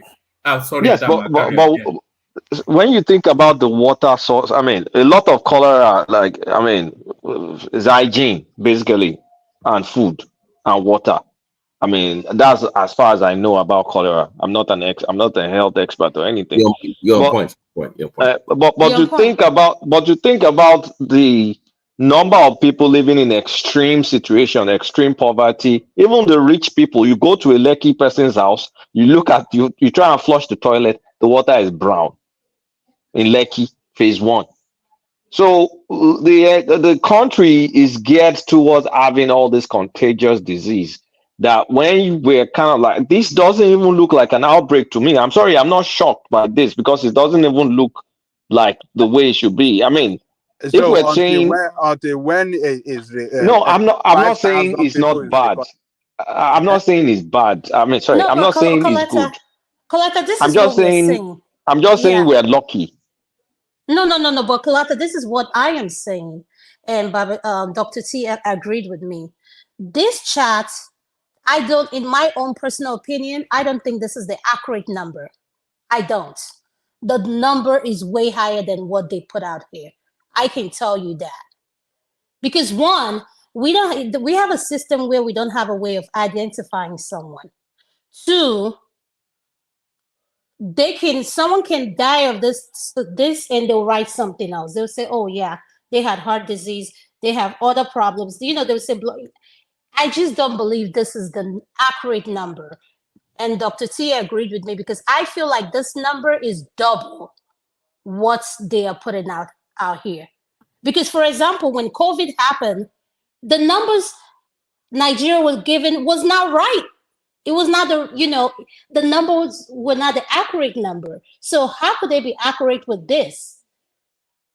So you don't trust the system. So let me give you a little thing for Kulata. Last year, as of September, they reported about 70,000 cases. So Nigeria overs around 100 to 250 deaths a year from cholera outbreak, right? And as of maybe for 2001, they had about over 2,000 in deaths. So they've been average. That is the normal for Nigeria. Like I said earlier, my concern is that the spike and the death. If we had 2 million outbreaks and we had the usual 200, I'd be like, okay, at least they took care of the problem before we address the bigger picture of healthcare, pipe water, right? At least we're still managing, even though it's an outbreak or nobody died. What I'm saying is the death rate is what I don't accept. That is just the breakdown of the healthcare system. Yes, I don't accept it too. Yeah, I don't. If you had like a big number with outbreaks and people survived, I'll be okay and discuss how to better manage the environment and pipe water and refuse management. The issue is the death rate that is good. That 300 in Lagos in Nigeria in 3 weeks. That's what caught my attention. Like, come on now, somebody dropped the boy at the primary care level. Something is not right somewhere. That is the issue. So you think the number is high now? Yeah, maybe I'm not going to put too much. Maybe we have better reporting now because our environment is cholera infested environment, and maybe we've just been under reporting since all these years. But I'm saying the death rate within 3 weeks to me beyond we know the environment is dirty, but there are things the primary health care, if run properly, can address to limit the death rate while we address the bigger issue. So I'm saying that let's look at the healthcare system itself and how to better manage it. Because right now, to be honest with you, Cholera, I can literally see a patient that will come in and die because of this. And I'm telling you, it's going to be basically cardiovascular issue from excessive dehydration. Yeah, I agree. That's what I'm Yeah, saying. but I mean, because of dehydration, like you were explaining, Nabi. Yeah, you know, if you have like maybe some comorbidity, let's say you are diabetic already. And I understand. I understand. And you have hypo or something. Nigeria, if you look at that data, the people that are dying mostly, they are mostly men. So I know they already had cardiovascular issues. Yeah, but do you think our primary health care can be equipped enough with all the shenanigans we have to be able to handle? I know it's kind of like, I mean, based on all what I understand is fluid. Basically, give them fluid and zinc or something. I'm not a doctor, and I'm going to say it again. But do you think we will be able to get our primary health care in the local government correct? Or it's more about education on personal hygiene, boiling water, and all that stuff? Is that more effective than resting your hopes on corrupt government? So earlier, I mentioned part of primary health care is what we call healthcare promotion, right? They will go out and say, oh, yeah, boil your water. That is part of it. But I'm saying that even when you've done all that, and it's still not enough. Yeah, and it's not enough. Beyond just giving fluids, like if let's say they threw up so much and they become hypoglycemic, then you have to have like dextrose and fluids because you have to keep up the Give sugar. them Coke now, make them drink them. No, come on. And I bet you they'll go into septic shock and done. Yes. So, Baba T, but do you know what I wanted to, Dr. T, do you know what I wanted to say to you? Yeah. My thing is this, do you know of anywhere in Nigeria we have a level 1 hospital, like a full equipped? You know what we call a level? Nobody, do they have because I don't think I've heard any. Let me give an example. Like we have a lot. Let me give an example. St. Nicholas. I can start counting. St. Nicholas, Eco Hospital. All these are in Lagos. They're all private hospitals, apart from teaching hospitals. You do have teaching hospitals like Lute, like the UI don't one. even mention Lute. Lute is not equipped at all. To undo what I'm trying to say now. Yes, a trauma level cases. He knows what I'm talking about. Right. I don't think so. Nigeria, no. If someone gets shot, that is trauma. I just mentioned two to you, and there is first this doctor died curing Ebola. I think it's called First Hospital in Obalende too. A lot of they are all private anyway, and they don't come cheap, but they are there. They are there. Even there is another hospital in Enugu too, and there is one eye specialist hospital sponsored by Guinness in the north. A lot of hospitals, but they don't come cheap. That's the problem. But this is what I'm trying to let you understand. Basic primary health care is even if they cannot treat your problem, they can at least stabilize you and transfer. So my point is that, okay, I've addressed you, I've stabilized you, I'm moving. I got a case from somebody came to us from Louisiana. They flew them to Boston because they couldn't St. Charles. I forgot the name of the place in Louisiana. Charles, what's the name called? Charleston. Yeah, whatever. Charleston. I know you're talking about Charleston. So he went in, he had issues, blah blah blah blah. They couldn't handle it. One second opinion, they flew him up to Boston because these systems are connected. Oh, we can help you here, we can stabilize you, but we have a place you can go and seek specialist advice. So that kind of system is needed. If you come in and we stabilize you, okay, go there, go here. Oh, that place is good for cardiovascular issues. That place is good for neuro issues. That place is good for hepatology. So you know where to send the patient in case of emergency. We don't have that. And Dr. T, it goes back to what I'm saying. I support what you say because we do not have that medical system. And another thing is a way to identify this patient. A patient like the patient that transferred to you, all you need is the first name, the last name, and boom, Social Security, the medical records will be right in front of you. Do you understand? So for us, we can tell, but I don't know why We don't have this. In 2024, we're talking about clean water. That is basic. And Basic. to address Clota's question about can we, I believe that we can. Okay, and you also have to join the fight to liberate the local government councils, because if we liberate the local government councils, I believe that and they can also, like, Kay, are you there, Kay? Are you still there? Do you remember the day we went? Yeah, I'm Yes, listening. the Do you local remember? government is the key that will open all doors to all of these things. Okay, do you remember the day we went to the tax system of the local government council on this platform that you were Yeah. going to? Don't tell me they can't fund healthcare with that kind of amount of tax that they can collect. They can function on their own. If you've been honest, they can function. It depends on the local government. If it's one of those rural local governments, yeah, those ones we still need. But also, before I even forget, primary care also has to be tailored to the population. If you have a healthcare system in a rural area where the farming is their major source of income, you also have to put that into account, because there's some diseases, infections that address farm system apart from people that live in the cities. Okay, so you also have to address that. Snake bites, so that has to come into account as well.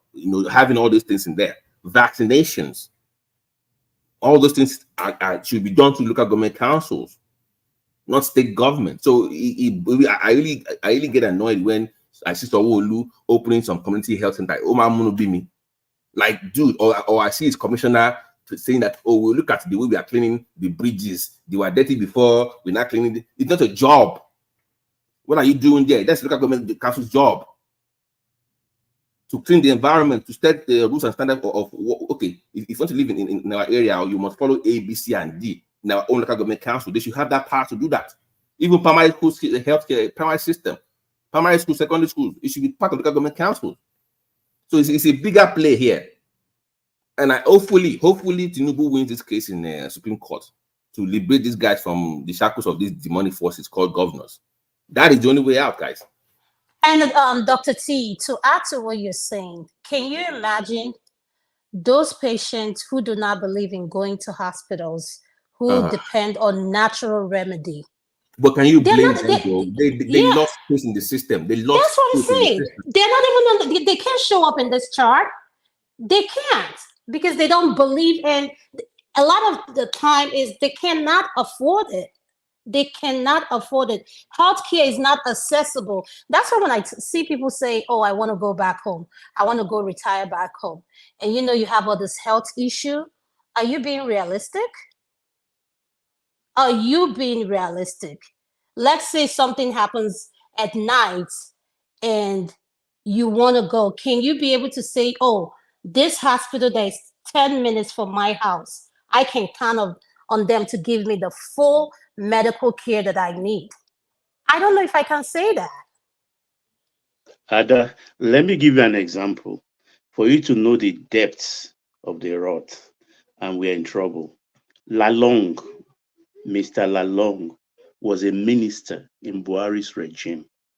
About 2 months ago, he almost died in his own hospital.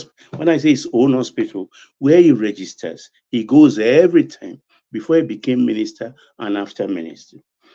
He ran into trouble health-wise and he was almost dying.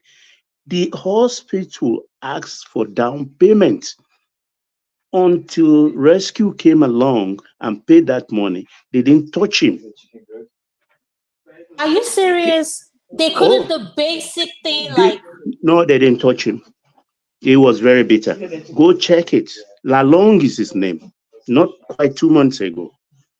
I can send it to one man. The former governor?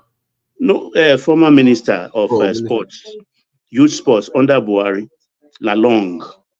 Can I ask you, Baba, Yes. what was the reason why they couldn't touch him? They want down payment. Wow. A regular customer, even a regular customer, former minister, not that they don't know he has a capacity, but he hasn't got the cash right there, and they don't believe he will pay. America, by law, they still have to attend to you. First, stabilize it, but they can't turn you away. Oh, for where?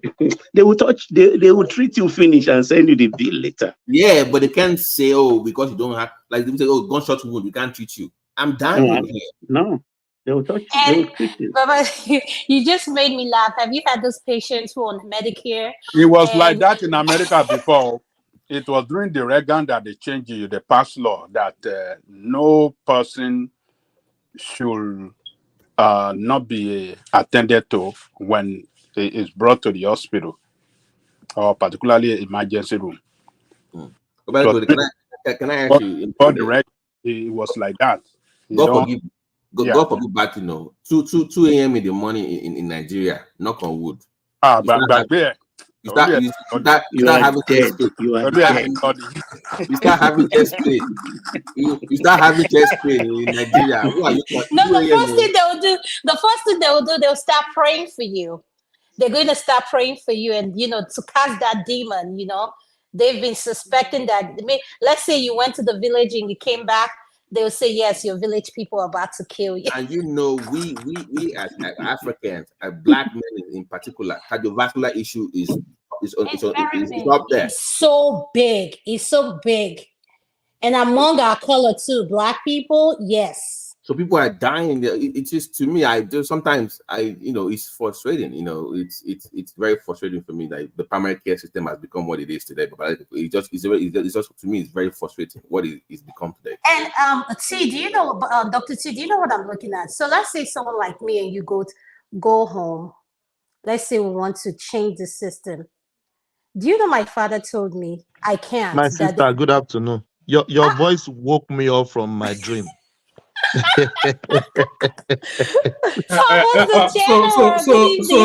Thomas, stay awake. Or I've been trying to reach you. So yeah, that's all right. I'm awake. I did night shift, so I was sleeping. So I'm just it's Adama voice that woke me up from my sleep.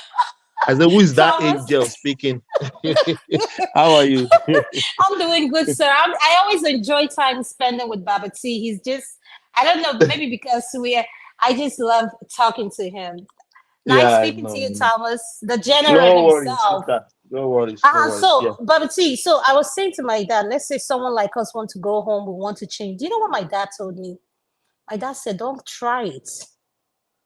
My dad said, that's a gospel truth. Don't try it. And I was like, what do you mean? I said, do you know what I'm bringing? Like, my dad said, don't even look at, don't even think about it. Okay, in my area, I took home 12 pumps. You know how hospitals want to discard pumps now. So I'm like, how can I get these people to give me these pumps? So I wrote, they love giving it to Africa. Once you put Africa donation, they love that thing to brag about, like we gave this stuff. So we got this pump in my area. I have a friend of mine in Brooklyn too. He got some beds that to like some kind of donation to stuff. We get to our own area. It was supposed to be for a clinic. They said it didn't mean some standard, whatever, blah, blah, blah. Because they were doing that gravity drip now. And that's the old one and with that pump. Do you know that those people, they sold those pumps meant for public and to private clinics? They sold it to private clinics meant for those public, for poor people in those clinics, those small hospitals. They sold it. So that's the kind of people that you have running things that they don't care about life. They don't care about themselves. Man, let's move on, man. Before I die. You guys make me remember when I was trying to push defibrillator. I mean, I was trying to push defibrillator to Lagos State, as in like every public arena, any public setting, like a couple of kilometers should have a defibrillator. But I think they just laughed. Like, what is this guy talking about? But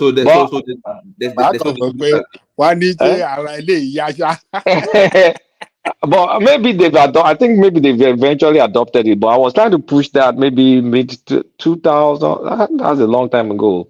Maybe like 2010, 2009. But it was a joke. I mean, that was when I knew that, look, any good idea in Nigeria, as long as you're not making money for someone, and the money is not big, they don't care. They just don't care. It's human life we're discussing here. It's human life. I mean, they got the point that a defibrillator will save lives. Like they understood, but it was like, okay, so a lolly. So how much? It's That nothing. shouldn't It be the wasn't. point. That shouldn't be the Yeah. point. It should be how well does it work? How does it function? Is it better than the alternative? No, it's how much you're going to make for that person, and if it's not reached one amount, then you're wasting their time. So you will have a whole school with no defibrillator, no With no first aid, nothing. wow. To even check blood sugar. So somebody maybe it's even Stadium, schools, airports. gyms, I mean, no defibrillator, nothing. So I don't know the kind of system we are running, but at least if you have a local government council chairman or system that can at least have a say in their own locality, they can actually enforce some of this. Like, okay, if you have any public building, whatever stuff, you must have A, B, C, D there. Abi. They can actually enforce in their own locality. They can say, this is what we want in our own area. If you're going to live there, you must have A, B, C, D. If you have a store, if you have a restaurant, you must have toilet, you must have a hand cleaner, whatever. They will put that, you must clean your environment. They will put the laws there and they will enforce it. Man, those I don't know. Oh my Well, for you doctors, the best you can do is there's this doctor group. Is it Doctors Without Borders? Maybe you guys can join that crew and come and do free. Is it not a French? One man, let's even go there. Doctors and frontier. One man, let's go there tonight. Do you know that they will? Okay. No, do you know that they can actually? We were like, dude, if somebody's been practicing in America for 15 plus years and he wants to bring about $100 million to Nigeria to come and build, because tourism is big in healthcare now.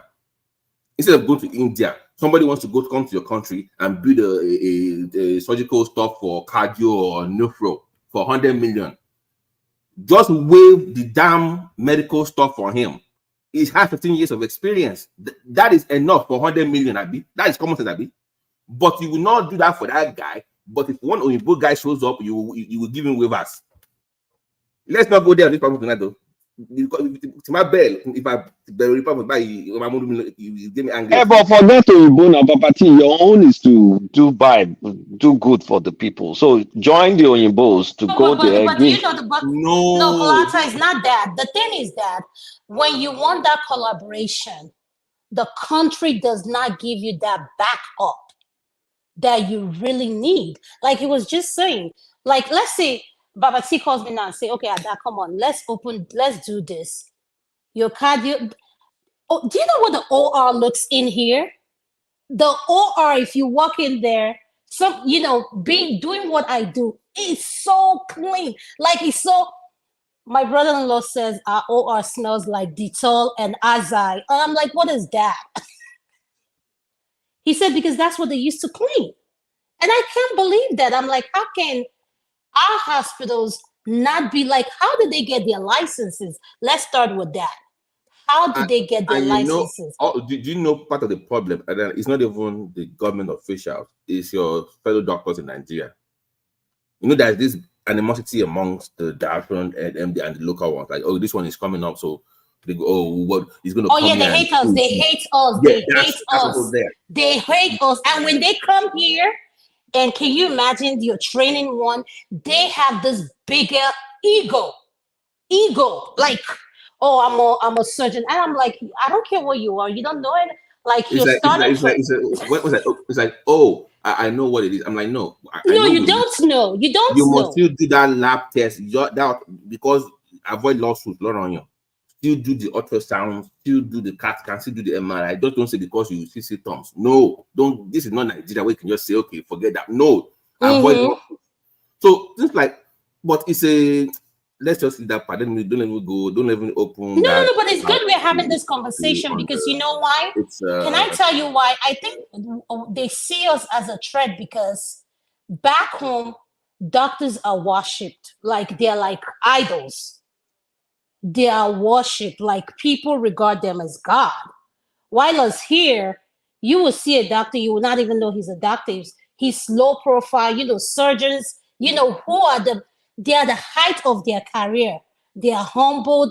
But once you see a Nigerian or African there's a doctor and he's just coming from back home, and you're telling him, no, this is the way you do it.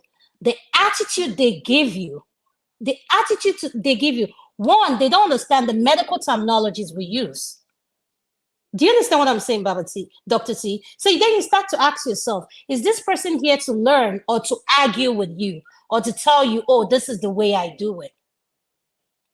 So like what I have proposed, I've always said when we have all this conversation is, if you want money flowing, you need to provide some waivers for your Nigerian doctors in Africa that have so many years and so in some field, if they're bringing enough funds to establish all this advanced practice in your country, mostly for surgeries, because it's not even them providing for Nigeria necessarily, it's what comes with it, medical tourism. And I think Nigeria can benefit from that. But when, like he was alluding to, somebody asking you, what is my own cut? Eco Atlantics is supposed to have a big time hospital right now from the guy from Chicago. I think I mentioned that before on this show. Why isn't this not there? So well, Mama, let's just move on. We don't let's leave it. So give some sort of advisory for whoever is listening, so that as preventative measures. Okay, so before you say anything, let me put the disclaimer so you can see what you want to say. Okay, we've been talking for a while. Is that okay by you? Sure. Okay, this is the one-man show. We're just here having some health discussions. We are not giving any medical advice. Please seek with your primary care physician before you follow any of the things we're suggesting. This is not a medical advice, and this is a disclaimer. Thank you. Okay, so the advice we will give is, we all understand that it's very expensive and people cannot afford some of this care. But if you can at least afford a medical checkup to know what's going on with you, if you're diabetic, if you're having heart disease, just have yourself checked out first to know what your baseline is, to know what's going on. And if you have any symptoms, contact your doctor so they can follow up. And just like Kay was alluding to, just hygiene.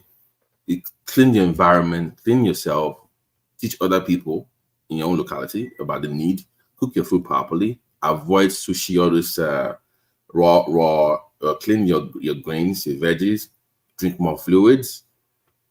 And to our healthcare practitioners, I know it's a lot. I mean, I have a cousin as well that is a matron.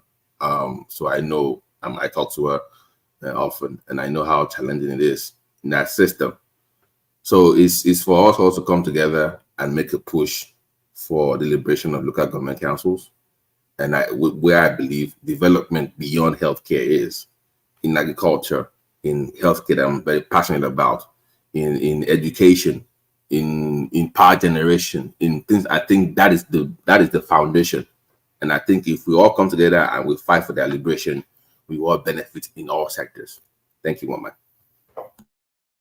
And what I'll add to that, woman, if you don't mind. Before you add it, let me play a 1-minute clip and then you add it at the back of it. I think it speaks to that space as well. See, you have to be very careful where you eat and what you eat, especially now, because there is currently a cholera outbreak that is collecting people like this. As at the time of this video, at least 30 people have gone to glory and many people are currently in the hospital. This cholera is not your normal diarrhea. It gets inside your body, switches on a toxin. Before you know what's happening, your body is secreting water from your bum like a tap. This is what can lead to severe dehydration, kidney failure, and even death if it's not managed properly. Jesus! It has happened. You can see this tweet.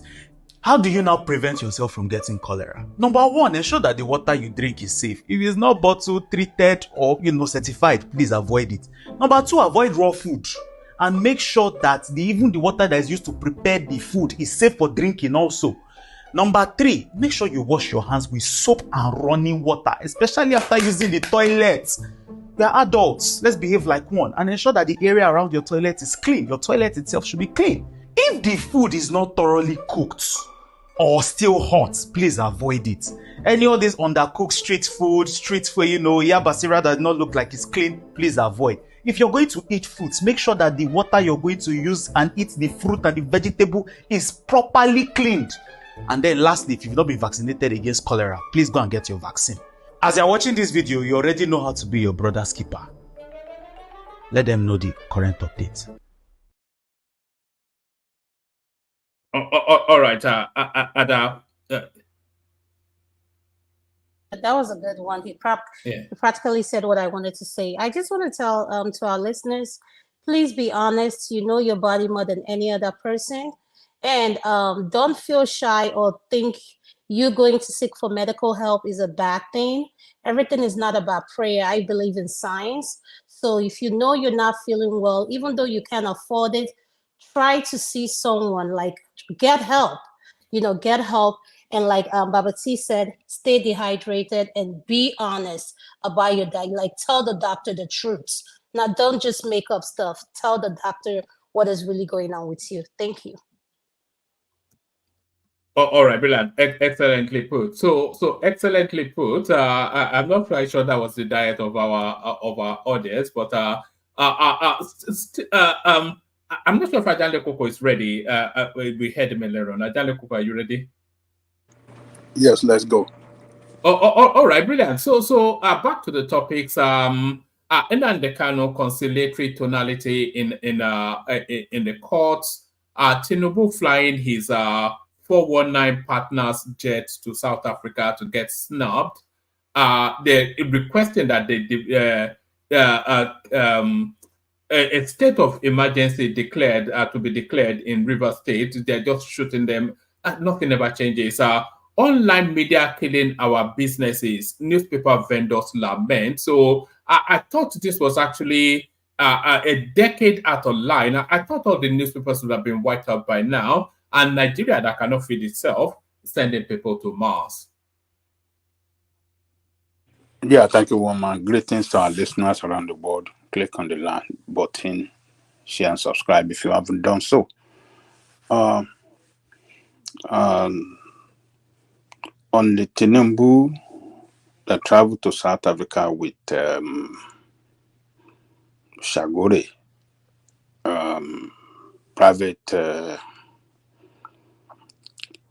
private plane. Let me ask a question, woman. Is it a chartered plane or is this just I don't think it would be chartered because, of course, he's just recently now awarded him a $3 billion contract. It's been long awarded him. I think it's just a social responsibility, something that he did for the state. What? It's 11 billion, not 3 billion. 11. 11. What's 11 billion? $11 billion contract or whatever. Where did you get that figure from? Well, I'll put it on the go on. I'll put it on the chat sec. I mean, private session. Oh, all right. Okay. Well, where's that report coming from? It's from Sahara Reporters. Sahara Reporters. Well, let us wait till tomorrow.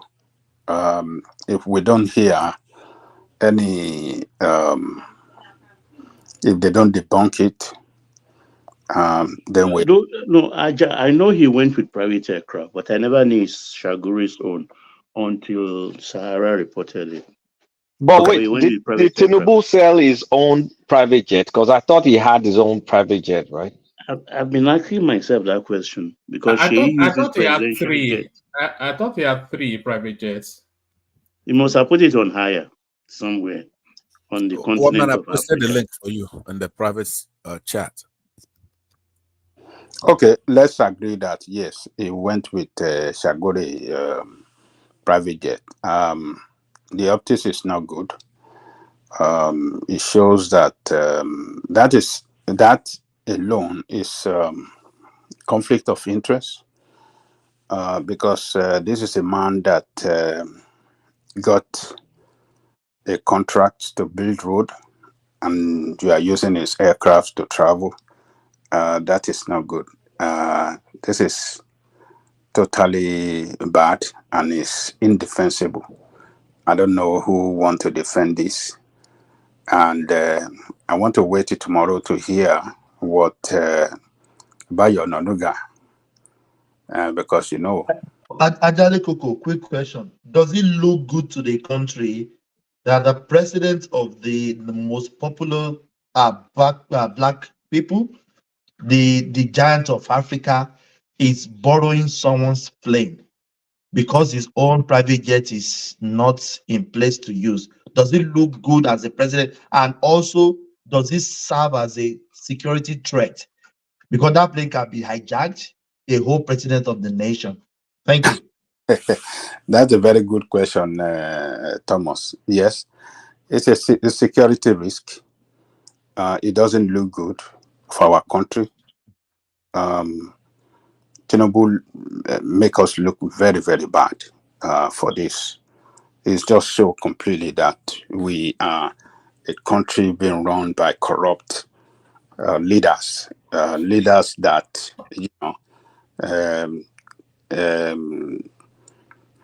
collude or colluded with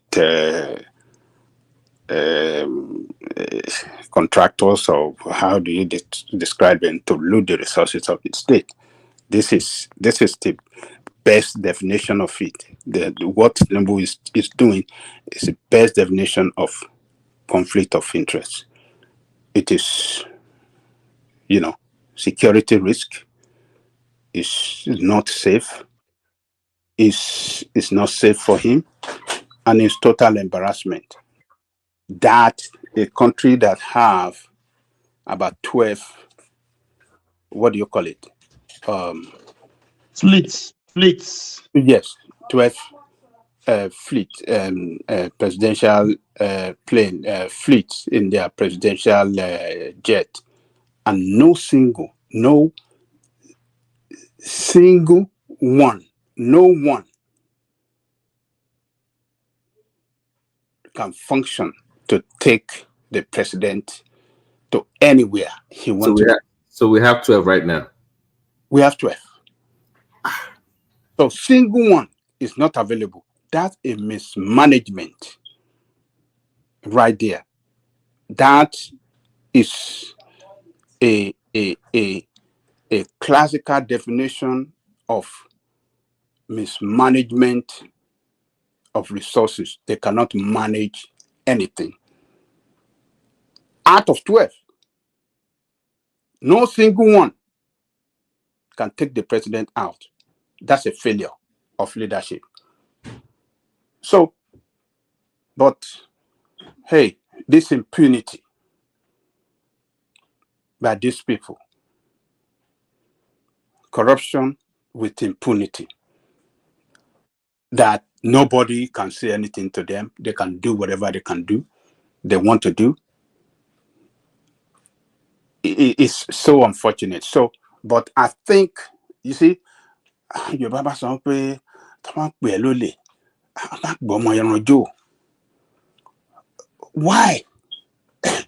are they calling you thief? And in the marketplace, you are carrying a baby of goat. You carry a baby of goat. They said you are thief, and you are still carrying a baby of goat, and you are dancing around the market with it.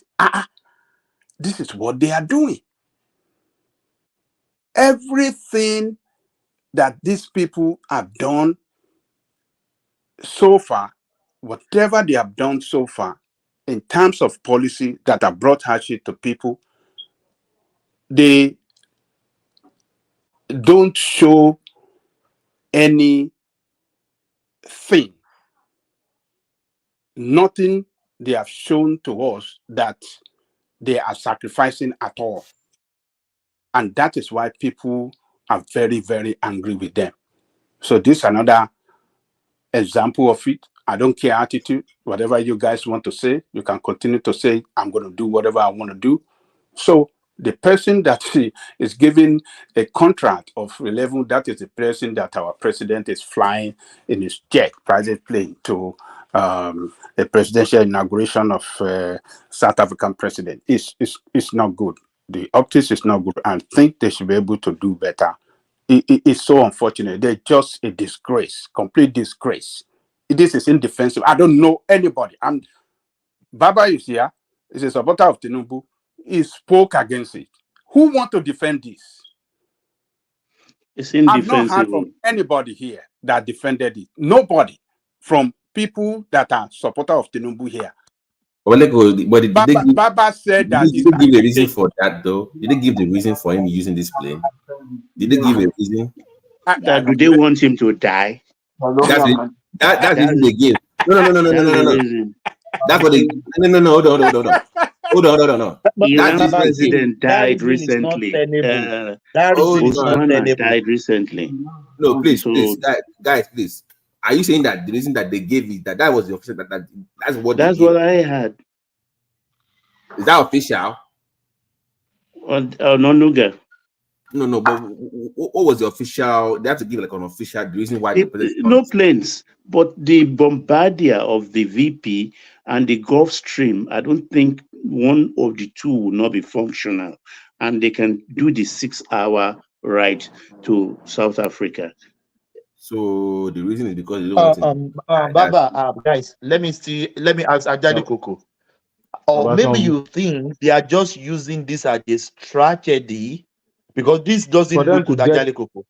Yes, it doesn't look good for them to get the new one. Yeah, I agree with you, Mr. Thomas. Look, these people are very smart. They are very Thomas, smart. Aja, my problem here is a presidential aircraft is not what you go buy in the shop. It could take 10 months, 1 year, even 2 years before delivery. So if you are condemning all the aircraft, so what do we do in the interim? You continue to shatter jets? They will not buy new one. They will buy used one. They can get used one easily. He wants to buy the Shaguri one. A Nigerian president should not be using a used buying. You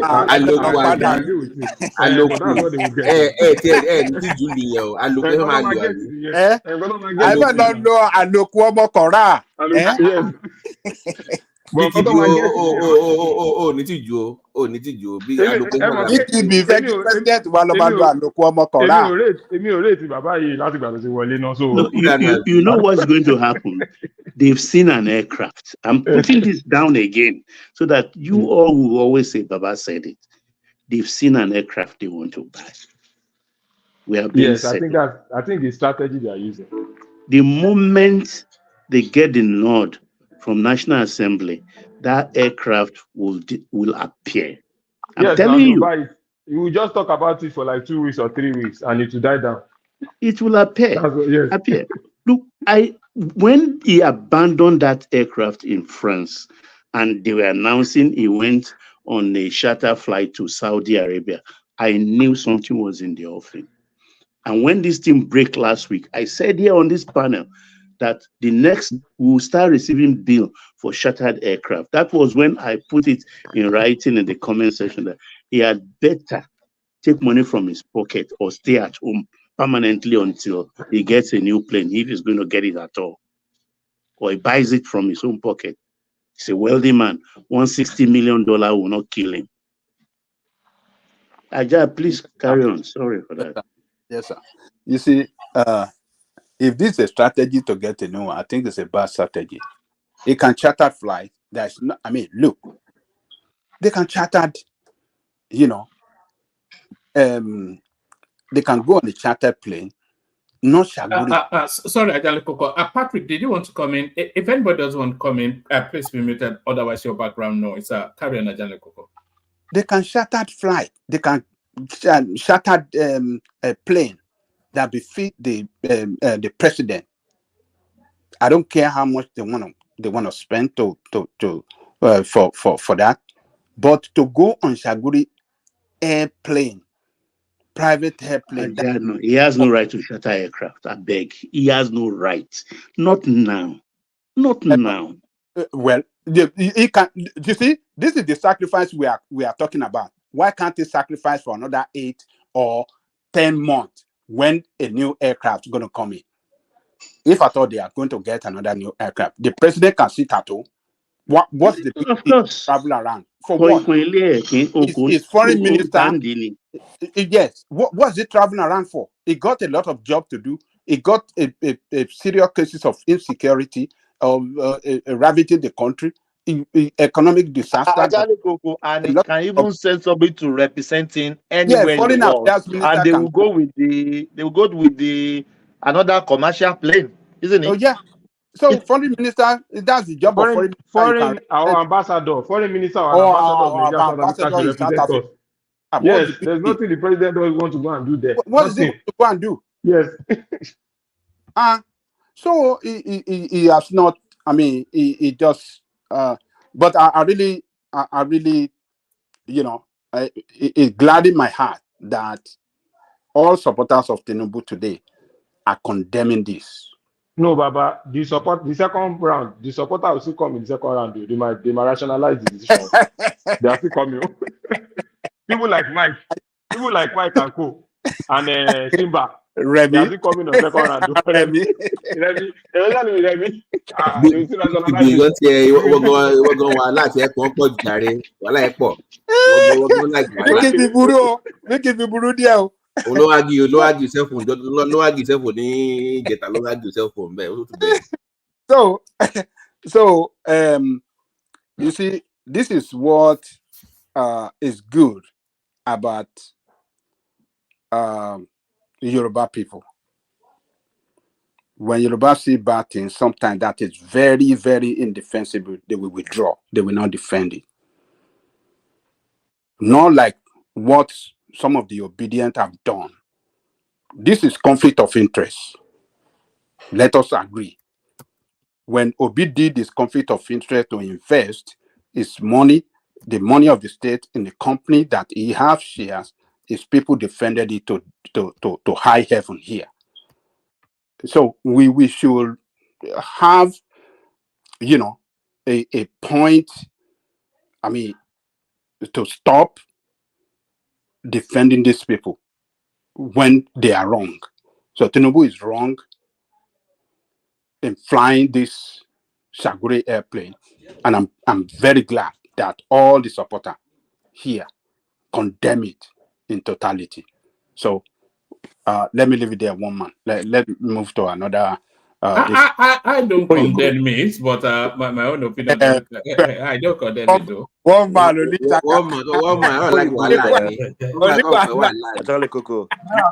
One man, you are your own. You are your own. We are not with you today. You are your own, one man. Do you mind if I chime in a word before you move on? I mean, Yes. I've spoken earlier on this, so I definitely condemn, especially even how the fact that he had to use the Shagari plane. But isn't this what? But if you look at it again, isn't this what we're asking for? We're asking for that sacrifice. We're asking him not to buy a new one. So obviously he has to borrow. They have to rent from somewhere. And the only trusted places that they think that maybe they can rent from that also befits to an extent is probably the Shagri particular aircraft. So yes, we understand that it's very clear that what it represents is very flawed, but nonetheless, it needs to move. We can't expect our president to just be in our country for however long we think is now right for him to buy a new plane. Part of his duties as a civil servant is to represent our country during inaugurations. What has he gone to do? What has he achieved for now? Hold on. You see, this is some of those things that we are talking about. What has he gone to do good for Nigeria to be there? What is he bringing to Nigerian people that Nigerian people benefit from? So if there's one thing that we all should agree on when it comes to It's showing Nigerian presence on the global stage. Exactly. Which global? We have ambassadors. Which global? During inauguration. Global inauguration. Is it inauguration of President Biden? Obasanjo is even there. He can represent us. Obasanjo is there. No. Obasanjo is not the president of Nigeria. No, they send them now. You can send them. Let me land this point. Let me land this point. Hold on for Paddy. Yeah, let me just land this point. We're talking about inauguration of all presidents. When Nigeria, during his inauguration, other presidents came as well too. This is inauguration of president. We can't afford to include ourselves, and the reason would be because we don't have a private jet where a president cannot come and send in an ambassador. It takes away the essence. So this is where you build bonds. Remember, South Africa is probably the second largest economy in Africa. We can't afford not to go. If it were maybe Tanzania or something, I would understand. Egypt, South Africa, all African countries should be placed on equal scale. What do you mean that? No. See, we can't do that now. You know that already. We can't do that. Forget about this thing. This is don't forget it. It doesn't have to go. It doesn't have to wait. For what? Fine. Is it going to bring food to Nigerian? Actually, this is your turn to speak now. If it's a mean that you can interject, I'm interjecting you. This is not. I'm interjecting you. Hold on, Adale Kokona. Let him interject you. A lot of Nigerians sacrificing. You say, you have to go, and I ask you, what is it bringing to the table of Nigerian people? Okay, from attending their place. Wait now, maybe our people go to South Africa. Our people are doing economic. We are doing trade business with South Africa. If you don't go for my inauguration, the perception of it already is that you don't see me as an ally. We know. I mean, this is just how global politics work. What if a message was sent to congratulate the president without attending it? Does that still mean it doesn't support him? Yes. So the way it works is this: if they invite you and you have a critical reason not to want to go, I say maybe there's some sort of crisis going on in my country, or there's some sort of symposium or that I had before, or there's a calendar that I've scheduled. Yes. But if your reason is because your jet is not working, it makes Nigeria look bad. Again, remember, I was the first to speak on this topic, and I condemned it vehemently.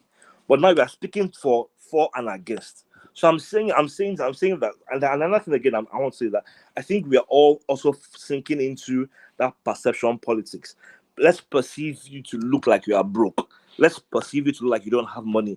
Be the one to carry your bag yourself. Act like you don't have shoes. Act like you only have one wristwatch.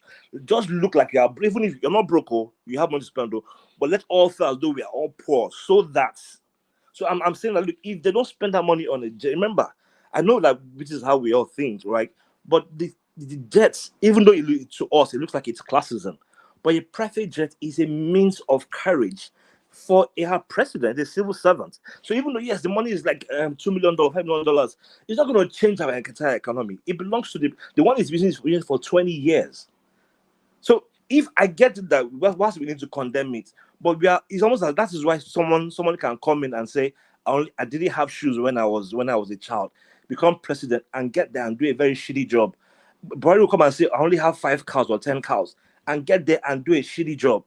So if you're asking for people to come and deceive us and say, I only have one wristwatch, they will deceive us. They will get there and do a crappy job. If we keep holding on to, don't buy SUV, don't buy private jets that you will use as this, and you will live and go, and don't buy security yachts, don't build this and that, so that we all can feel like we are doing well. We will get those kind of politics. We will get those kind of politicians. But they'll be deceiving us. And by the time they're gone, they'll go and open foreign accounts and keep that money in Panama accounts. So I just wonder that Paddy. How about telling them that plane 1, 2, 3, 4 are obsolete? We are going to sell them. Listen to me. We're going to sell them. Put it for bid in the newspapers. Let's know how much we are selling it. The one you want to buy, let's know how much you are buying it. So it will be a question of arithmetic from what you are selling, from what you are buying. So let's know what you are committing us to in terms of pro forma invoice. Is every government decision, is it going to be subjected to public referendum? This is very important. It's a different situation entirely. It's not important at all. How is it important? Look, buying a jet for the president. Buying a jet for the president, it's a national issue. It's not a national issue. It's just it's a mundane issue. It's a national issue. Him traveling in a French aircraft. The president. No, Tinubu traveling on a French private jet is a national issue. It is against protocol. All right. Should he bring invoices for his wait, 1 man. Let me give you this scenario. Let me give you a scenario, 1 man. Suppose Gilbert has committed an offense and there is a shoulder-to-air missile waiting for him somewhere, and our president has taken the eye of another person on his head and using the aircraft, and they think it's Gilbert that is inside. No, but that's not how it works now. How about don't do that. No. If you write a friend's car that they are waiting for somewhere at the roundabout, and they hit you up, why did you? carry that car. No, Boma, that's not how it works. Baba, that's not how it works. For every airline. No, that's how it works. It's against That's not how. protocol. No. It is against protocol. That's not how it works. That's not how it works. That's not how it works. There are manifestos and there are routes for presidency. That airplane will fly the route for presidencies. They will have diplomatic crew. They can fly starting, all as much airline everything. So it's not commercial. So it's not a baby. But I repeat, it is against protocol. Yes, which protocol now? We've not set any protocol for that. We haven't Diplomatic presidential protocol. Go ask or Google it. Or you can even Google it. Google is your friend. No. Let me say this. We can sorry. We can disapprove of this, but let's not make things up again. It's against. No, I don't make up anything. I'm telling you emphatically that it is against protocol. As a president, you can't even ride a motorbike. Let's have one voice and let that voice be Paddy. So Paddy, make your point. Patrick and then Baba. Yeah. So it's always hard getting the word in. So I'm just saying that the same Nigerians that are condemning the president from buying a private jet, the same Nigerians will go to church and donate money for their pastors to buy jets. The same Nigerians will be the ones to hail our artists when they buy jets. So again, I think we just want certain people to look like they are poor so that they don't. The same, and I hate to use the example, but pardon me if there's anyone who's an obedient here. The same Obi that said, I don't use jet, I fly economy and this. During election, he used a private jet and nobody said anything. For the sake of security of our nation, we can't afford for our president to be renting jets to go for his duties. Even the ones we have for local flights cannot even fly long distance within Lagos to Abuja. They will have issues, and we have to do everything to protect our number one citizen. That's my point. Patrick. Okay, yeah. Recently, the president of Kenya did the same thing. In short, it was his friends that decided to offer him that jet at a very cheap price. You understand? They were saying now, he was spending so much to fly a jet. Said no, that he was ready to go commercial. And his friends said, no, why would you go commercial? So they just gave him their jet at a very ridiculously cheap price. And he made it open there. So to me, if Shaguri gives Tinubu a jet, maybe at a cheap price or maybe even free, as long as all the security boxes are checked, then there's no problem. But I even want to find out which jet did Obasanjo fly, because Obasanjo is also entitled to fly in the presidential jet. So maybe I just want to find out, because he was in South Africa and he definitely will not fly commercial. But Patrick, what you just said, and does it look good? No, president renting plane. Nothing is not looking bad. No, it is bad. No, it is you bad. have just asked me a question now. Since you already know the answer, why are you asking me? But honestly, guys, Patrick, hold on. He can go. Look, he can even go. What if he had gone in earpiece? How would you have said? Yeah, let me say this. If Tinubu had flown earpiece to South Africa, what would you have said? Look, that's very good. It's not today presidents fly. They will be celebrating. They will be celebrating that one. Now they will say, the man is trying to. No. Hold on. From what you said, let me say this. You said that when the president of Kenya traveled with his friend plane, his friend offered him a chartered plane. He made it everybody at a cheap price. It was after he came back now that he now told them. It wasn't as if he made it open before you. You understand? It was after he came back, and then the media in Kenya, they started just the same way Sahara Reporter is carrying this now. The media started carrying it. He did this, he did that. He now came to the public to address it and told them why and why it is cheap. So we have not waited for them to. Let's wait and see how they will address it. But I'm sure it's probably cheaper for them. It's probably cheaper. Then I want to know which jets. I'm sure Basojo flew one of the jets. I'll be sure. I can be Do very you sure. not think they would have flown together if they were going to the? They would No, have it is flown not together. advisable. No, Obasanjo is an ex-president now. It's not Yeah, advisable it is for the not. vice It is not. president and the. It is not. It is not. They took Obasanjo is two a private aircraft. citizen. Tinubu took 2 aircraft. So Shaguri owns one. We don't know who owns the other one, but they are both shattered. Cannot fly with Tinubu or any other. It's not advisable. The president and vice president cannot fly together. There's so many protocols like that, Seth. Yeah, I know I know the president and the vice president or president. even Obasanjo or the cannot stay in a hotel above 12th floor or 10th floor. I don't know which floor now. There are so many things like that. If they go to hotel, you can't take them. I think above the 3rd floor, you can't take them beyond 3rd floor or 4th floor. You can't fly so and so. You can't do. You understand all those kind of things. So, but I'm sure Obasanjo must have flown in one of the jets. But to side Baba, what I would have advised is, if they're having problem with the aircraft, let them sell off 5. Sell off 5 and buy maybe 2 good ones. And then let's continue to have peace. But it doesn't have to come to the public and say, I want to buy jet. Does he come to the public and give invoice for his car? I mean, does it? I'm just wondering where it stops. Maybe when he has a meal, he has to go and bring the I'm receipt. sure if you are looking at the price, I'm sure that presidential car, the one that he drives in, the price will be can buy a jet. The cost of that car that Tinubu drives in, that car that can jam all the network, do all those things. Price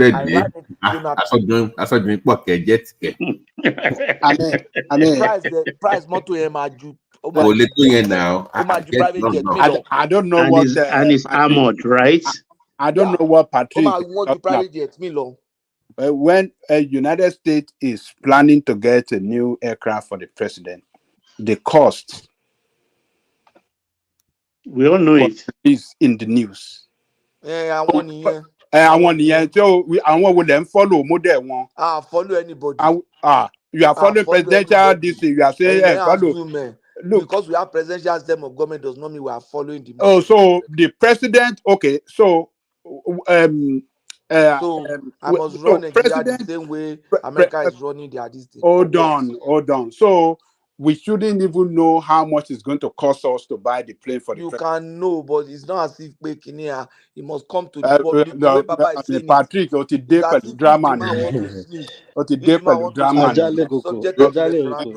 This is why these people sometimes act like they don't care about what people say, because there is nothing they do that it's that somebody will complain, some people will be happy with some people. So Nigeria will never be satisfied with whatever we hold them to account. Someone like me, but for me, I think honestly we should be blaming the past government for putting us in this situation at this time and age. The present president doesn't even really have a jet to fly, and he has to rent. The blame should be on the previous government and the previous presidents and all that. That should not even be the case now.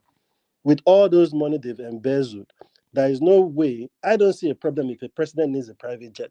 It needs to be secure. His security is very important. He's the number one citizen of the country. I don't know why people are even bothering themselves about how much it costs, what it takes the president to get the private jet. It doesn't make sense. He needs the private jet. So be it. Let him get it. How does that affect anything? People don't focus on the real situation and the real problem in that country. But people want to complain about flimsy things that doesn't even really make sense. If the president needs a jet, let him get the jet. He's the first citizen of the country.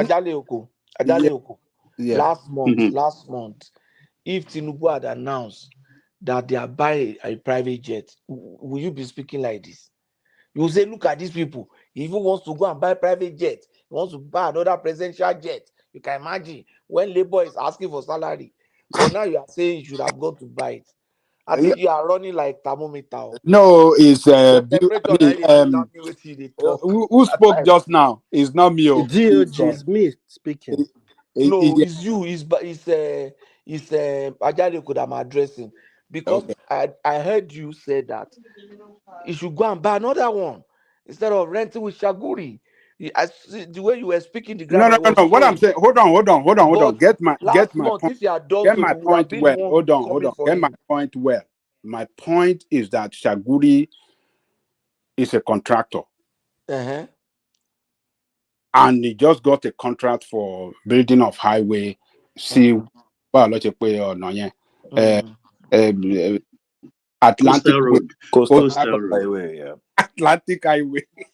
So, and the president is riding on his plane. On this, what if they paid for it now? Hold on It? now. Oh, what for God's sake? The optics is not good. 100%. What if the man good? The what if the optics man is not rent it? that's a conflict of interest right there. Conflict of interest. Let me tell you why. Let me tell you why it's not conflict of interest. If, for example, hold on now. For example, I'm a president of a country. I'm a president of a country. I have given maybe some banks some contract to do electronic money projects in the country, and eventually I open accounts in one of the banks.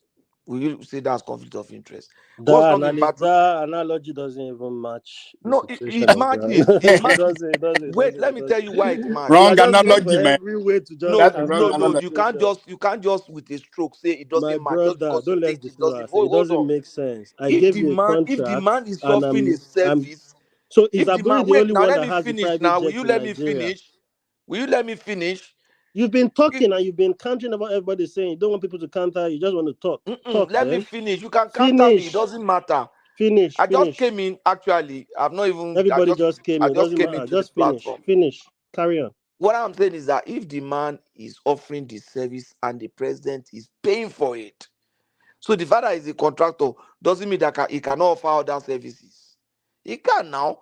And if that service is done at arm's length, then nothing is wrong with that. So because we are a government It is contractor, wrong because it can give preferential discounts on that service to Thank be you, able to attract more services. It is wrong. Thank you, Kulata. What if it is done at arm's length? Through Ramses, the fact that sorry, Ajale Koko. Ajale Koko, are you sure that is Kulata or Kolata?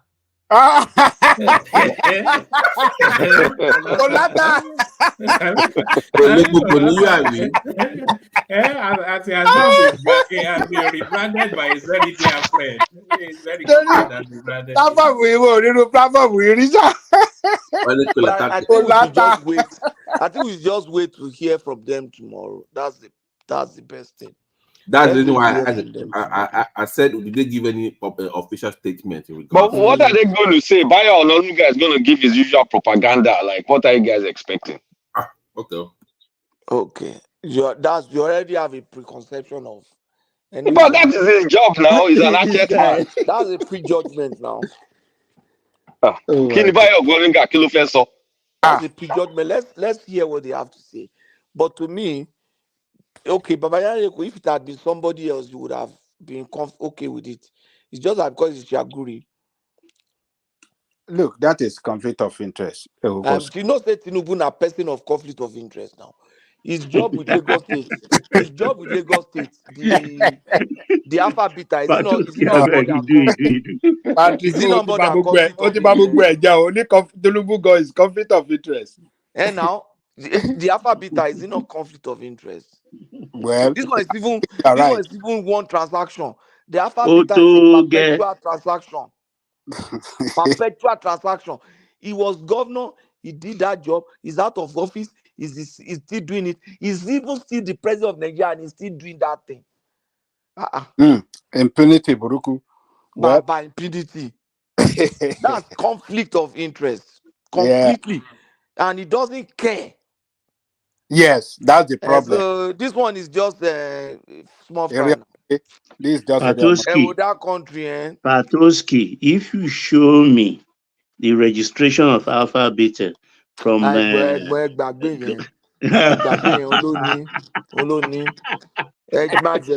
I want to make a man defend the control. Máa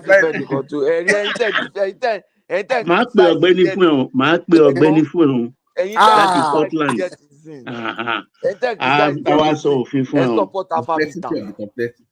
Ajale Oko. Ajale Oko. Okay, let me even speak English. Ajale Oko, you know Baba was criticizing this jet thing now. But Yes. he's supporting Alpha Beta. Can you imagine? Which one is better? You see, you are ready to let the big fraud. You are ready to let the big fraud go. Wait, But small fraud, Patuski. you are hammering at small fraud instead of Patuski. Okay, oh, let's buddy. put. We will not live here today if we go into Alpha Beta, the merits and demerits of it. So let's leave that one aside. Can you imagine? Egmont, some merit and demerit. I need a conflict of interest. You see, Show your mbe àbí owó yọ. Okay, tó bá jalè kò matter. Èkó ò jẹun, Ògùn ò jẹun, àti ń kí Èkìtì ò jẹun. Tẹ́lẹ̀ náà bá ti yọ nǹkan tó yọ. Gbogbo nǹkan lọ létòlétò àbí kò lọ létòlétò. Ó tún sọ Patrico, you remember that video? When he was boasting, when he was boasting that he's richer than Osun State in the presence of their king. Why that your mama saw Osun State by now to your long? Yes, now. Tinubu know what you will go along. Tinubu is richer than the whole of Osun State. He said it in the presence of the king. Yes, now. I'm richer than you. You now ask them, what does he want to do with all that money? What does he want to do with it? After everything, he's now the president. After then, what next? And that's why he should buy a private jet from his pocket now. The next thing is that he will die now, and it will eventually be forgotten. That's all. That's all. The only thing that will remember him is the building, like you are using Muritala Mohammed Airport to remember Muritala also. He will be gone. That's just greed. They are the most foolish people. They are the most foolish. What do you need all that money for? His life is not peaceful now. Look at that Baba Buhari. He's living in Katsina in the midst of that turmoil. The man is at peace there. He's working. Patrick, I've noticed that you have partial for Buhari. No, you have a soft. I'm just telling you my observation. You have a soft spot for Buhari. He has a soft spot. Buhari that left a big mess behind. Is praising him. Look at their individual life. I'm not talking of their government now. Look at the individual life. Look at their individual life. So why do you need to be taking 10% of Kiniko in Alpha Beta? Lagos State. Not everyone will want to chop cold food. Some people like hot food and swallow it. Boom, boom, boom, boom, boom. Buhari want cold food, and that's why it's in Katsina now. My prayer is that everybody that is troubling Nigeria, they will not. God will. God they will not notice. No, I don't want to say the wrong thing. God will fight for Nigerians. Does it include the people? It's a lie, Patrick. If they repent, they will get mansion in heaven. Forget all that. God will fight for Nigerians because the point is that Nigerians are. Bulat, I don't doubt it too. They get mansion before you in heaven. Don't doubt it too. If they repent 1 minute before their death, and some people are just living recklessly. This is a presidential jet. Sheyi Tinubu was flying it to go and watch polo match. That was walking when he was walking. So Buhari's daughter was flying the jet too. When Buhari was flying. The Buhari daughter flew it to flying it to party. Take graduation and party. All of them are guilty when it comes to that, but it is their right. When you have a president, this is what I'm saying. We focus more on things. Telling you, Patrick, if you are the president daughter does not have the right to presidential jet. Circumstance where your family will be using the private jet. You won't tell them not to use it.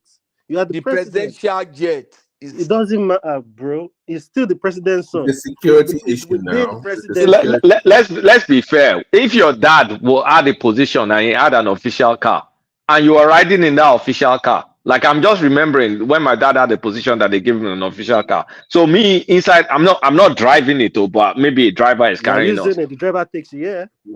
So how is that different from Sheyi Tinubu? It's just a different vehicle. Yeah, exactly my point. You see, we just focus on things that the same thing. Nigerians, the same thing they will do. Position look different. Okay, let me give you an instance. Tí ìyàwó mi máa ń sọ nìyẹn. Wait now, let Wọ́n me ní tó give bá you jẹ́ one. o ò ní o máa ṣe jù bẹ́ẹ̀ lọ. Bulata, let me give you this. Do you know the cost of, maybe for example, Sheyi Tinubu goes to maybe flew from Lagos to maybe Sokoto, or flew from Abuja to Sokoto to watch a polo match. Do you know the cost of putting that presidential jet on the road? That's a lot of money. That's a lot of money with the security The details. personnel, the security, But everything. that is the, I mean, that's the position that comes with the position of his daddy. It doesn't come with the position of the daddy. It does come. Like if your daddy was MD of bank, it was MD of bank, and then you are riding your daddy's Prado.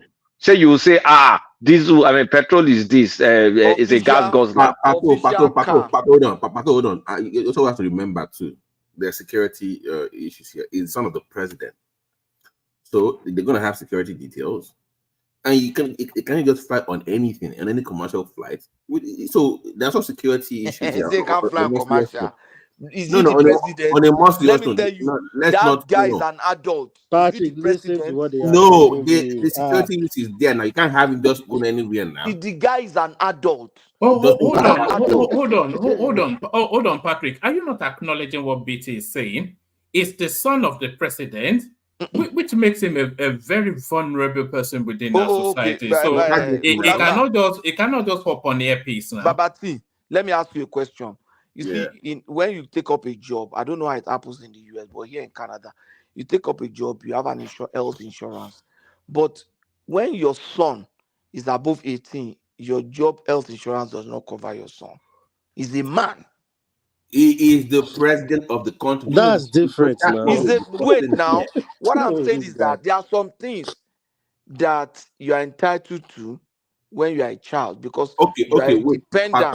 You are dependent of the man. Sheyi Tinubu is no longer a dependent of the president. He's a man. Hold on. If he commits a crime today, he's guilty. He's liable. You can't hold the president to it. Wait now, Pato. If I manage to kidnap this person now, that I will not name because of this program. If they kidnap him, they will look for him now. What are you talking about? That doesn't work. That's what I'm saying. You consider kidnap him and so what? Babati, watch out. When you see Hunter Biden going to court, don't you see security details following him? It's at a cost. They are doing that in America. That's the right thing. Okay, now protocol is standard. They are doing it in America. But you can't fly. You can't fly the presidential jet now. You cannot fly. Let me ask you a question. Let me ask you a question. Did Trump's children fly the presidential jet? Never. No, unless Trump is inside. Out of protest. Except if Trump is there inside that jet, yes. But to say Trump is not in the jet, they decide to carry the jet and fly. But the first lady can use it. They cannot. The first lady can use it. Yes, the first lady. Yes. I'm pretty sure I've seen Jared Kushner flying around in that plane. I'm pretty sure I have. No, that one is maybe it's an unofficial whatever. You know, there are other there is the one for the foreign secretary. Foreign secretary also has a plane. Secretary of State. Yeah, Secretary of State. Gerard was an official of that government. So he's probably flying in his official capacity. One man, let me ask this. If Trump is there or not there, they can still ride, they can still fly with the flight. What's the difference?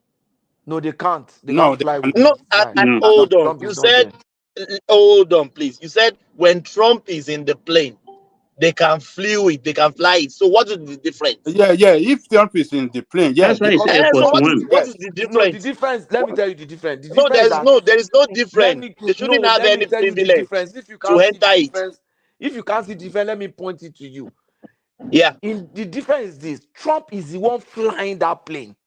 They are just there as accompanying. That's it. Trump is the one that determines the destination. Trump is the one that is calling the shots in that plane. Yes. Trump is the one that is saying pilot turn left, turn right. If there's something like, it's like your car, you understand?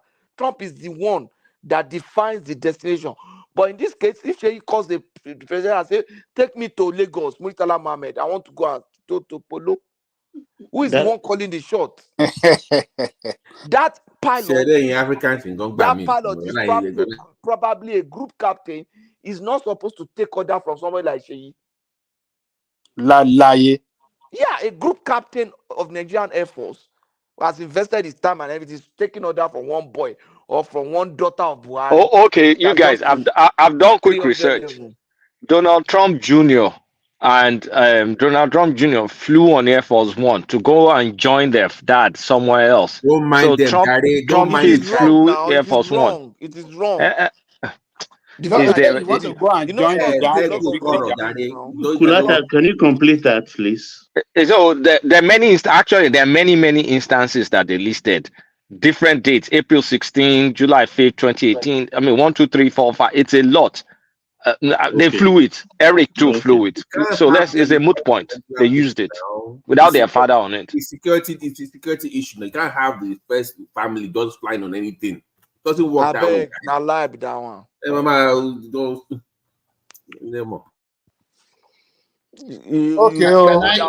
I say something? Where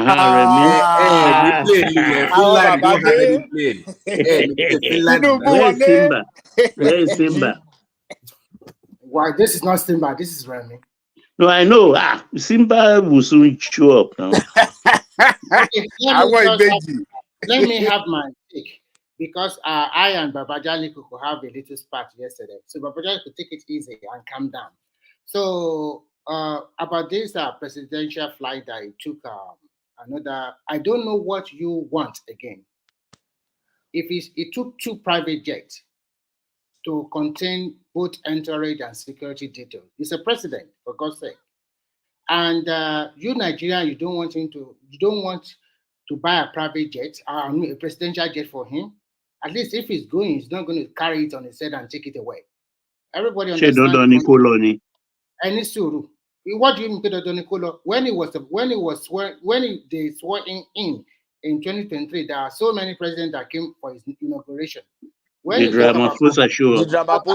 No. Don't let us look at it as like. Look at the way Ramaphosa treated him. They even greet him. The guy didn't even greet him. That's no. Don't that's look what at we should be discussing. Let me quickly conclude so that you can continue. For me, I think. Sorry, Remy. He did greet him. We've played the clip, but Karen Remy. Okay, greeted so him. Okay. What I want to say here is that you said we should not buy a presidential jet, and now it took his 2 private jets to go for a function. We don't know exactly how much they pay or whether it's free of charge. So sometimes I wonder, what else do you want? He doesn't buy a presidential jet. He flew a charter flight, you condemn it. He flew a private jet, you also condemn it. So and he has to go and do his duty as the president of the country. He cannot just how much are we paying? All days or all months or all years. Remy is not about taking a private jet. It's about taking Chaguri's private jet. Okay, do you have a private jet you can offer him? Why you going to ask me now? I be walk. Emma Woro Remy so me I go offer president private jet. Calm down. We're asking questions. Onja want for any Finland. Don't say became me from president in private jet. Let me ask you this way. Don't be offended by that one. Let me ask I'm not offended though. I'm just joshing. No. Okay. If it's not taking Chaguri jet, which jet can he take? Give another Nigerian name that you guys will not. They're private charter. They're other private charter. All over the world. Holland, Germany, Belgium. He did that private charter. You people condemn it. It's too expensive. It's not good. It's not that. Now he took another one. They're condemning again. So that's why I asked you question. Who condemned me? I did not condemn private charter. I just taking Shaguri's jet is just very, very, very dodgy. I understand you because they are friends. But at the same time, if he's not taking Shaguri jet, let's assume that he took Obasanjo private jet or Pastor Oyedepo or whatever. Wrong. Yeah. So which private jet can he take, for God's sake? So you have to tell me, okay, if you take this man private jet, then your argument will be fine. Okay, don't take Shaguri, go and take Babajale for private jet. Maybe he would have gone to Accra and joined President of Ghana to fly there. or something. Presidents do that. We do that now. A lot,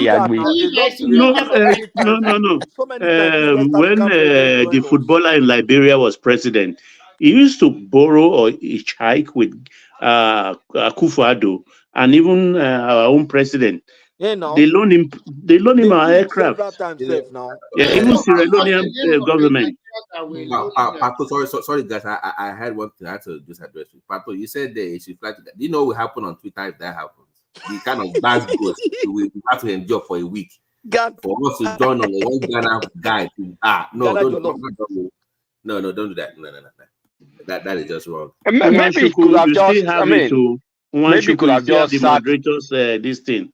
It's not showing all the time. Okay, relax. Carry on, sir. Maybe he could have just sat his ass in Abuja, because at the end of the day, this guy did not come for his own inauguration. He can send a message to the South African guy. I mean, it's not like MTN is going to carry their matter from Guinea. Press release. Kolata, let me put this. I don't you think we are sounding like an, I don't want to use hypocrite. I don't even know that English I want to use. If we are in Tinubu, if we are in Tinubu's shoes, don't you think maybe we'll even do worse? What more than this? What could be worse than this? What do I mean by that? What is wrong with the president's family going in the president's jet? What is wrong? No, that's not the argument, Thomas. There's nothing wrong with that. What we said is wrong is the president using chartering. I don't know whether it's charter or loan. I've condemned it earlier. I've condemned that earlier. That is nonsense. There's nothing wrong with Sheikh Tinubu taking the jet. I don't care about that. You guys should also answer my question. You condemn because Shagori is his friend. Now give me alternative. I don't want you just to use one brush.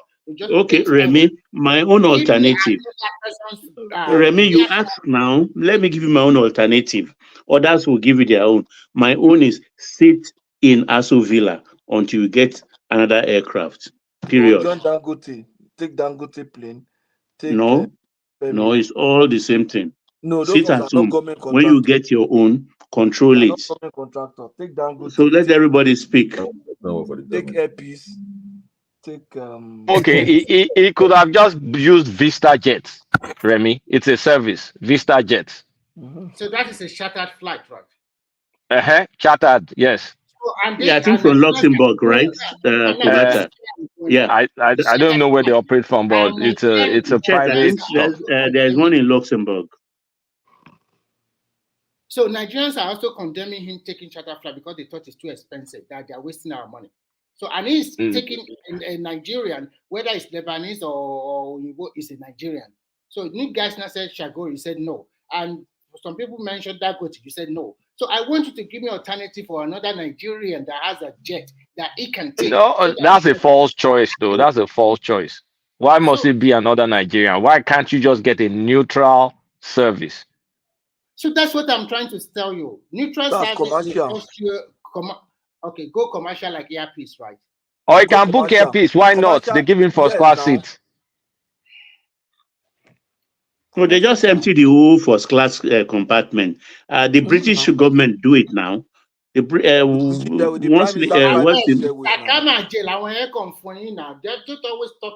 give us. You just book the whole this thing, condone it off. They do it. Not like that. So their president will fly in with any Prime Minister go British Airways. He does that. One man. He can do that, but that means a special plane, not just which every Tom, Dick, and Harry. Remy, let me ask you guys this: have you forgotten that president has a protocol, security protocol they follow? We don't know all this protocol. We are just making assumption here. We don't know it.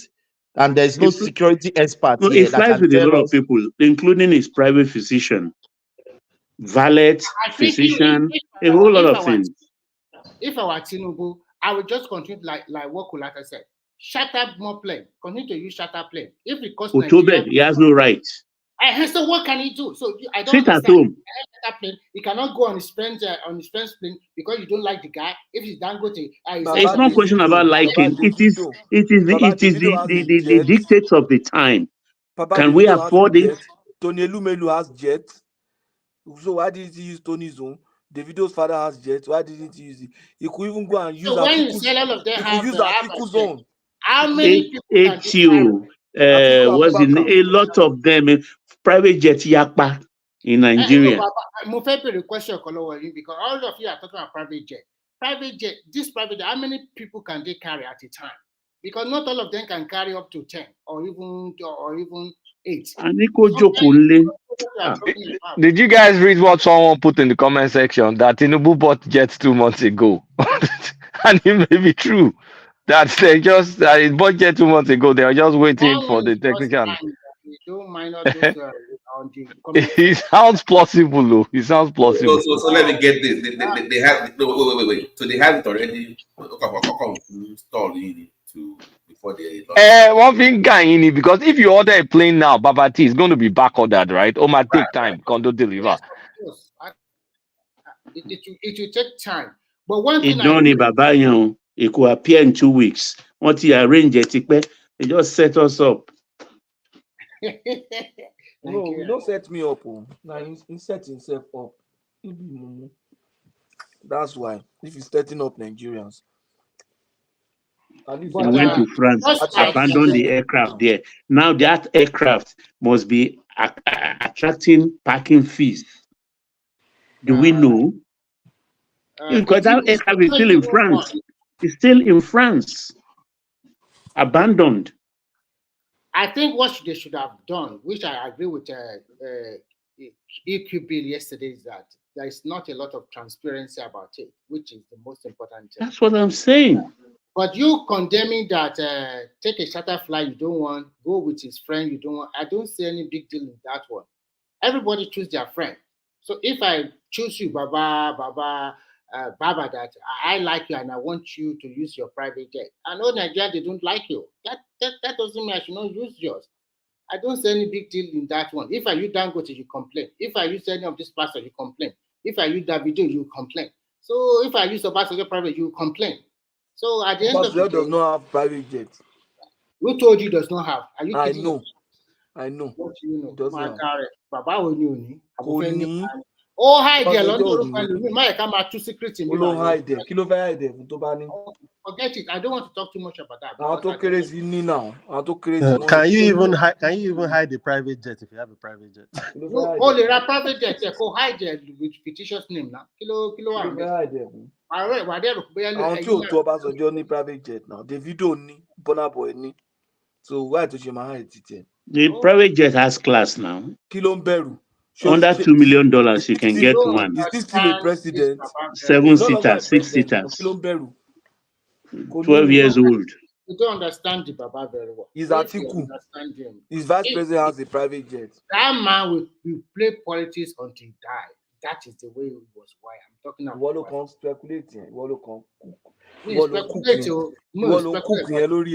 No. I don't want to go to that route because what I know you might not know, and what you know I might not know.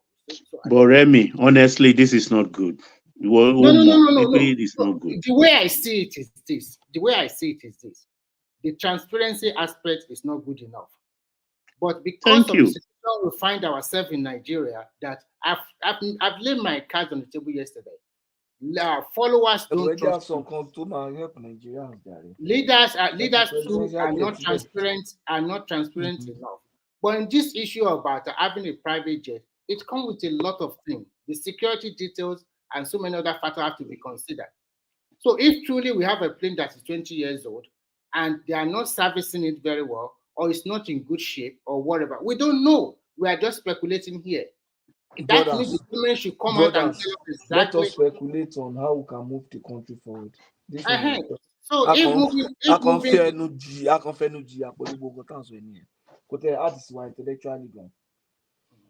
I because it's a mundane thing as a I've not gained anything. My intelligence has not improved now since we have been discussing. Patoski. Let's talk cholera. Let's talk Patuski. century. You doctors don't talk about cholera. Let me just say my own nonsense as I do. Now don't talk that one now. See, you are not even afraid that your president flew on a private citizen. Why jet. should I be afraid? If he's not afraid, why should I be? Am I the one that is flying inside? You got to know later. Probably the information was not known to you. The now that is known to the world now. Because one thing is this: when we talk of presidential jet, it should go and fly. Because I know if aero contractor CDSC, so I go say, may go fly aero contractor. See, to the best of my understanding, and someone should prove me wrong, a presidential jet like that of a Air Force One now, for example, is technically a military jet. And I want to believe if Nigeria is using Air Force One, 2, or Iguan, whatever you use, I want to believe that Nigeria presidential jet is not a regular jet. Ayeta, only Ayeta. It's not even about Ayeta. There are some, maybe you want to talk There's nothing there, Joe. Nothing is there. If you have seen that. Wait now. You are grandstanding. Now that is playing the same thing. Grandstanding. You don't grandstand because you don't know for sure. See, as a president, no, I don't know. There is a bedroom there.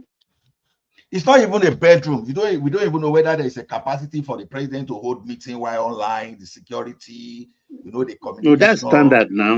They just have to read the if you say it has anti-aircraft, blah blah blah blah blah. Yes. I don't know, but I mean that's what is in the US. But I don't know if Nigeria can afford all that stuff. And land in the mass.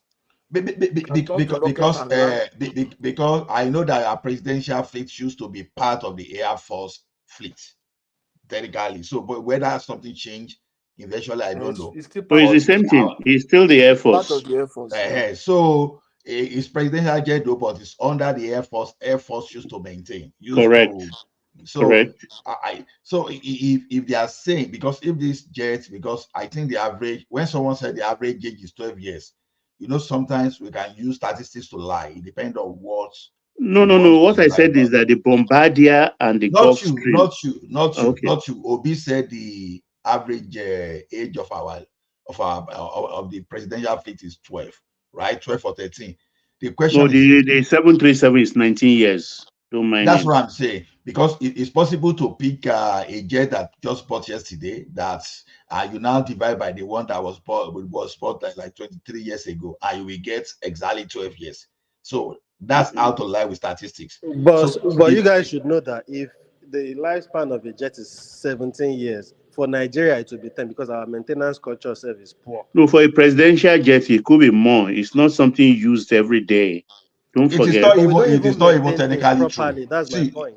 It is not even technically true. The only thing is this: you can even use aircraft for 40 years. An aircraft should last for 50 years now. Or more. The question is how you maintain, and the cost of maintenance will increase. See, you can overhaul the entire engine by the time all the avionics, everything you change. Exactly, you can overhaul. So it depends on how long the manufacturer want to support. That what determines the lifespan. The life span. Exactly. So like. For mechanic like myself and Kulata and those of us that mechanic, see, when OEM manufacture, just because if they allow you to use things forever, they will go under as a company. So they must give lifespan to their products and must always come with improvement after 5 years. So that's just the way it is. So to me, with what I've heard, I don't see anything bad. I know that the sentiment of a big power in all those things, but for us to have stability now, we need to protect like our president more than anything. Everything we have to protect that man. But at the end of the day, if Tinubu go ahead and fail people, it go bad. So the Turenshi, I won't talk about that anyway. Intellectual topic restructuring now. Restructuring is going on now, so nobody is talking. I suspect, Ola, that it's not happenstance that Baba OBJ is in South Africa and Tinubu is in South Africa. I'm sure they will discuss restructure there too. I'm just speculating. I don't know. No, I even have someone working in the, I have someone working in the mining industry. He first of all condemned that restructuring, but when he was not talking of what is happening within that solid minerals, that is like the way federal government is going, is like it may eventually give state more power and more control over all those solid minerals. So that's the feeling now. The guy is actually dealing solid minerals. So I don't know if it is true, but that's what he told me like 3-4 days ago. So I think they should only get 13% derivation. Sorry, Thomas, if you can hear me, acknowledge. Yes, Daddy.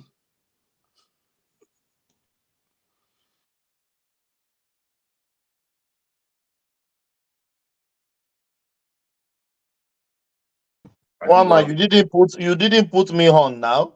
You want me to talk? You didn't put me on. I was calling you now. No, I wasn't in the room. All right, no, that's fine. Let me bill our hand over to Thomas. Kulata, I'll switch you over for myself in a moment. Let me just acknowledge the super chatters and hand over to Thomas. Ajale Koko still has the floor somewhat, but I think people are just free flowing now. Ayo as always. That's fourth right there. Kulata and then Kulata again.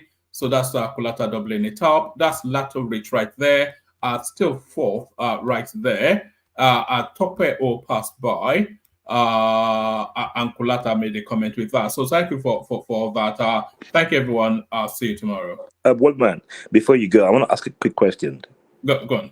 Why did you stop reading the super chats when they come onto the screens? Like you used to before, and then you stopped.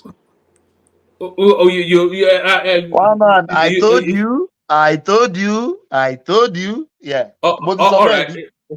All right. Okay, so we'll bring it back. If it's, I thought it was no longer a flavor, but I thought when it's on the screen, people can see it anyway. So yes. One man, what don't you know that some people, when you read their super chat, it makes them super chat again. People want you to read it. All right. For people to know that they super chatted. You understand what I mean? So it's very good to read it. Yeah, you always read it before. I think you just stop it. All right. So okay. So we carry that on going forward. So thank you, everyone. See you tomorrow. Have a great night. Yeah. Ajali Koko, where are we? I think we are overflogged this Tinubu play now. Or what do you think? I have a question for President. I have a question. Ask your question, Joe. Too long.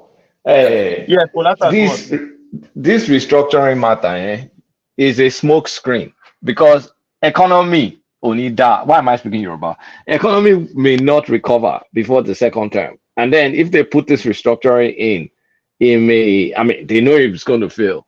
So they may encourage some people to go and energize them to go and vote. I mean, what do you guys think about that? With the hopes of them getting that, so that they will use yes, with the hopes, just to say that I want to restructure the company. But meanwhile, economy is still effed. But that is what I'm trying to ask. It's like the fight for this. Even the LG Council thing, tomorrow, is part of that, right? To change. So governors have influence. They're going to influence that whatever you're passing because it still has to go through their state assembly that they control, right? I mean, mobile should work. If you change any part of the constitution, you must go through the. Is it 1 third? 2 thirds? Nigerians don't know all that, Babati. It's just an election ploy. Okay. By him. But Kulata, if you remember, everybody has their definition for restructuring. So which one would you think Tinubu is going with? Anything that just makes people talk. Kulata, Why are you asking? Is Tinubu talking about restructuring, or why are you putting up this? Not yet now, but they're using style to put it in the public space. Can I respond to that of local government? Well, can I respond to that of local government? Now, okay, go ahead, if the Supreme Court rule and say they should be giving the local government money directly, the National Assembly, the State National Assembly has no duty to do anything. That means that it's either you want to repeal the session, you want to make a totally a new law. That is what they can do. But once the Supreme Court delivers the judgment, no, the State Assembly has nothing to do with working with the governor to make sure that the money will no longer go to the money. Ola, I don't think that's the question before the Supreme Court. Buhari already pushed that and he lost at the Supreme Court. Okay. Okay. So, that's an entirely. So the amendment part of it, hold on. The amendment part of it, since it's already failed once in the Supreme Court. So if they're going to amend that, it still has to go through the assemblies. And when that was happening, they only got 11. If you remember, they only got 11 states to sign up for that. The other said no. So what is guaranteed to this time around? You can get enough. No, it's different. The one they took them to the court now is for total at what is written in Nigerian Constitution. That is how it's supposed to be practiced. It's the first line charge of money directly to the local government. But during the Obasanjo regime, they just I don't think they changed the constitution that time. They just started paying to joint accounts, state and local government together.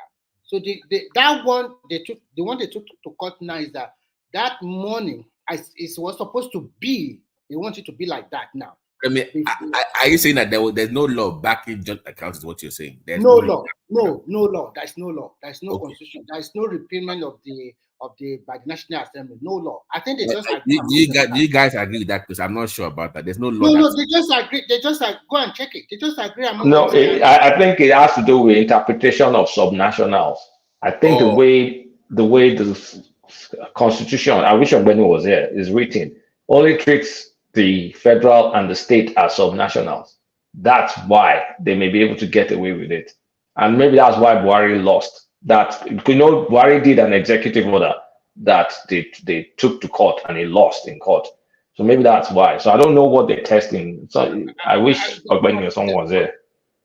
What I know is that when they want to do the constitutional amendment for full autonomy to the local government, whereby some state voted against it because it has to go through the state assembly, and they lost. Even Lagos State voted against it, and they lost at that time. But what they are taking to court now is totally different. What exactly is they just want the Supreme Court to interpret what is in the Constitution of Nigeria, and according to what is there, the local government is a first line charge. They're supposed to receive their money, not through any state account. So that is why you can see some of these state governors, they are rushing to do local government election now. That's what they are doing. And so I think at the end of the day, the federal government have a good case against them. They knew it. They know they're going to lose. They're going to lose. And that's why the Supreme Court tells the state government, every state must file in their defense individually, not collectively. So they need some of them have started doing local government election so that before that Supreme Court judgment, they will have some people, there are some people there. But if Remy, should the governor has the power to not do local government election, to not run local government election? Because even in Oyo State, I think, was it Ajumobi's tenure, there was no local government election at all through maybe his first tenure or something. It's against the law, actually. They just get away with it. But in Tinubu's administration, the Nigerian Governors Forum, they are not very powerful anymore. Like when Saraki and Dr. The Ekiti man, Fayemi were there, the NGF is no more strong at all. No, this is not about NGF strong or no strong. Even that time they are just doing whatever they like. Actually, but it's looking like the Constitution backs them on that. Because I'm trying to now picture back. Constitution does not back them like that. Not even critical committee. Constitution doesn't back them. They're not supposed to have it, okay? They are not supposed to have capital committee. The problem lies from, I will look at it in twofold. The local government election is being conducted by state INEC. And some of these governors, sometimes they don't want to do it until they are sure that they have all the permutation in their hand that they are going to win all the local government. And when they do it, it's always shambolic. It's not good enough. There's a lot of court cases. So at the end of the day, there is no parity. When you look at, should they have local government election the same day? So there's so many court cases, so many wahala. So it was a total mess. So for it to be corrected, what the government is doing now is the best thing, so that we can have a fixed day, so that everybody will have a local government, midterm election for this local government election, so that we can put them back. So Remy, are you suggesting that the federal government through INEC start conducting elections instead of state? That means they have to change I would totally agree that the headquarters should conduct this election. That was in 1999. Wait. By the national headquarters. Wait. For that to happen, what part of the law that has to change? Does it have to go through the state assembly, or can the National Assembly just do that by themselves without needing the state approval to change that? I don't think there's no law to be changed, because in 1999 is the national headquarters that conducted that election. Right. So there's nothing to change anymore. It's already there, and I don't know why the governor just. So who gave the wait now? No, hold on, Remy. You said okay, the federal government was conducting elections, then it became state. So what changed in the law to enable states to take over from the federal government in terms of conducting elections at that level? If the federal government was doing it prior, I'm not so sure, but I think after 1999, which can anybody clarify that part? So I'm not sure. 2003, after Obasanjo. Okay, I'm not sure. No, Remy, the same question BT just asked you now. That's the same thing I was saying, because during Ajumabi's time, some of those local government chairmen they took him to court or something, but it's more like there is a constitution that gives the governor the power to make them not conduct the election. That's why I'm trying to clarify that as well. The same question BT is asking, it's like there is a constitution that gives the governor. Yeah, I know. What I want to say is this. In 1999, the election was conducted by National Headquarters of INEC. But after about 2003, I don't know what happened or what transpired that gave the power to the state government to call for election. The state governor to call for that local government election. So there's a lot of dabaru or illegality in that angle. And you know that in 2003, because Obasanjo wanted to win, so many trouble that time. And those illegality, Nigeria, they just legalize it. And they have been doing that since today. So I think the Supreme Court from their verdict, we are going to know all of this, because they also asked for no more caretaker committee anymore. And the federal government is asking that any governor that puts in caretaker committee, they are not going to receive that federal allocation directly to their local government until they have an election. And Babati, you are right. Maybe they need to go back to the National Assembly and fine-tune the local government hat or whatever about that election, so that the national head office should conduct that election.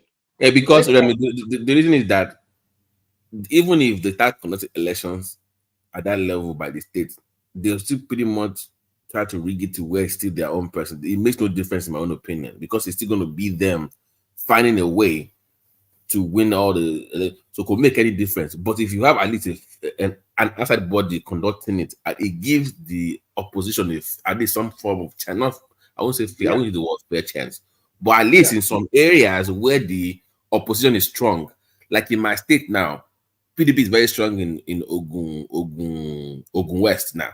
So if you have the free and fair elections, you will have some local government council that will be PDP in Ogun State, even though it's APC running the office. You see my point? But if you have that Pabedo conducting the election, they're going to find a way to rig the whole thing. So it makes it just easier, a little bit easier for opposition to at least win some seats. If the federal government can win this case, it will further reduce the power of those governors. They are using that governor forum to commit a lot of illegality from so many years. And I think that Kolata is right.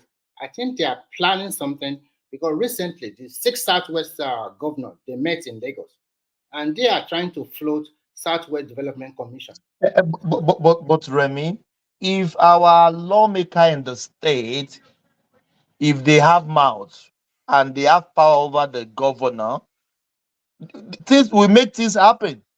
But because our lawmaker is under the governor's pocket, they are the ones supposed to be pushing the governor, Abi. That's To what add we to are that, saying. shouldn't the governor be more worried about House of Assembly election? Because I don't see the local government election really affecting what the governor wants to decide, unlike having other parties winning election in House of Assembly. That's what I'm saying. I'm No, trying to remember very well because the I knew they beauty, went to court the and beauty there of was the local something. government. And Remy, question, please, because I was somebody saying that the INEC did 1999 and 2003. So something happened in 2003 that Yes, changed that. it is So, Obasanjo that changed it. but was it a law that? So something happened in the law There that was a changed? law, yeah, because Ajumobi used So something against them in the court. I'm not sure about that. If we can dig out whether there's an amendment to that kind of election that now give power to the governor to call for that election, I'm not sure. I've not read something like that. Maybe if we do further research, we might be able to know what. Yeah, Really because then they didn't took it lightly with Ajumobi. I think they went to court, but there was some thing in the law, in the constitution, that gives the governor a power to stop the local government election or something. I found there was something in the law that backed him up and helped him with That's the case. illegality. There's so many illegality that's being performed by most of these governors. How can people, for God's sake, vote for lawmakers and you, governor, will say you don't want to swear them in? Example, Edo State. And Nigeria kept quiet. This is not you. It is the people that put them there. So sometimes Nigerians at state level are also docile. So everybody just kept quiet. And he ruled for 8 years or 4 years without this lawmaker coming in at all. He does not have that power just to say, I don't want to swear you in. What do you mean? You are not the one that elect them. So I don't know. So there's so many things that we, even in Nigeria, we are using that against ourselves. The beauty of local government autonomy is that at least they will get their money directly. Whether governor control or no control, they have to do something for their local government because it will now be. Remy, what is the really problem in River State? They said the tenure of the local government expired. So what's the problem? Because we just hear they are shooting themselves. The problem is that before their tenure expired, I think they got a court judgment which give them up. Maybe it elongate their tenure. That's not happened now. Why court cannot elongate if they did a vote, if they were elected by vote, the court cannot elongate their tenure. It's only if the they are a problem here is caretaker. that we cannot have true illegality. Actually, if their tenure is going to expire at so date, they should have conducted, the state government or the state INEC should have conducted. That is the problem we are talking about here now. But they can put caretaker. Now, listen, Thomas. No, you cannot do that. What is supposed to have done is that call for an election before their tenure expire, or immediately their tenure expire, he should have called an election. What should have happened in Rivers today should have been a local government election. Not you as the governor now putting caretaker committee there. It's not done that way. What about the PAMSEC or the head of service in this local government? They're supposed to hold forth before another election. So it's one illegality against another illegality. So that's why they are fighting. So you cannot just come out and say, okay. So what is Wike fight? What is Wike fighting for? Why they are fighting one another is that Wike have a good structure in River State, and he nominated this guy. And when this guy now become the governor, he wanted to hijack that structure or destroy that structure. No. We know that. What is the Wike and in this issue we are talking about now? Of course, this is politicians now. It's people who also fight back. So they are fighting against one another. So that is what you can say. The people, the local government chairman, they went to court and get a court judgment that elongate their tenure. The governor does not want to accept that, and he put in caretaker committee. As of today now, the police have surrounded all the local government. Even that one that is sworn in yesterday, they are not going to have access to that local government. Remy, I don't still understand. That means those local government chairman, they are loyal to Wike. Of course. Can we say that? That is the fight now. 100%. Now I understand now. That is the fight. If they are loyal to Wike, the governor will not still want to keep them. This is an opportunity to kick them out. So he kicked them out. Now he inaugurates his own caretaker committee. But before he can say, okay, let the people access the office, the police already surrounded all the local government. So nobody is accessing the local government office anymore. So it's the game is playing that figura, whatever he call himself. I'm not totally saying I'm supporting, but it's not playing it smartly. Because this set of people are the grassroots that you are going to need in future elections. But River State election politics is always messy and dirty. Okay? They know how to handle themselves. But if we continue to push it hard and it's going to kill one another, maybe federal government might just declare state of emergency. So I see that one on the horizon. So if you want to kick us out, YouTube will not have it, and they can have state of emergency for 6 months. That one na wahala. Wahala na like bicycle in Nigeria. Now that river, they are just I was hearing gunshot. They were just shooting. Just 3 people already. They shot 3 people, confirmed dead already. So that is the one we know. We don't know the one we don't know. So it's a messy Okay, politics. Thomas, yes, let's Baba. go back. Sorry. What was the question? What was the topic you posted to me earlier? Ṣé mo ti ẹ̀rọ àrántí mọ́ báyìí? Kílẹ̀ ń jẹ báyìí torí ọ̀lọ́ kílẹ̀ tún ń jẹ báyìí. Bàbá tí mo wish kí n rí picture Ajale Koko ǹjọ́ kan. Ajale Koko máa jẹ́ nǹkan tá a tóbi. Kí ẹ̀ má tẹ̀lé tayín ni. Èyí wò lè dapẹ̀lẹ̀ ràn. Èyí wò lè dapẹ̀lẹ̀ ràn. Gbogbo ẹ̀ tayín náà ni gbogbo ẹ̀. Bàbá tí tó bá sọ Yorùbá Ẹ̀gbá ló ṣe ń sọ ṣá látọ̀jú tó ti kúrò lẹ́gbàá. Ọbásanjọ́ bá sọ Yorùbá ńkọ́ kí ló máa ń gbọ́ lẹ́nu Ọbásanjọ́? Ọbásanjọ́ bá sọ Yorùbá kí ló máa ń sọ?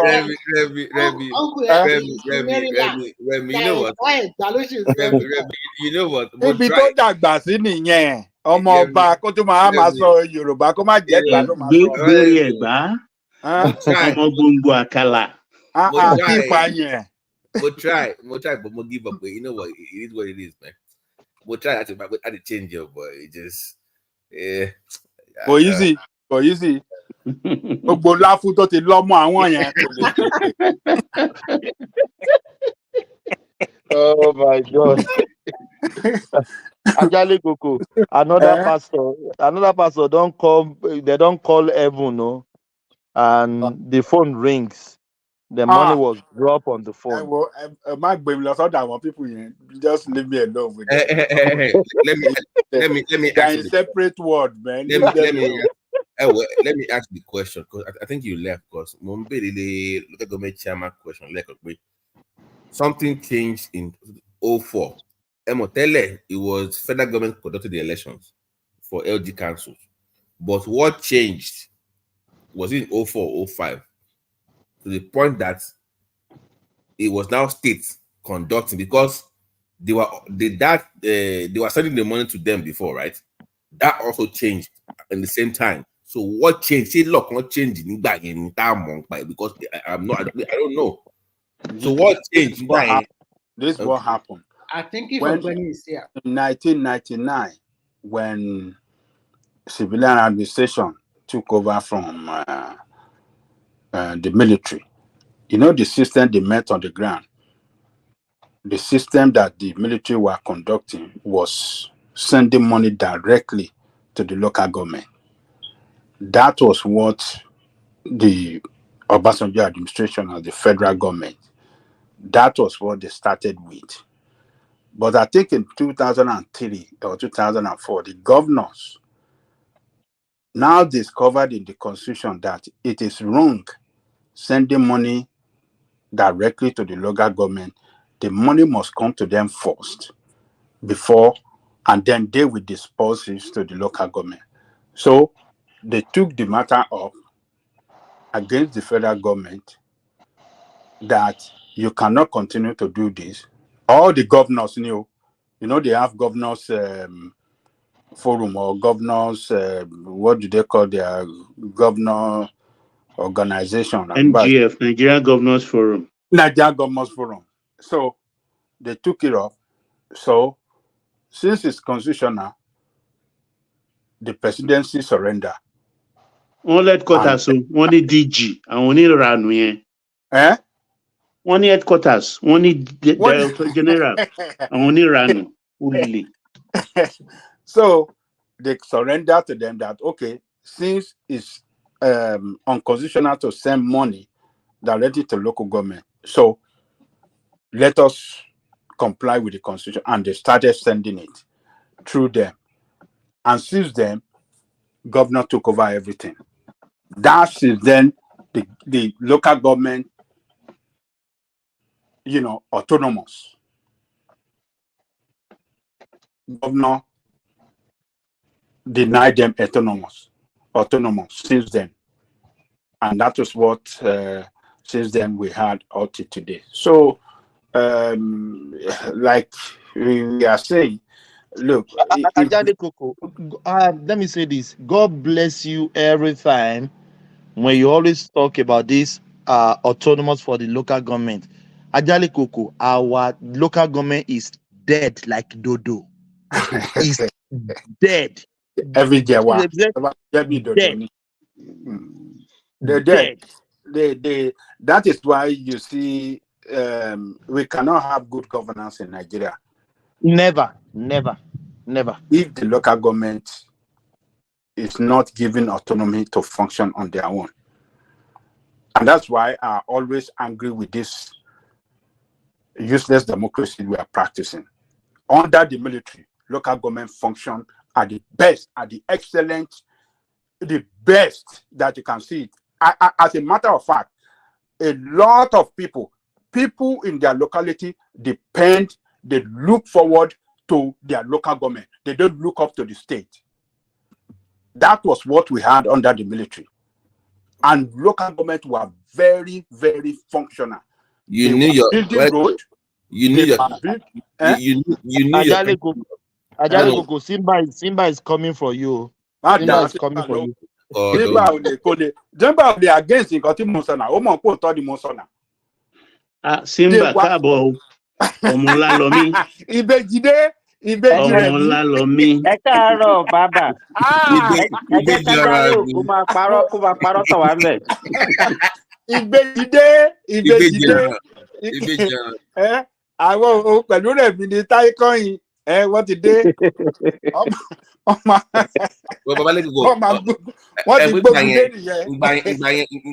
Ìgbà yẹn, you knew who your counselor was, and you were having regular meetings with them. You had town hall meetings with them. You were discussing issues, security, this ABC. Everybody knew what was going on. You were involved in governance. You were all involved. Local government chairman, people know that they come to every ward to solicit for support, vote every day. You can see them. Even I know one councillor, you will know them. I think it's Obasanjo that changed everything. It's not Obasanjo. Am I dating? Till Obasanjo ṣe fún yín. Ṣe lọ gbọ́ bẹ́ẹ̀ kẹ́kú lọ kẹ́fẹ́ lọ dúnbú ẹ̀ ní kí ló ṣe fún yín. I think it was 2003 that everything started changing. And I don't think there's any amendment of the constitution to that effect. I never see whether. So look, if that time under the military, local government were building roads. They are building, what do you call it? Health centers. They were, they were supporting healthcare, drainage, education. They were paying the teacher salary, elementary school teacher. They were the one paying it under the military. Baba Janle, a quick question for you. In 1999 to 2003, the first election in 1999, it was INEC that conducted it. Oh yes, and those not the governor. Those chairmen and local government councillors. INEC. Yeah, INEC, and they have first charge of money directly from federal allocation to the local That's government. it. So nígbà tó ti dọwọ́ àwọn gómìnà yìí ni gbogbo ẹ̀ ti dàrú. Ta ló wá dàrú? Ṣé àwọn gómìnà ló dàrú ni? Àbí Tinubu started it as a matter of history. Tinubu lọ́kọ́ bẹ̀rẹ̀ wípé òun fẹ́ dá mọ́ LCDA tó jẹ́ pé ó fi ń jalè tó fi ṣe Ajá irọ́ nìyẹn àwọn local government ti wà overpopulated. Tí owó ibi tó ti bẹ̀rẹ̀ nìyẹn. Irọ́ nìyẹn ajá irọ́ ni. Bàbá àṣàlẹ̀ náà ti di mo fẹ́ lè sọ pé kí n má dárúkọ Tinubu torí mo mọ̀ pé ó máa fàyà ni. Bàbá ò ní gbà. Wọ́n máa gbọ́n ọmọ wọn pọ̀ sẹ́yìn ni tó bá di Tinubu wọ́n máa gbé pọ̀. Kò gbọ́dọ̀ jábọ̀. Ọjọ́ máa pa mí. Nǹkan tí Tinubu ṣe ò wrong now. Nǹkan tí Tinubu ṣe ò wrong. Ṣàtẹ́jì irọ́ ni o lè ló fẹ́ jà á sọ fún yín. Ó mọ nǹkan tó ṣe ń gbà yẹn. Do you feel like Obasanjo trade the third term ambition for right of local government in that deal package with governors? No. As a matter of fact, he wanted to fight it, refuse it, but legally he cannot win because this constitution is there that the money must go through the governor to what do you call it? To the through the governor to the local government. So it is clear in this kangaroo constitution that gives them immunity. So what can you do? And since then, they've cornered the whole resources of the state, including local government, and they took away the autonomy of the local government completely. Babajale Koko, are you aware that up till now it's INEC that conducts the what looks like the local government elections in FCT up till now? Are you aware? In FCT? Yes. That's federal territory now. I think it's INEC. But in state, at state level, it's still INEC. Why are you saying, excuse me, let me finish. Why are you saying it's not a state? You remember what happened during the... It's not a state now. What I'm saying, they have local government in FCT, and up till now, the local government election is being conducted by INEC. That's what I'm telling you. I think because that's a federal territory. That's no, it's not because it's federal. What is the same when it comes to election? The same law that govern the state. That was why they were talking during that Tinubu article electoral district. That it can be treated like a state, and it was the IFCT will be treated like a state. So let me tell you, the truth must be told. You understand? We can love Obasanjo, we can, but all the problem that local government has today started from Obasanjo. We can't deny that. Okay. We cannot deny it. All the what started doing Obasanjo, or what? The problem that the local government has today, or the autonomy and everything, they lost it during his regime.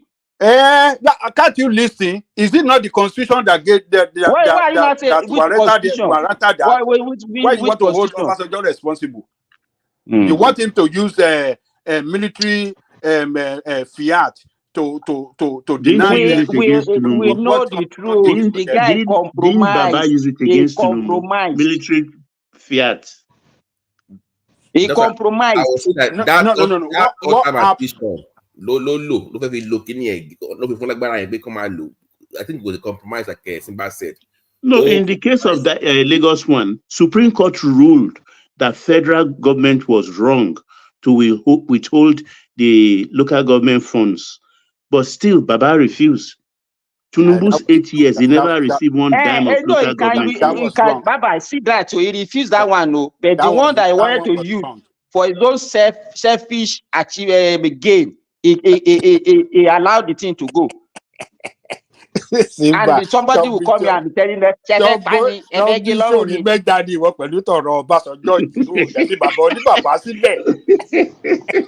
Oh God, but in this constitution, there are so many contradicting this thing there. You know, the constitution òṣìlì àti sọ fún yìí ti pé kò lè jẹ́ kí Nàìjíríà ní ìlọsíwájú. Nigeria can never have progress with this constitution. It's a the same constitution constitution that is say sets any Nigeria amount backward. standing to the credit of federation accounts shall be distributed among the federal and state government and the local government council in each state on such terms and in such manner as may be prescribed by the National Assembly. So that means the National Assembly can actually legislate on this matter. It's actually, but they are reluctant because the governors through the NGF give them Ghana must go all the time. They have the resources. No, the National Assembly have done what they're supposed to do. It's the State Assembly that are refusing. Who controls them? And it is through the governors. Who controls them? Who controls the State Assembly in Nigeria? Governors. Ṣé rí pé èèyàn bú làwọn gómìnà yẹn bá àwọn ará Kwara tó máa pè èèyàn bú làwọn gómìnà they control. Àwọn Simba.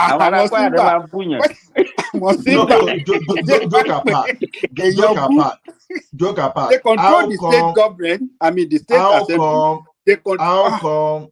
How come the president cannot control the National Assembly and the National State Assembly are giving themselves to the governor to control? Good question. The federal is too big. It's too big. You are talking about people from different ethnic groups. For the president to say, governor, so as well, sit down and they will sit down. Baba, what does that one tell us by the time we are talking about resource control? No. I don't even agree. I don't even agree with Ajali Koko.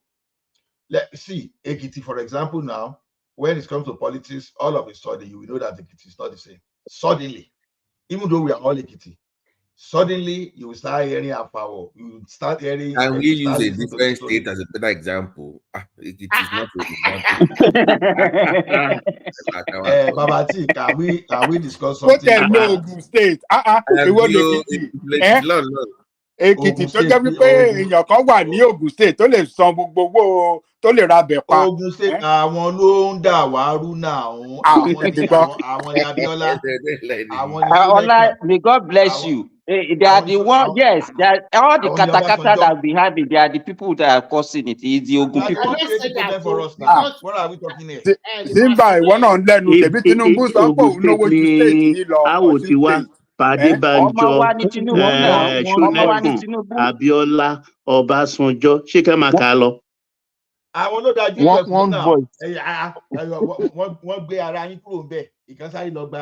A máa kó ẹ̀yin tó kù lẹ́rú nílẹ̀ Yorùbá ni Ogun State. Irọ́ ńlá. Ogun State láṣáájú yìí ẹ máa forí balẹ̀. Irọ́ ńlá. If we become a country, Yorùbá become a country. But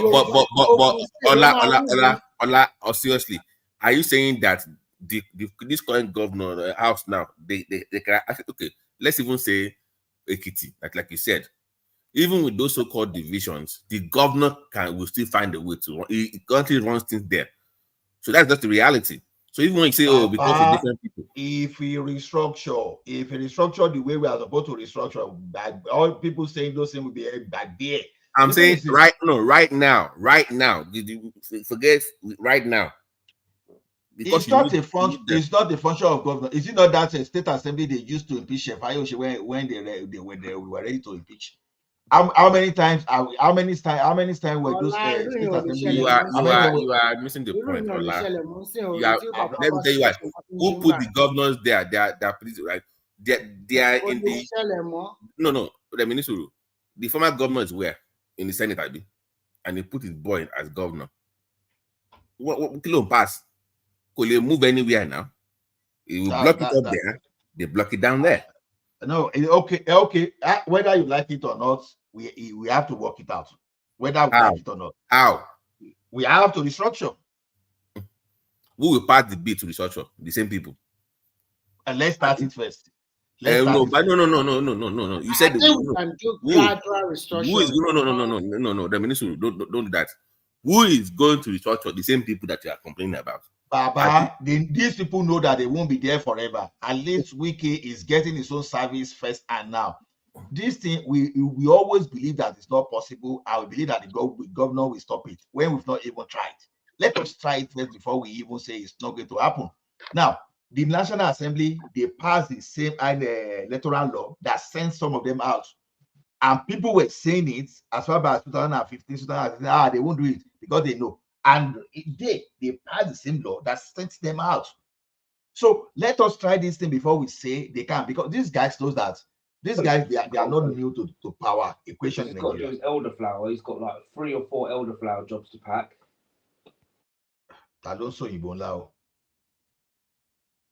So the thing now is this: yes, the state will still pass it, but we have to try something to even know where it will go. Not for us to even defeat it without even starting.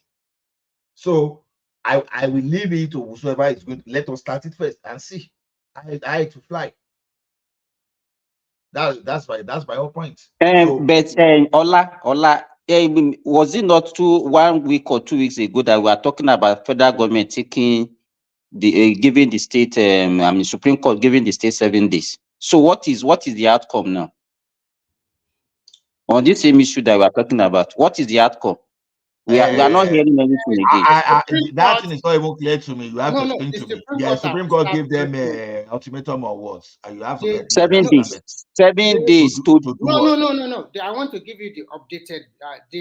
Everybody have gone to the Supreme Court to lead their case, and after hearing both parties, from the federal government solicitor and the state, the Supreme Court they will communicate a date for them for the judgment soon. So that is it. Because you know the funny thing, this so-called State Independent Electoral Commission, go to any state, I bet you whether you even see their office. It's just a kangaroo thing that these people are doing. They will say they don't have offices. And I don't know, that is one of the problems. How can we have SIEC, who actually put that useless clause in our constitution, for God's sake? How much do you think that even if they are conducting normal local government election by the state, if they are doing it normally the way they're supposed to do it, it's just a waste of money. Yeah. Look at it, you conduct another election throughout the federation. There's no system we put in place that is going to work until we make efforts. So when we are saying restructuring, we are not saying restructuring all of a sudden. When they give restructuring everything, Nigeria will become Dubai or even immediately. No. What we are saying is this: when you restructure and everybody is facing its own, it's still like Lagos State that want to move forward. We move forward.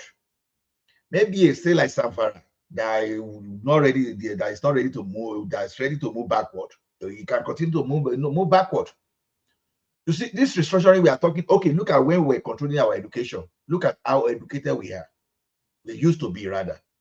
Can you say the same thing today, that you have to you have to bring someone that's called 18, you have to get someone that's called 270 for him, for that person to be there? You understand? The standard has fallen. Ola and Simba, I have a quick question for both of you, for everybody in the panel. When we talk about this restructure, first question I want to ask Simba, because I know that you are living in London. Do you think, even when you see how the question, you won't let person answer?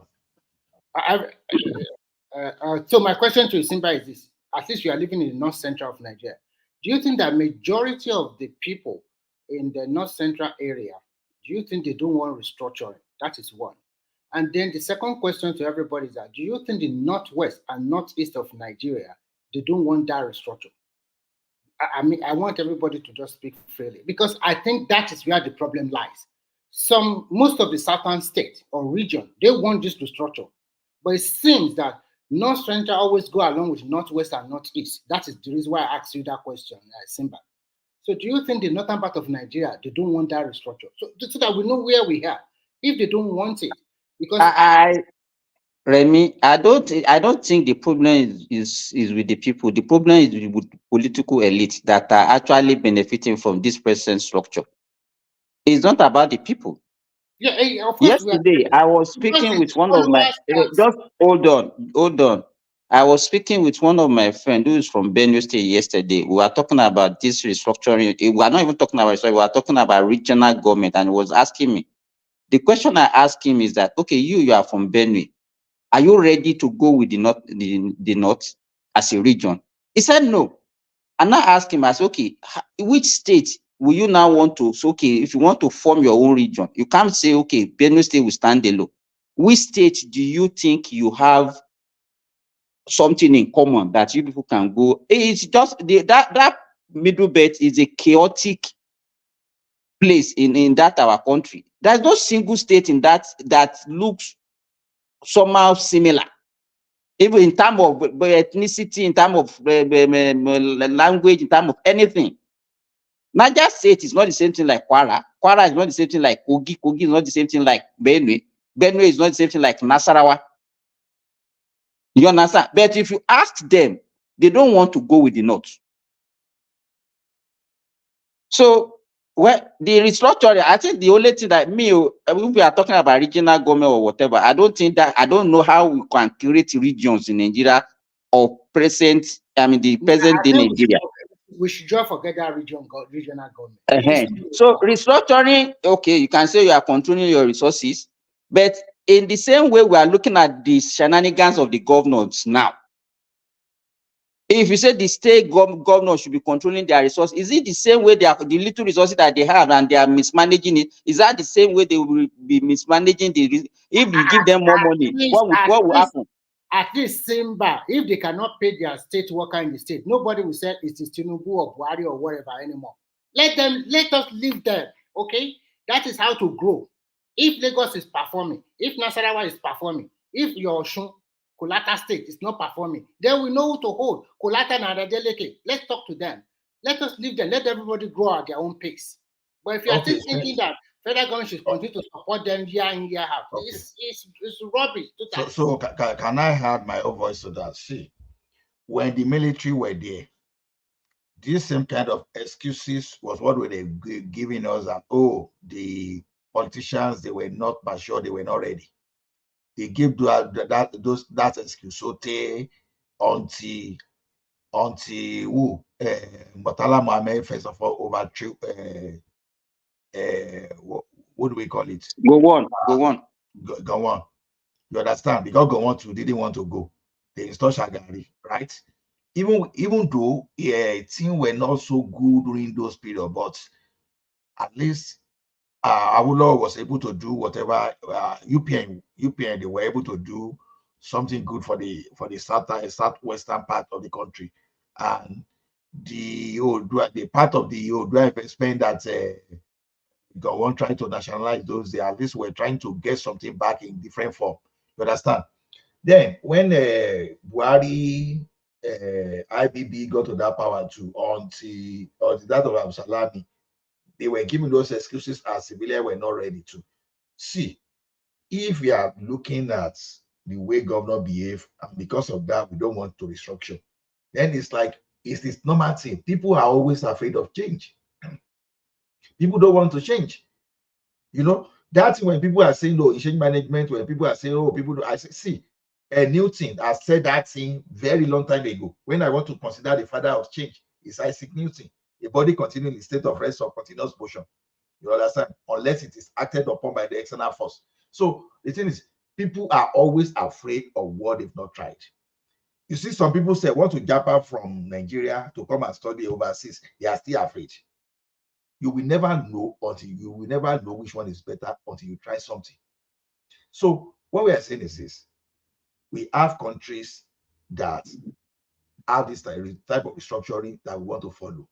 Number one, restructuring.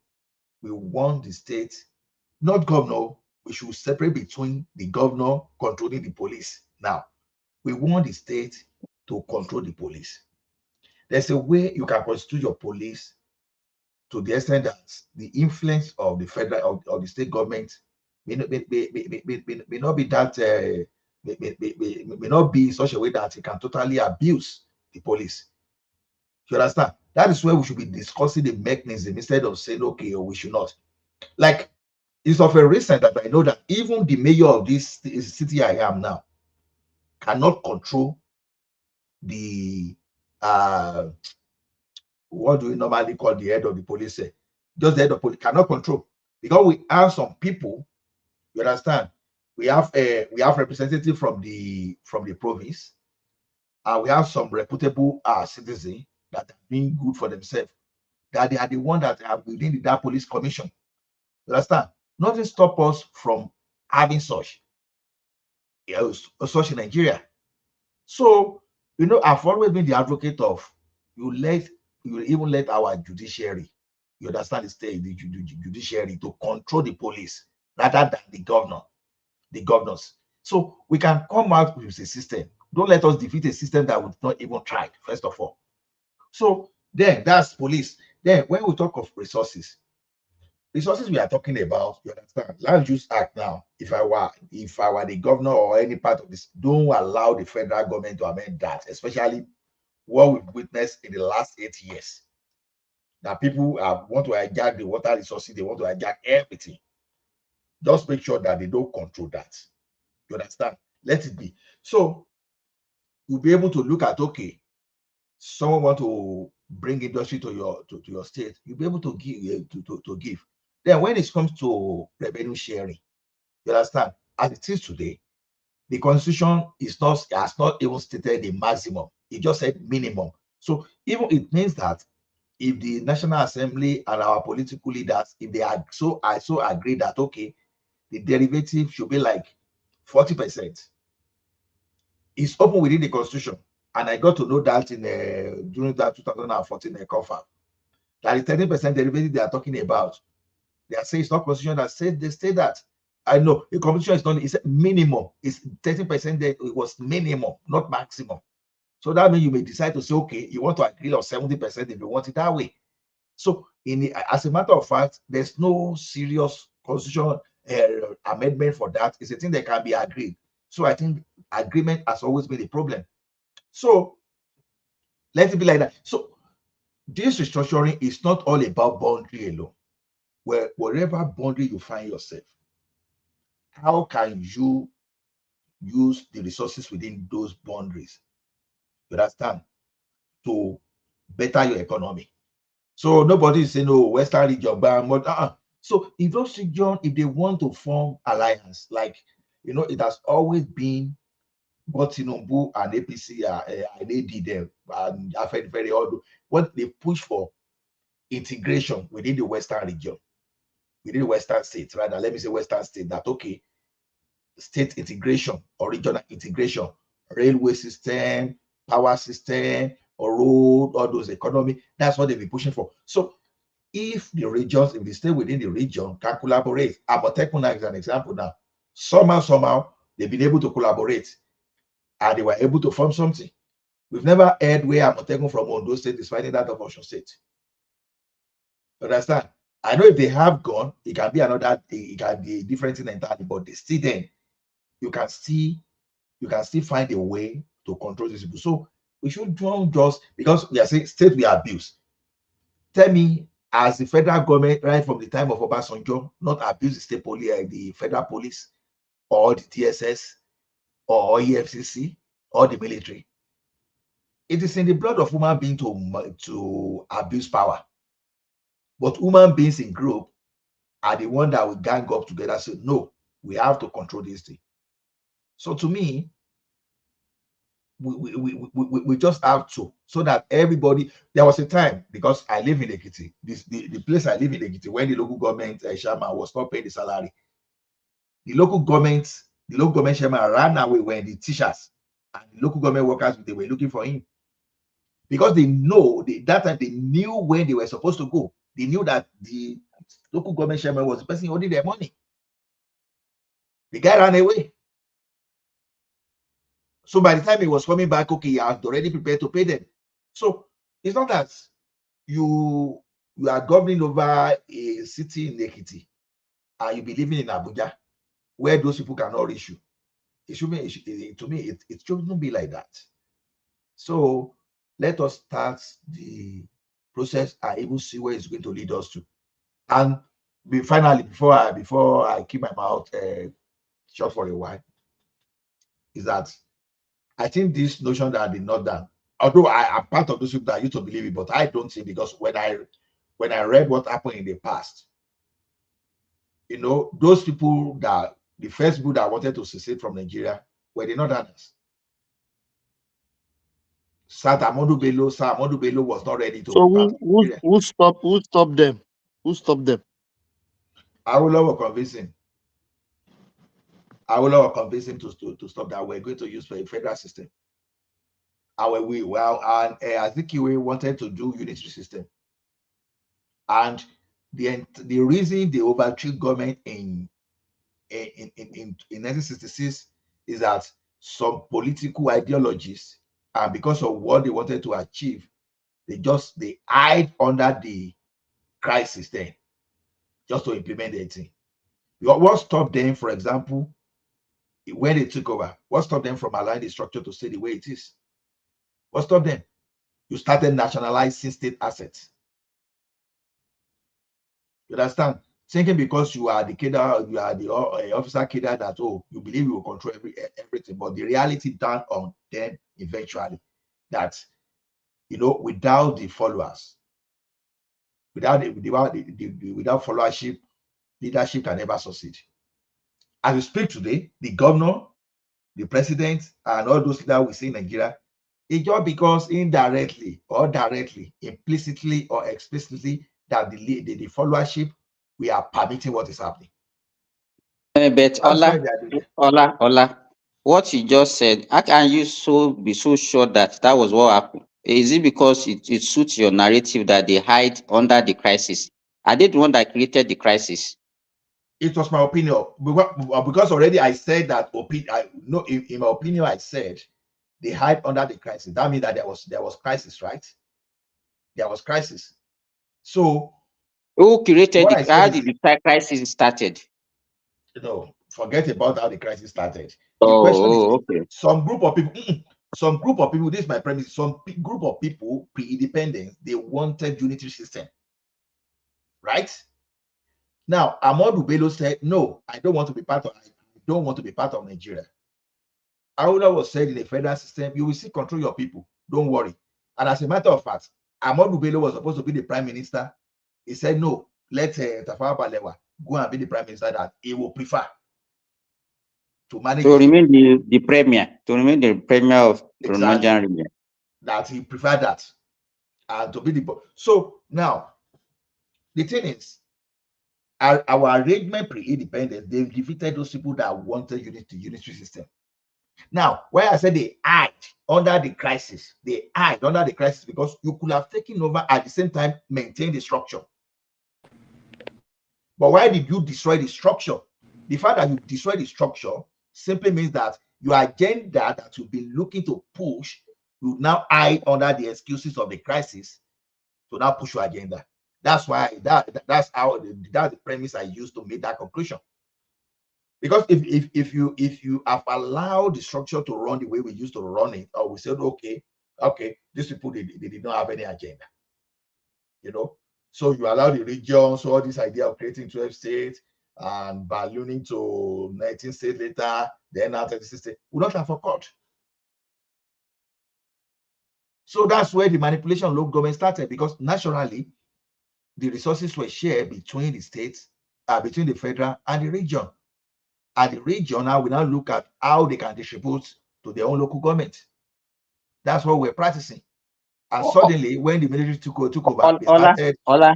Yes, sorry, you know, if you follow the history of Nigeria, you discover that actually, you know, before there is a different system of government between the north and the south. Yes, sir. In the north, that time they were practicing the indirect rule, and the one in the south is direct rule. It was actually feudalism, or what they call it, feudalism, or I don't know. Is it feudalism, or how do you call them? I can't even remember the name there, but it was the 1939 Constitution that actually brought us together as a nation, and I think they call it a Bodilon Constitution. Then 1946, Richard Constitution was actually the one that created something that looks like a third tier of government. And by that time, it was actually the traditional rulers that were in charge of it. You understand? And there was no specific function actually that were actually given to the local government. This same Obasanjo that we are talking about in 1976, it was the one that actually did the local government reform, that actually gave specific rule and removed the powers that the traditional rulers have over the local government and give the local government autonomy. And he said that the local government will be financed by the federal government and by local government itself, not the state. So what baffles me is that under this same guy regime, he squandered everything. Go and check. He was one that actually gave autonomy to local government in 1976. So he didn't what make baffles me is that he didn't make amends when he came back the second time to fix the problem that he created, right?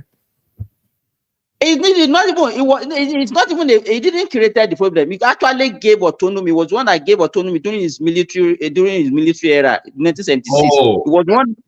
He was one that established and gave autonomy and give specific role that this is the role that local government will be playing in the top tier of our government. And he gave them that. He said that okay, the finances of that local government will be by federal and by the money generated by the local government themselves. But by when he came back in 1999, what now went on? If you so much believe in what he did in 1976, what now changed in 1999 when he came as a civilian president? That was the question I'm asking. Why did he squander everything during his regime? Simba, you see, that's why sometimes you don't throw the bad water away with the baby at the same time. Yeah, because let's assume that Obasanjo truly wanted third term, right? The question is this. No. Wait. Assume, okay. He wanted, don't say assume. He wanted third term. That's my own language. That's the way I want to Allah is a people pleaser. Let's assume. Assumption. That's why I see. I can't. Oh, mama,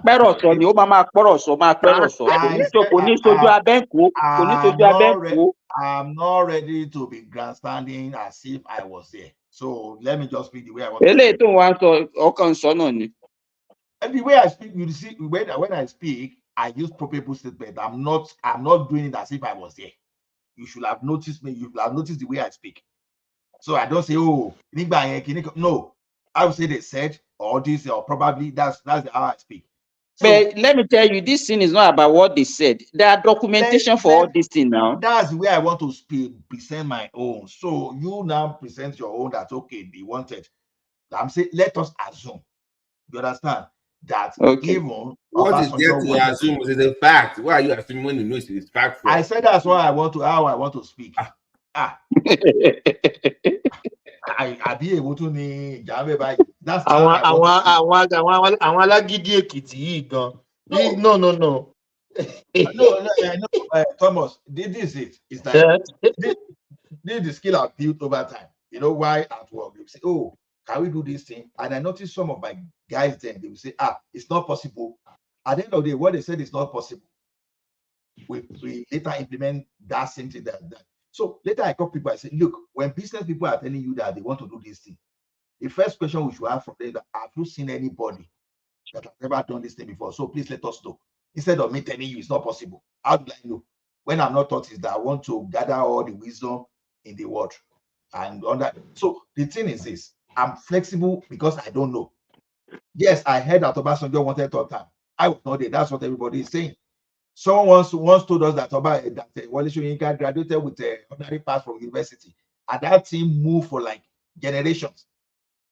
Until recently, maybe about 8 years ago, that guy said, I wonder where they got that message too. And people actually believe that Wale Soyinka graduated from university with a third class or pass from university for so long. So the thing is this, assuming that Obasanjo even wanted third term. The question I'm asking is, was that third term the only thing in that 2006 constitutional reform? That's the problem. You should have picked that third term agenda, assuming it was there, throw it away and deal with the remaining. That is why that's why I'm very careful when politicians are talking to me, because I don't want anybody to manipulate my mind. Okay, take the cost out, then discuss the local government reform, discuss the police, discuss the revenue formula, discuss agriculture and everything. You should strike away from the concurrent list, exclusive list. No, you said just because of the agenda, bam, you kill everything. What did that tell you? It was more political than even trying to even do any constitution for us then. This is not to absorb Obasanjo of any fault, but at the same time, I won't let any politician just use me cheaply. That's just my own standing. So Babati and Simba, that's my opinion about that too.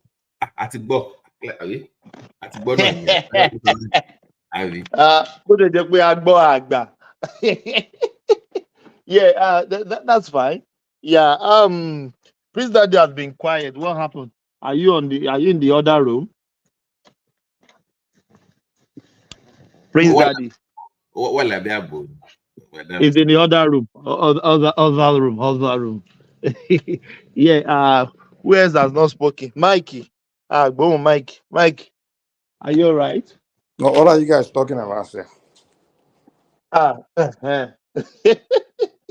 We started We are from talking about the Fulani that want to capture you. No.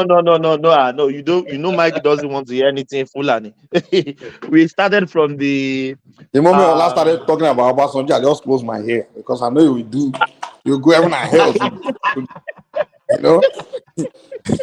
I'm even surprised because Obasanjo increase the salary. You will do everything to worship the man to make him look painting. You know. So let's assume he was trying to do third time. When we know the man was trying to do third time, what are we assuming now? I wonder, my brother. I wonder all these Yoruba parapo. They too like Ajale Koko too. They too like Obasanjo. I don't know. I'm not because they increase their salary. That's why. I'm not denying that because I experienced economic prosperity under Obasanjo. So why should I forget the man? Individual experience different. Nothing special. That's to you. I know. You may say nothing special. You know, I know my brother. Now. It was when he was growing. It is a coincidence that was when you became a full-grown man and started working. Don't mind so it. $40 billion be $40 billion. World Bank. Remy, I entered into the labor market in 1987. So I can't compare myself. You entered in 1989. That's not my business. Oh, my mistake. In fact, no, Remy, you that have entered the labor market.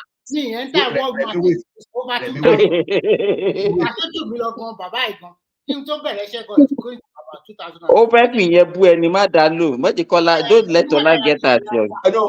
No, Remy, you and Simba, you've been working since 80s. No, 1979 láti ẹ̀bẹ̀rẹ̀. 1979 láti bẹ̀rẹ̀. Don't imagine.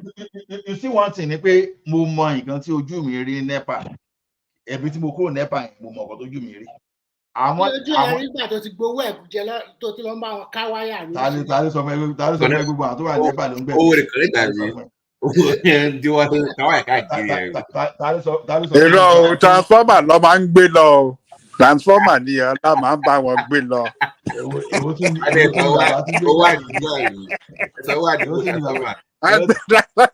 gbé transformer náà. Wọ́n ní transformer yóò dá kò jíjẹ́ mọ́. Wọ́n gbé lọ. Ọlá jẹ́wọ́ ààrẹ o. Èwo tún ní bàbá gbé jáde yìí. See, the thing is this. You see, I came from a very humble background. You understand? You know where coming from school, because when you look at people around you, teacher, I lost local government, getting to all those area bikini, and some people to buy the party to one ski, but things were tight. So you know, because I never gone by motion people were looking at how bad the boy is. You understand? Despite but things were not as people were looking at that from outside. Mobile and mate me by the clean up and suit to help gbogbo àgbọn wọn ní so máa dán sòlòsòlò ní èmi á wà ní pick up abẹ́yẹn pick up máa gbógi sókè máa wo wáyà tó já káàkiri, you know. So but the pay, everything, the way of the living, the way someone lived that time, your wages, honestly, you will find it difficult to survive as a corrupt person. A person like me, even though I was with NEPA, I hate NEPA with all passion. Lọ́dọ̀ bá jẹ́ ìsàbá yìí, àwọn olè wọ́n tún ti dé o. Gbogbo àwọn sisi tó lọ ń bá ní rivers káàkiri gbogbo Nàìjíríà, ó mention sí o. Gbogbo gbàdúrà that come along with that job, that time. Sisi tó lè gbé with NEPA, kọ́ ló lè gbé tó bá ṣe ní bank. Sisi tó lè gbé pẹ̀lú ní tó bá wà NEPA. Àpọ̀sọ̀lá ẹni ẹ̀ka fún. No, nígbà tó jẹ́ pé àwọn ẹ̀gbọ́n oníṣìnà ló dẹ̀ gbé gbogbo ẹ̀ wá, àwọn ẹ̀gbọ́n oníṣìnà. So the thing is this: when the reform started coming, a person like me, I moved from power to IT, the type of job I convert. Mo mọ̀ pé yàtọ̀ wà. Because naturally entry level banking, for example, òun ṣẹgbẹ́ manager NEPA tó ń gun mọ́tò yẹn ó jíwó ni, ó jalè ni. Tán bá dẹ̀ ra mọ́tò ń gbà mí, you are ìgbà tí some of us are ní bank nísìnyí, a lè ra mọ́tò tuntun. Ó lè ra mọ́tò tuntun ní NEPA wà máa dodge káwọn ọ̀gá ẹ̀ má bàa sọ pé bolo tìrì. Owó tó ń make tó yẹ pé o lè ná. So, but when this guy came, not only me, my classmates, people that I knew, everybody just started falling in line. They started doing well. Well, like some making to my can change compared to generation to what before. So, to me, when I talk of Obasanjo, I know exactly what I'm talking about. Me experience it. You did experience Murtala like Simba Atiremi. When you were talking about Murtala, I don't talk. You understand? Because that's what you guys experience. My experience is different from yours. Probably doing especially Remi. Especially Remi. If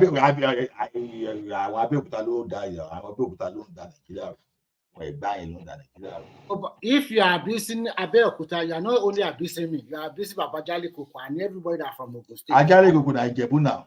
But if it's Jebu, it's not from Ogun State.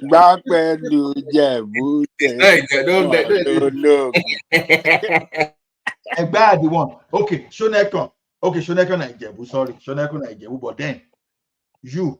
No, Shonekon. I don't know Shonekon Ijebu. Abiola na Egba. You understand? They commoting. Even when they were giving Shonekon to come out. But can you blame Ogun State? We are politically exposed. We are better than the rest. You just said it that all the people are teachers. You said it by yourself now. If you go to all the islands, you are exposed. Our teachers are not exposed. I don't know that kind of contradicting yourself. You are not politically exposed. People that are educating you. So people that are teaching you civilization and educating you. Okay, this is where it is. You look at your university. You are not an American. You are one small country. Sorry. You look at professors in university in the Western world. I find out that some of these guys in their life they've seen money. Because I know some that said they sold their company for certain millions before they became prof. So if it's only by money, some of them will not be in the academy. But just because of their passion, they find themselves in the academy, right? So the teachers you see in Ekiti too, before you know, some of them, I think it's all about passion. Because some of them have that option of living in Lagos and they will still go back to Ekiti to teach. So, you just go to the government to go and shop our money. You are the one creating problem for us. Awolowo came from Ijebu, and we know what Awolowo did. But you guys that came from Egba, oh my goodness, I won't talk too much. Ọlá ó dẹ̀ rẹ́yẹ kan yẹn sọ tòótọ́ o. Àwọn bàbá tí lọ́tọ̀ ń jalè ṣá. Wọ́n jalè. Wọ́n jalè jọ fọ́ọ̀n lọ. Wọ́n jalè jọ fọ́ọ̀n lọ.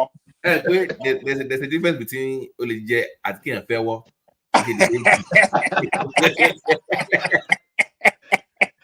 Can you just hear that?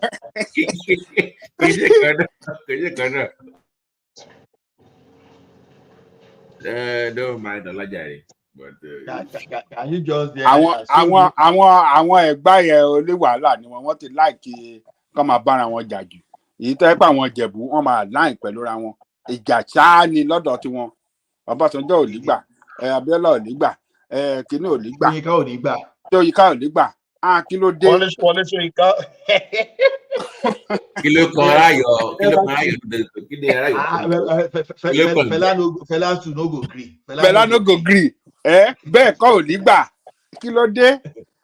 Dr. Bakari, pásítọ̀ Ọlá, ìyẹn náà tún àfà kékọ́rí. Ó predict rẹ̀ wípé òun ló máa jẹ́ 16th president of Nigeria, pé ìran tọ́lọ̀ fún wọn. Kò dẹ̀ ní one vote tó ní òun fúnlẹ̀ ló vote rárẹ̀. Àwọn Ajálẹ̀ Kòkò, àwọn àwo la mọ̀ tán máa ń competition. Àwọn àwo náà máa ń competition. Àwọn Èkìtì. No, Ajálẹ̀ Kòkò, let me say something. Petition writer. Baba T and those people and the American people here, just you invalidate you tell me that I'm lying when you say when you school in America, at the end of your program, maybe it's not done on undergraduate, but let's say postgraduate, you rate your professor, yes or no?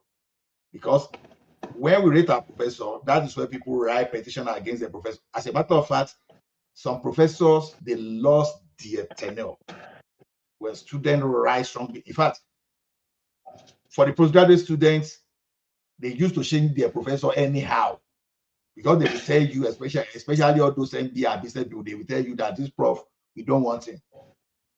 They will give you a more mature, a more respected professor. So they write petition too in America. So if an American person is telling me that they write petition here, yeah, you have our blood in you too. Ṣé na lie? Ẹ wo bí tí Ọlá tún gbọ́dọ̀ gbà. Kí ló concern Èkìtì àti Amẹ́ríkà?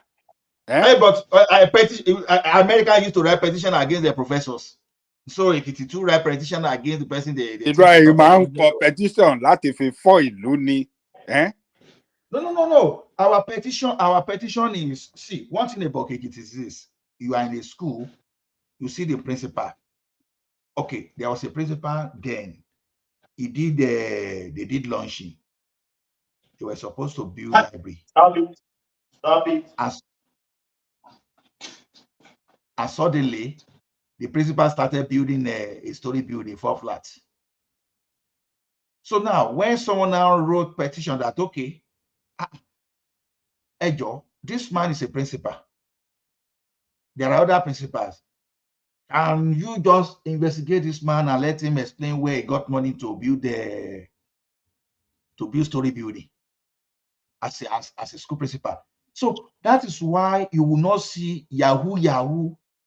Go and check today. Go and check today. You can't see many Yahoo boys among the guys. So what happened to you people now? Why are you not writing petition again against Baba who said they don't write petition? If you cannot beat them, you join them. Is that what is happening in Ekiti now? Baba who said they don't write petition in Ekiti? The petition is that you know, partridge, you can never trace the offspring of a partridge how to steal. It's part of their character. It's inborn with them. It's born with them. So the thing is, up to tomorrow, it is still right petition. It is still right petition. So is the nature.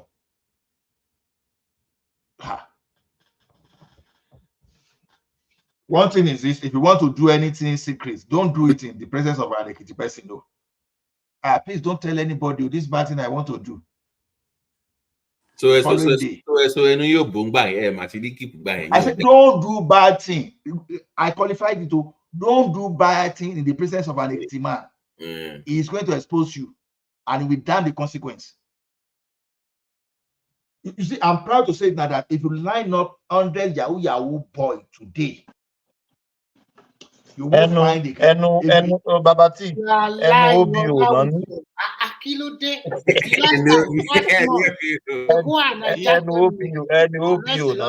ẹnu tó ti jẹ dòdò tó lè sọ dòdò mọ́ ẹnu àwọn Èkìtì tó ti fi dòdò sí tó ti jẹ dòdò. Line up Yahoo competition today. If you see 3 Ekiti man there,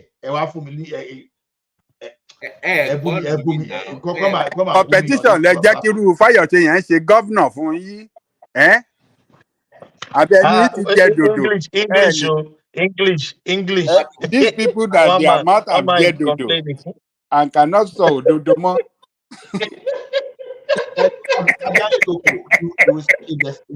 If there's anybody that is very vocal on the selection process, when people talk here, I keep telling people here that okay, you don't come and blame Tinubu tomorrow.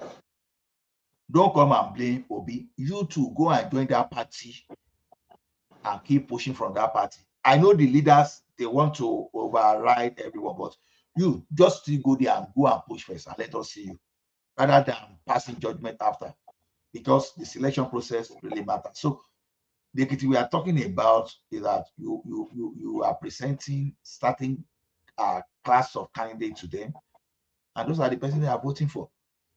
Yeah, both Fayoshe and Fayemi to their own. I like that of Fayemi to some extent, just because what it did is more of economic reform, like when you talk of Ikogosi, One Spring or whatever, the tourist tourist center there. When you talk of Kunderi farm that revived, it's a long-term thing. So, but I'm not saying the Fayoshe that was constructing road 2 was bad. Nothing bad there, but we see. Do you know my mom is from Ekiti? That's why Mama. That's why Mama is very sincere and very honest. I think you told me. We are from Ekiti. Not far from Ikere Ekiti there now. People from Ikere Ekiti can walk there. By the time you walk for like 3-4 hours, you'll be there. You know. Ola, a quick question for you. We all know that now for 12 or more than 12 years now, since independence, since 1999, you have had Fayoshe, Fayemi, and also Adebayo. Is there any visible development? I want you to compare with Ogun State in terms of physical infrastructure. Not compare with compare with Osun. Leave Ogun. Ogun is still way up there. Okay. Can you at least at the same time the 2 states come into on board? So it depends on what you call infrastructure. Are you kidding me now? Okay, compare in the field of see after Lagos State. After Lagos State. No, not Lagos State. I just want you to compare with Osun, because the 2 states were created almost the same time. I mean, he said after Lagos is what? Ekiti. I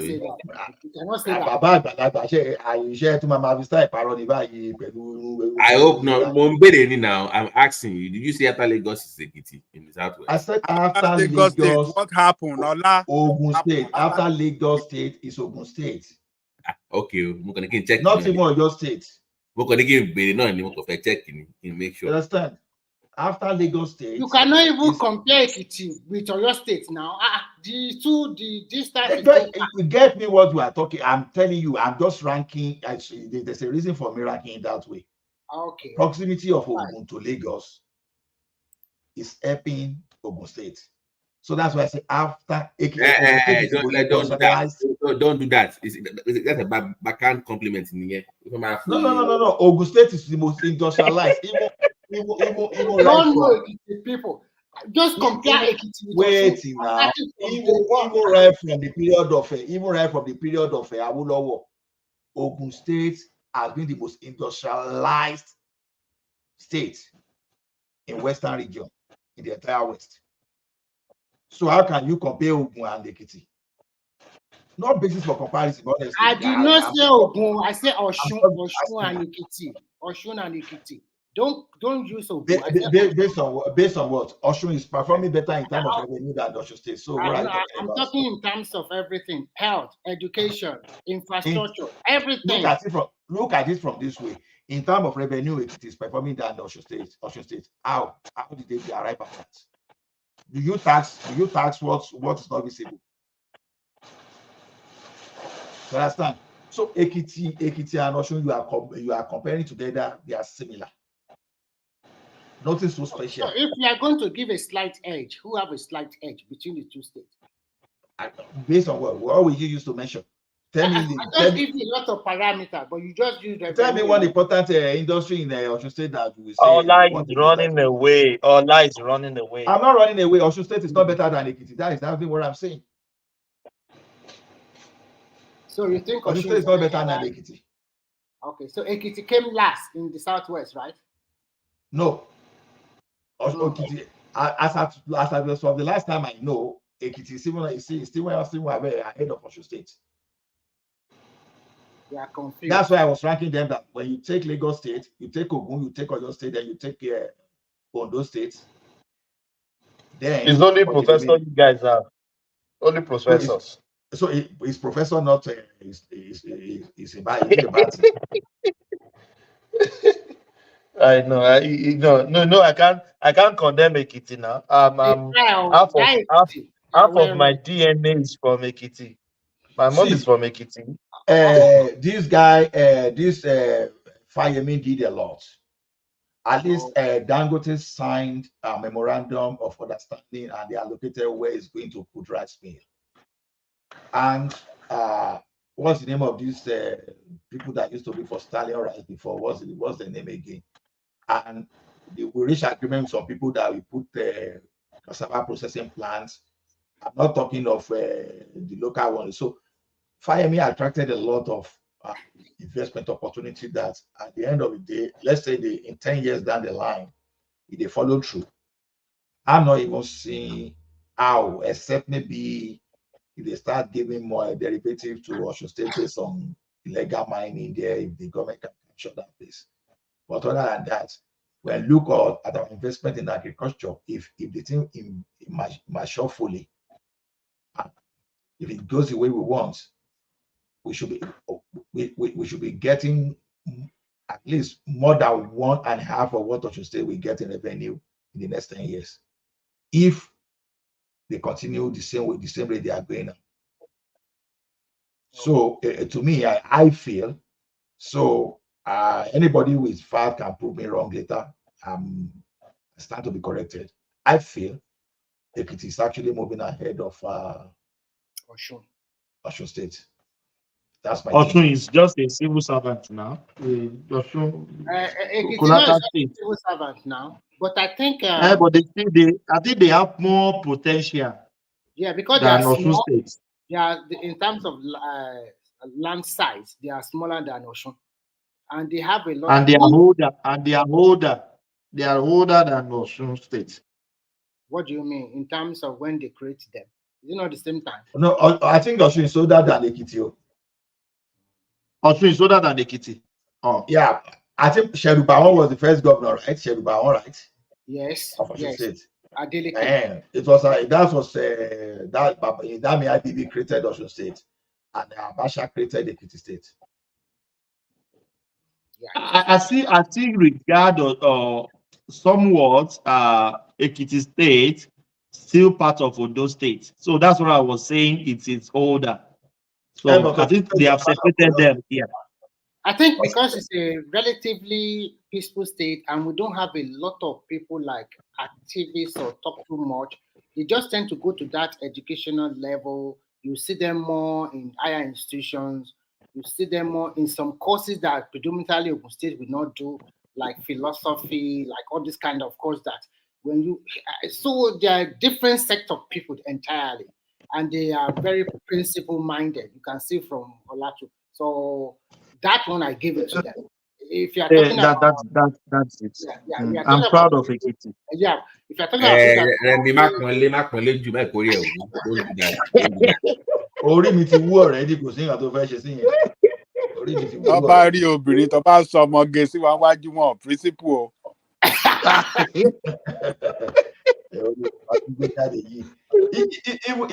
Even as at 2003, they say our GDP is still marginally higher than that of Osun State again. So internal revenue, GDP, we are better than Osun State. And I think they are also lucky to have good governors. Like the present governor they have is a hard worker and very quiet and continue to set the pace very well. So they are lucky. But Osun State, unfortunately, is I would think that governor. Okay, I would think governor Mileo. Osun State, they were just, I can't understand that. I have a question for Ola. Very Because governor. let me ask, is it by coincidence or what? Because if you look at the Ogun people and the other, let's say, because the Oyo people, those ones did not even go to school. So that one, they are out of the equation. I want you to check. What do you mean? So, ẹgbàgbé àwọn yẹn wọn kàwé. Ayẹ kan kó àwọn yẹn mọ́ àwọn Danfulani ni. No, Simba, come on. You can't insult my state and where I'm here. We are not educated. I'm educated. We are talking. It's a fact now, and you know. Simba, come on now. Go on. Much, Simba. I need to for you now. Àwọn tọ́mọ̀sí ò kàwé. Ajálẹ̀ kòkò àmà láyìn. Ọkà àtàmàlà lọ́mọ jẹ. Ẹ̀jẹ̀ àmà lọ lé bàbá wa dé láti ọkà. Àbí ká máa ṣe tọ́ọ̀gì.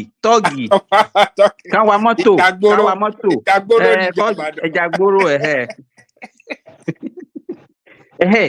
okay, because if you look at the Ogun people, you see them, they actually like professional courses. The doctors, captain of industry, accountants, and all those things. But when you come to our own side, especially the Ekiti Ondo axis, you see them reading courses like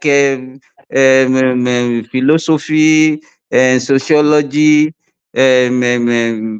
all those things. I don't know what actually led to that. That's the question I'm asking. Is it by coincidence or just that people just love that naturally? Okay, you have to look at the generation you are talking about, not this particular generation. You understand? Allah is the same, because you have to. So, in my sibling, the entire sibling, all of us were science students, and we did science-based. So, the same way when I look at those people surrounding me, it's either you see lawyer, you see accountant, you won't see anybody with philosophy. But what I said, is it actually wrong or what? Forget about the generation. You are looking at the generation in the past, not the current. The generation of the past will have an influence on the present generation, but forget about the generation. They answered the question. Was it what actually led to that? What was it? Is it because people just love it, or because that was what was available to them, or they can't see beyond that? That's the question. The time they were doing it, there were opportunities for them, whether you study geography, psychology, philosophy. So you will always get job in the civil service. So so they were contented. You were contented with the being salary earner and all those things. Baba, it was all about opportunity within your space now. Okay, that's why I say that. When I said that, look at it this way. When Awolowo was developing the Western region. And they like teaching too. Teaching. I think Ola, wait there's now, nothing you are going to Ibadan. say here. No, wait now, Ibadan was our headquarters. That's our like center of our administration, right? Why are those people in Ibadan not competing with people in Ogun State in terms of all those things we are talking about? They were not even competing with Osun people. They were not even competing with Osun. That's right. See, I think Thomas, I will speak on your behalf. The father you are from Lagos, the father you are from Lagos, then that lets you see the opportunity of what is in Lagos. People in Ogun State, they could see what was happening in Lagos. They are the one behind the Lagos now. That's the fact. The Ogun people are the one behind Lagos. Now, people are missing this thing too. You understand? When you look at all those old musicians now, if you know, that's a trade too, because we may not like all those old musicians, whether you will see that we have a chunk of them coming from Ondo State and Ekiti too. Either you be a Legbe or you be the leader coming from the Ondo State. The Yoruba you speak in Ekiti and Ondo is not conversant with general Yoruba. I think when you are talking about music, we see more of your people, or your and Ogun and Osun, not Ondo or Ekiti.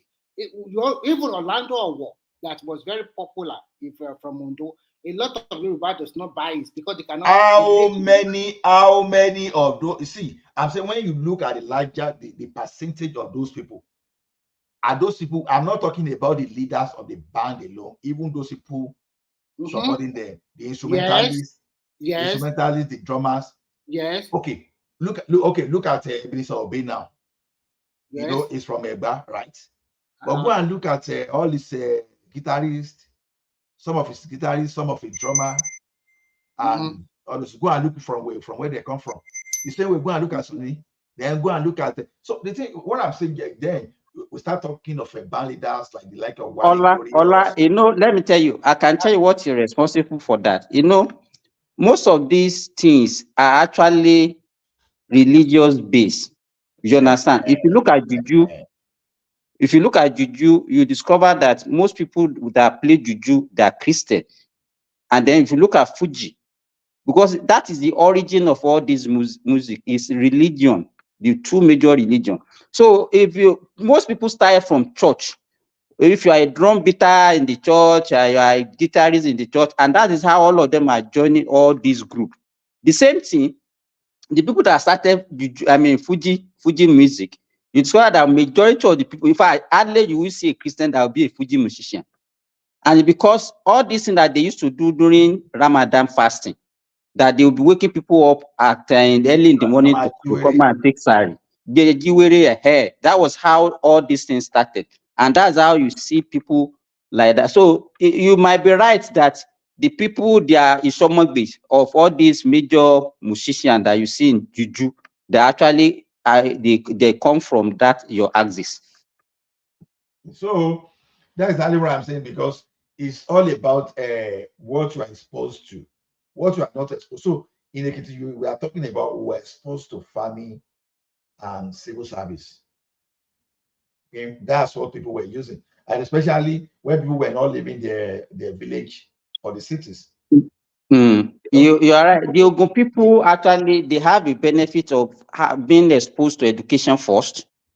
You understand? And so many things. You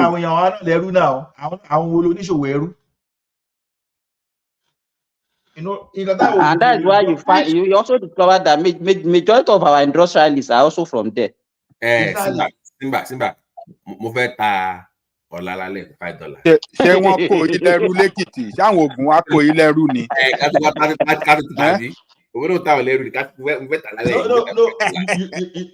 You know why you could not go Aleru? You know how long did they keep the Ogun Ekiti parapol lasted for self?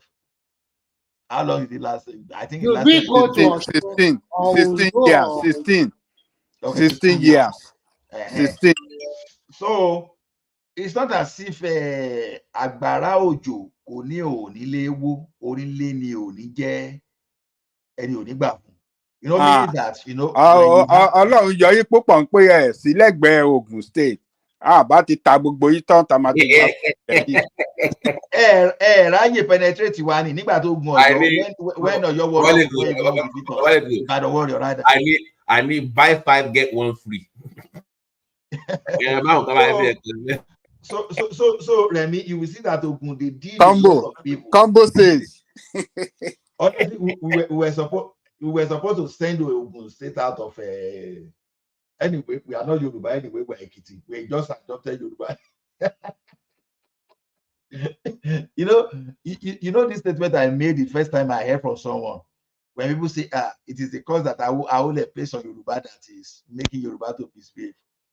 Immediately you had Ekiti said, we are not Yoruba. Kilo ṣẹlẹ̀ sáwọn èèyàn tó máa sì tó jẹ́ pé àfikán wakọ̀ kan ṣe tọ́ọ̀gì kankan yẹn. That is our whole area of okay, kilo ṣẹlẹ̀ sí okay ho. No. I reserve my comments. Abájálẹ̀ kòkó ẹ̀dẹ̀ mọ̀ wọ́n ti bẹ̀rẹ̀ ti pẹ́ o abẹ́ mọ̀ wọ́n ti bẹ̀rẹ̀ even before independent náà ti bẹ̀rẹ̀ gbogbo wàhálà wọn kọ́ mọ̀ ṣe tọ́ọ̀gì kí wọ́n ṣe gbogbo nǹkan yẹn. Báwọn lọ bẹ̀rẹ̀ wẹ̀ẹ̀tì ẹ̀. So it means that Olowolaye, that book is based on their behavior in your state or where that you who read Olowolaye now. That's Olowolaye. One fantastic Yoruba book, literature like that. I think okay, but yeah, what I'm looking at because I know maybe many people say my best whether people read Igbo tomorrow and Igbo Jordan and Igbo lesson. Maybe people like us in Ekiti were the only people that we read the English version. So it's English my mother language. Igbo Jordan and Igbo Irumole. See, Babati said he read English version. Okay, what's the name for Ishukekere Ode? That is English version. What's the name of no? This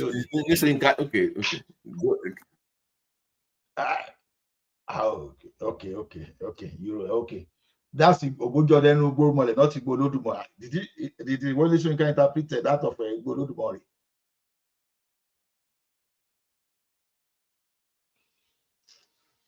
Dio Fagunwa ló sọ ìwé Dio Fagunwa kọ́ ni.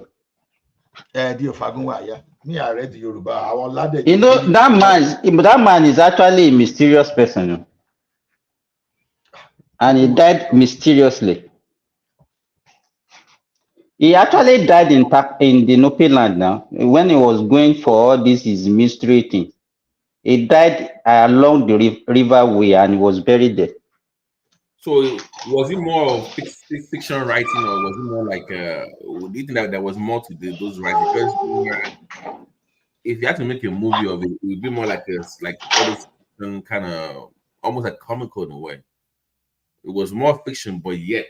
So what do you think it was really that he was putting down?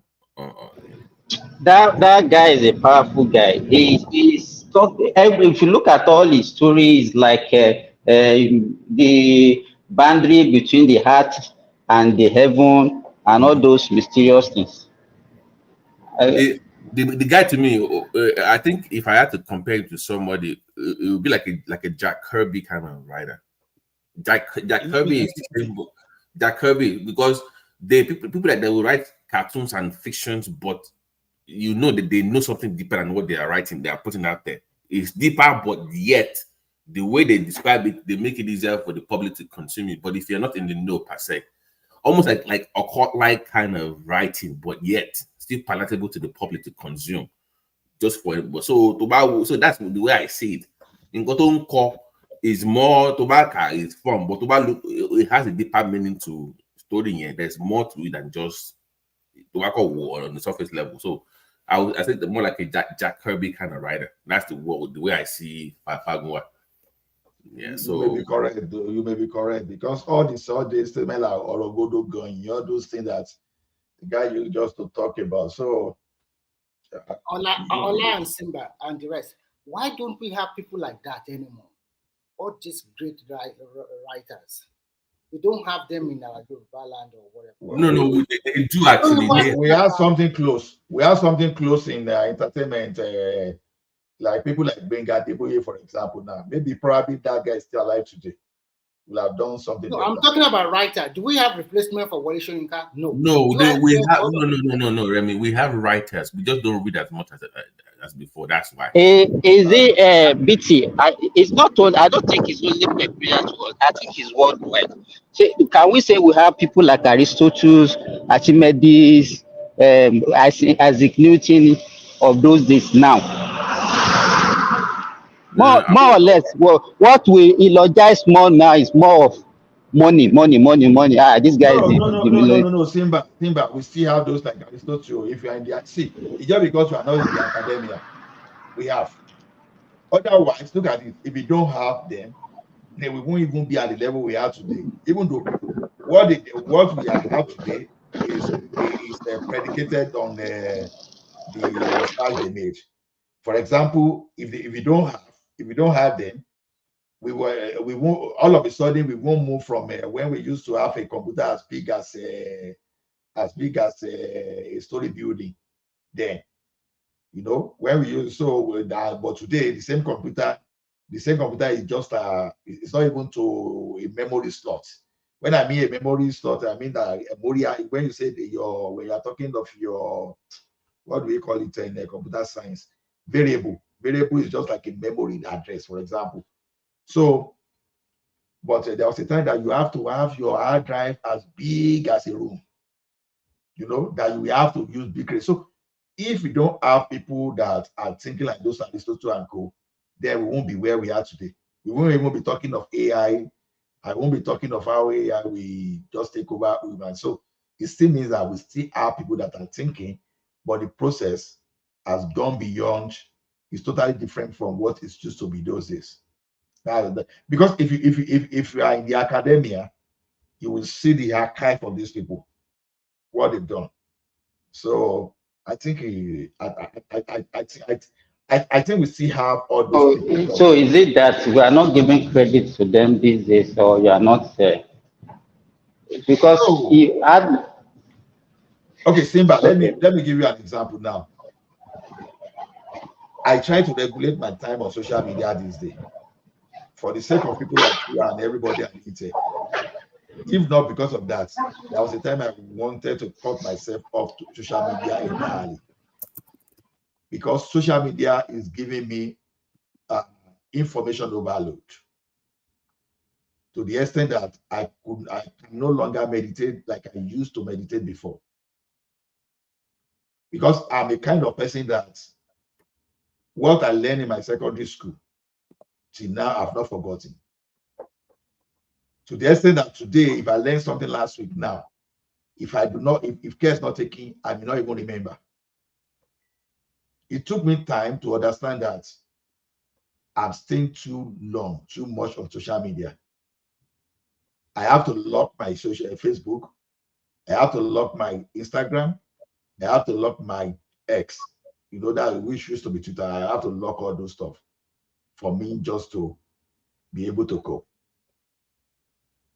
So I still believe we still have all those great people, but the thing has changed, because if you want to know who takes a lot, this thing is, I have a huge book collection, right?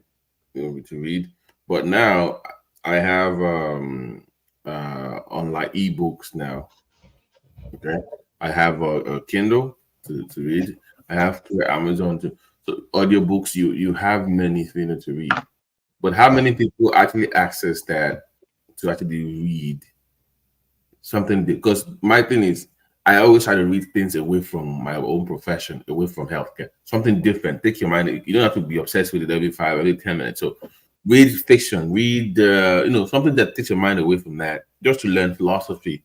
And in the world we live now, before you have to go to the library to pick up books. You can access so many databases globally where you can read so many things. Whatever you're interested in. If you want to read about the Roman times in social century, there's something about it that you can read about. So it's about the level of interest. And growing up, your parents used to ask you, okay, read some book today and give me a report about the book. That was it. You read the book and you give a report about the book you just read. You'll be surprised the level of book. Okay, We were talking here 2 weeks ago when Obeni just mentioned the work of Eshino Ashebe. You know what I did immediately? Because all those Arrow of God, Things Fall Apart used to be in my dad's library, and I lost them. I can't find them again. You know what I did? I just ordered them immediately. I ordered the trilogy so that if I lie down on my bed, I'll be ready. I still read James Early Chase, even though that one is for enjoyment, but I still read political book. You Like know, the one written. Go ahead. There are two things I wish if I had the way, but I will love someday to see the works of Fagua on screen with all the CGIs, the way he describes those creatures in the forest, and you have this blockbuster Hollywood movie depleting that. I think I want to see that, and I want to see a well-produced Hollywood kind of movie describing the life of Bashonoga. If I had the funds, Hollywood or Nollywood? No, Hollywood level. Hollywood, not Hollywood. Hollywood level. Level. Okay, it can be Nollywood, like, but it's the Hollywood level. That production level, because in Koto they can't do it in Nigeria. I'm sorry. What he was doing it like it needs a lot of CGI to describe all those creatures, all those two-headed animals. So if I can get that funding to do it, I want to see that. I really want to see it on screen. Yeah. So I honestly want to see them too. To be honest, I want to see them too. And because the way it's been described over time, and we've had some movies about him, but not in the way, that majestic, the way you really want to see a Bashonoga on screen. I didn't really watch that Boju or then Mole because all I know that I heard that it was Drola people that actually did that, but Irin Kerindo, Gwelebeji and Igolo Dumori, I watched that one on NTA back in, I think, 80, 81. I watched all those ones. So, but I've not been able to, I've even been searching for something similar on YouTube. I can't even find them, even though a lot of things were cut, but at least. So if they can do all those things like you said, I think it's going to be blockbuster, to be honest. It's going to be blockbuster because those books, they are just so powerful. I've not seen anybody, I'm not sure, I've not seen anybody even acted that Ireke Onibudo, I've not seen anybody done that. So a lot of Yoruba literature that will have been good. Oleku now. I know that they did Oleku, but all those ones that Ladiji, you see Okediji, something Okediji, Ajaloleru, all those Shagba for those like. But this is the thing, there is no archive to access this. To say okay, because I will pay to see all those classic. Baba, mo máa ra àwọn physically ni o. Èmi máa ra àwọn physically ni o. Like Igbodo, all those Igbodo Dumore, listen, there was a guy at Ojota there. I went to that Ogbeni Ebinge. In fact, I bought all those books. So I left some of them in Nigeria. Even those ones that I left with my sister in Nigeria, of course, when it's his book, my sister knows how to keep on. He knows that I treasure my book. Understand? They laugh at me, they laugh at me when I say, just leave it that way. Ola, that what you described earlier on as your retention of your whatever memory or whatever, do you think that it might also be due to aging?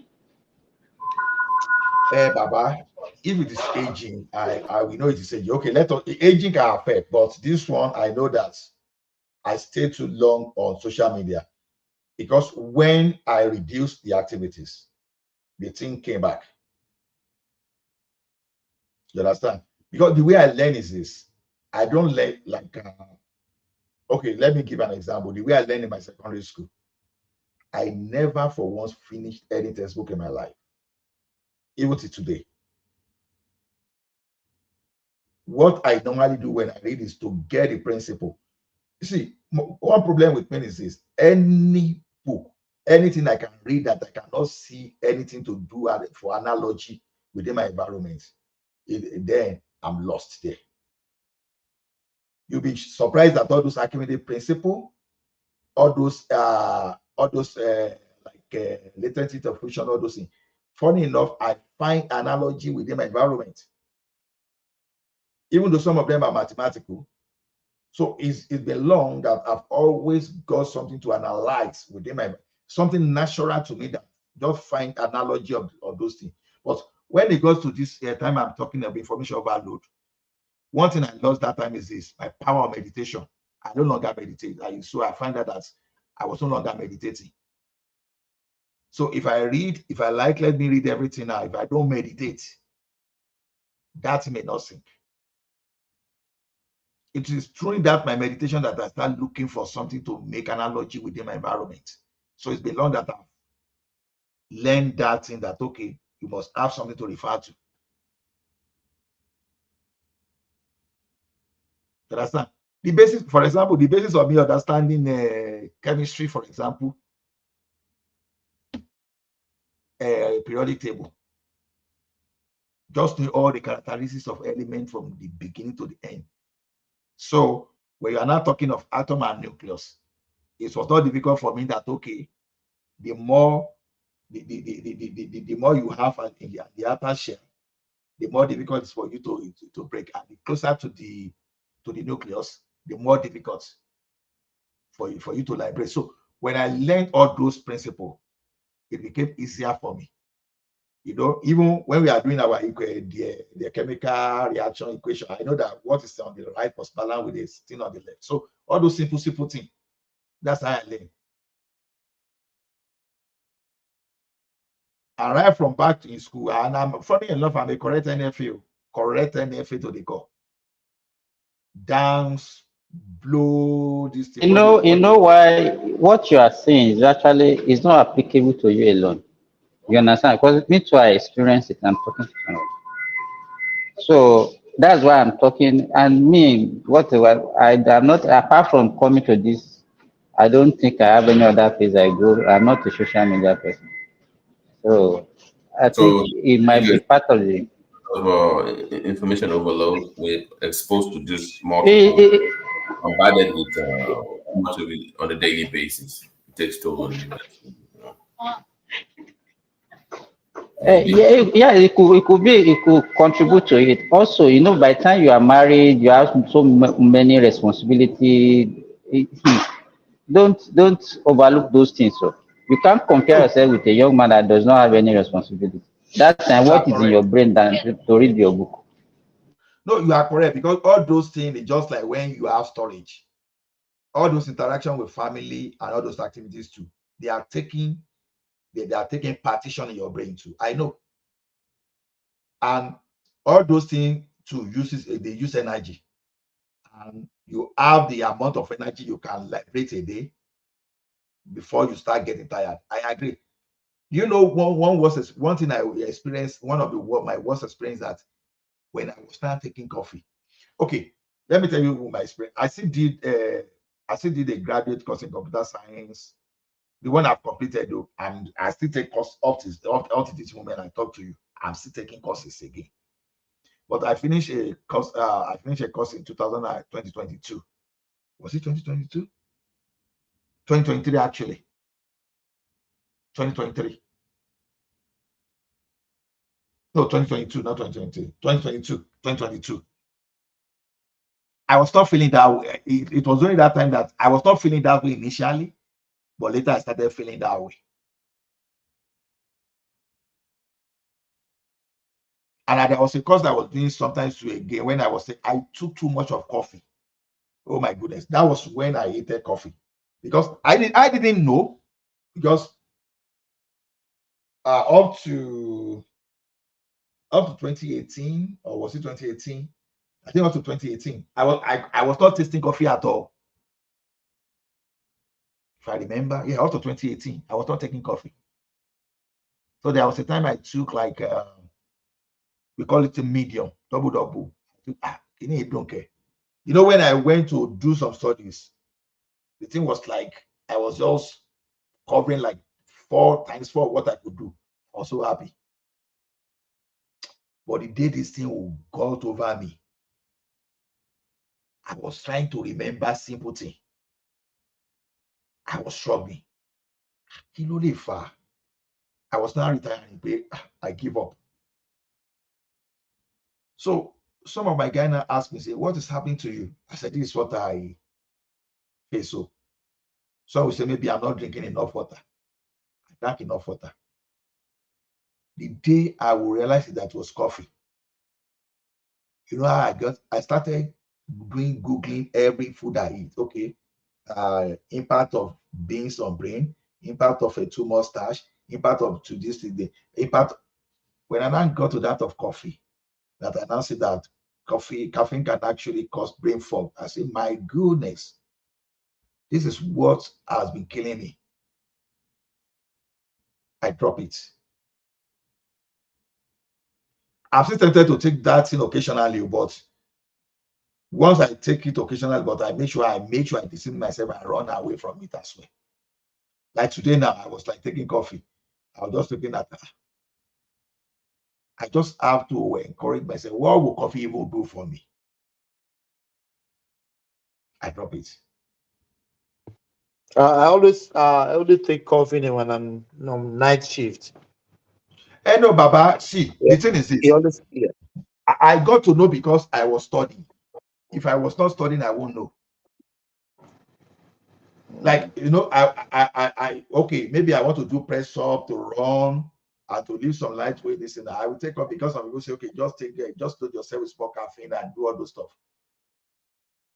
Not even know that thing. But today, if I tell you, I run away from, in fact, it's not a joke.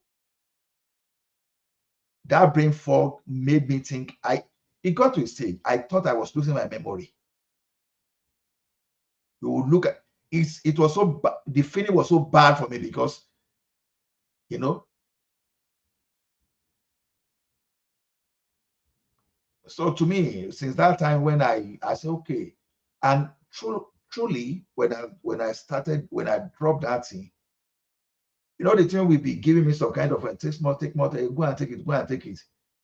You know, I dropped to the caffeinated. The caffeinated was not even solving my problem. It's like it was even giving me some kind of dehydration more than the real coffee. So gradually, I drop it. I drop it to steep tea, the caffeinated. Gradually, I drop it to orange pico. Gradually. That's how I just managed to cure myself of caffeinated coffee. Thomas, that time I was saying, if you ask me 1 + 1, you know 1 + 1 is supposed to 1 + 1, 2. It could take me like 3 seconds before I will respond. It was that bad. It was that bad. So did you follow up with any doctor to have yourself checked out? Honestly, I didn't follow up with Dr. Boss. All immediately I stopped that habit. I just remember that I just realized that I improved. And this one of social media overload, that information overload. You know, it was you that, for to be honest, you were among those people that even told me about the information overload there too. You might have forgotten.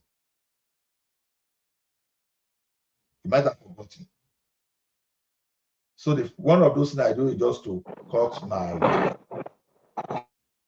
my social media activities, because now only me go listen to Chelsea football podcaster. Maybe I will listen to like almost 8 a day. I'll be driving, I'll be listening. If I finish listening to that, I will play that of a Latin comedy. I will listen to Sabalo. I will listen to what's the name, Brother Shaggy. I will do all those activities like that. Ola, we need to call it a day. Yeah, thank you so much. Cross to the background. Everyone, thank you for coming here. For the comment section, everyone, we salute you now. Without now, we no go day here. Thank you so much, guys. Thank you. Yeah.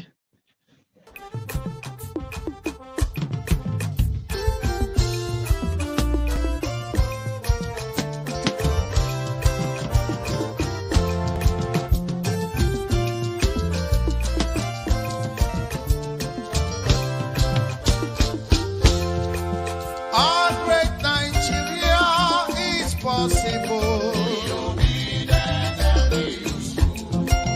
Our great Nigeria is very possible.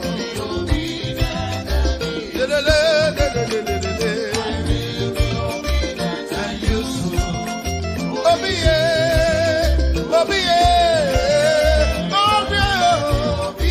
and useful. Our great Nigeria is possible. Our great Nigeria is very possible. For better infrastructure, for better life, yeah, my people. For better roads, yeah, for better hospitals and health, yeah. For lights today, for everything to work for us, for Nigeria.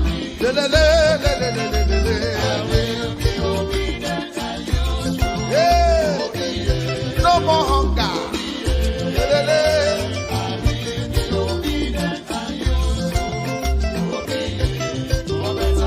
Obi for better Nigeria. Obedient and useful. Obi, Obi, obedient and useful. Obi, oh yeah, Obi, get it.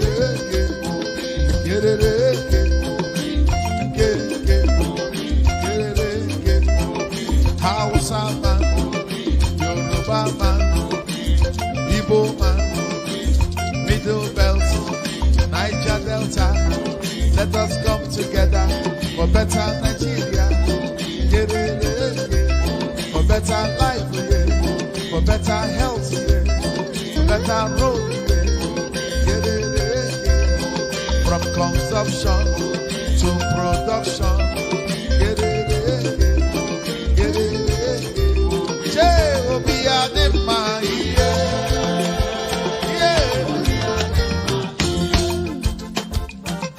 Obi Adema, Obi Adema, Obi Akachamba, before Nigeria, we go to good. Obi follow Obi, daga. Obi, Obi Adema.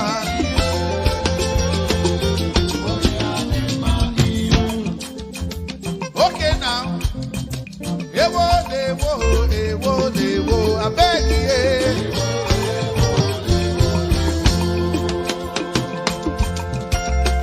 Ewo.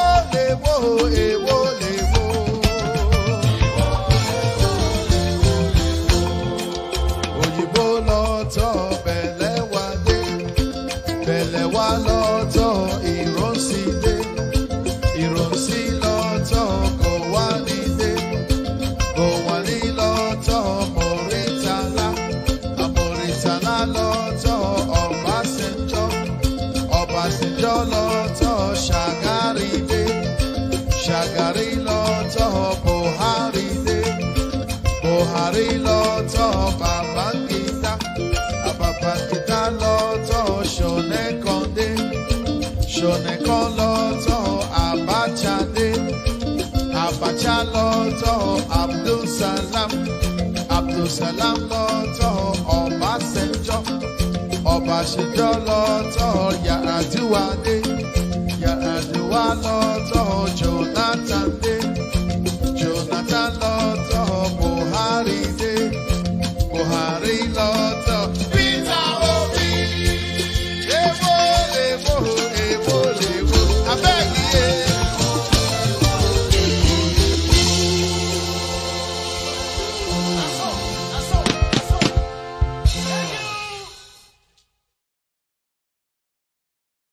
ask this question. You took money belonging to Anambra state government and put it in a company in which your family has interest. That's what you're telling me. No, let me tell you.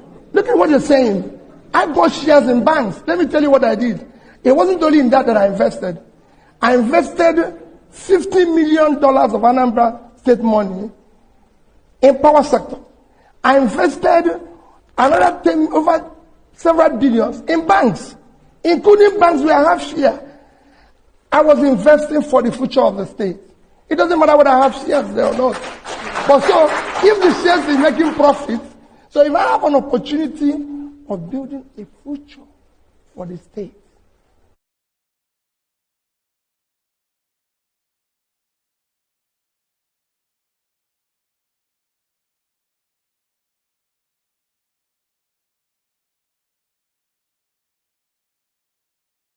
my convoy is 5 vehicles, and you cannot buy fuel unless I'm inside the car.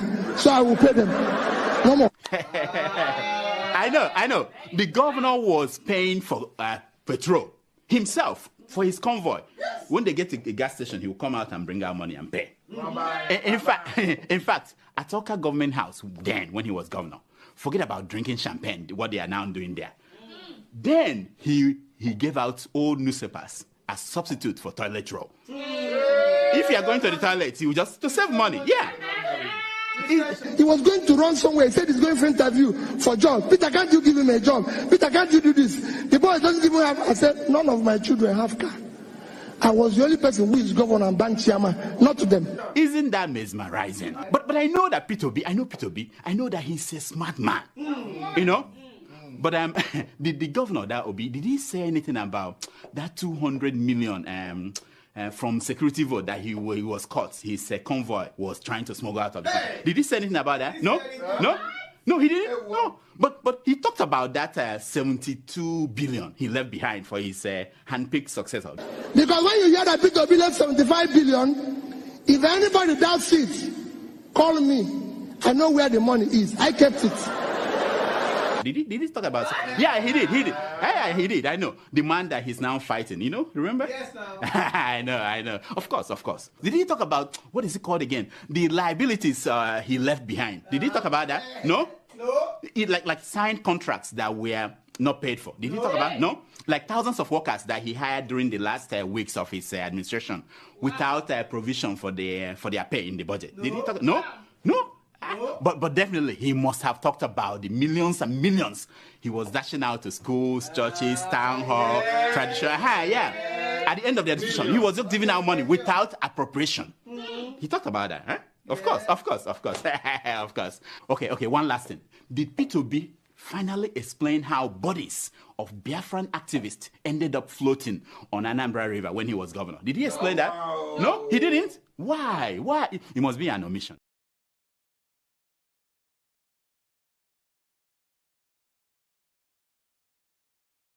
Ọmọ Nàìjíríà we hail our own dear native land. Nigeria we hail our own dear native land. Though tribes and tongues may differ, in brotherhood we stand. Nigerians all are proud to serve our sovereign motherland. Our flag shall be a symbol that truth and justice reign. In peace or battle honor, and this we count as gain. To and unto our children, a banner without stain. O God of all creation, grant this our one request. Help us to build a nation where no man is oppressed. And so with peace and plenty, Nigeria shall be blessed. And so with peace and plenty, Nigeria shall be blessed.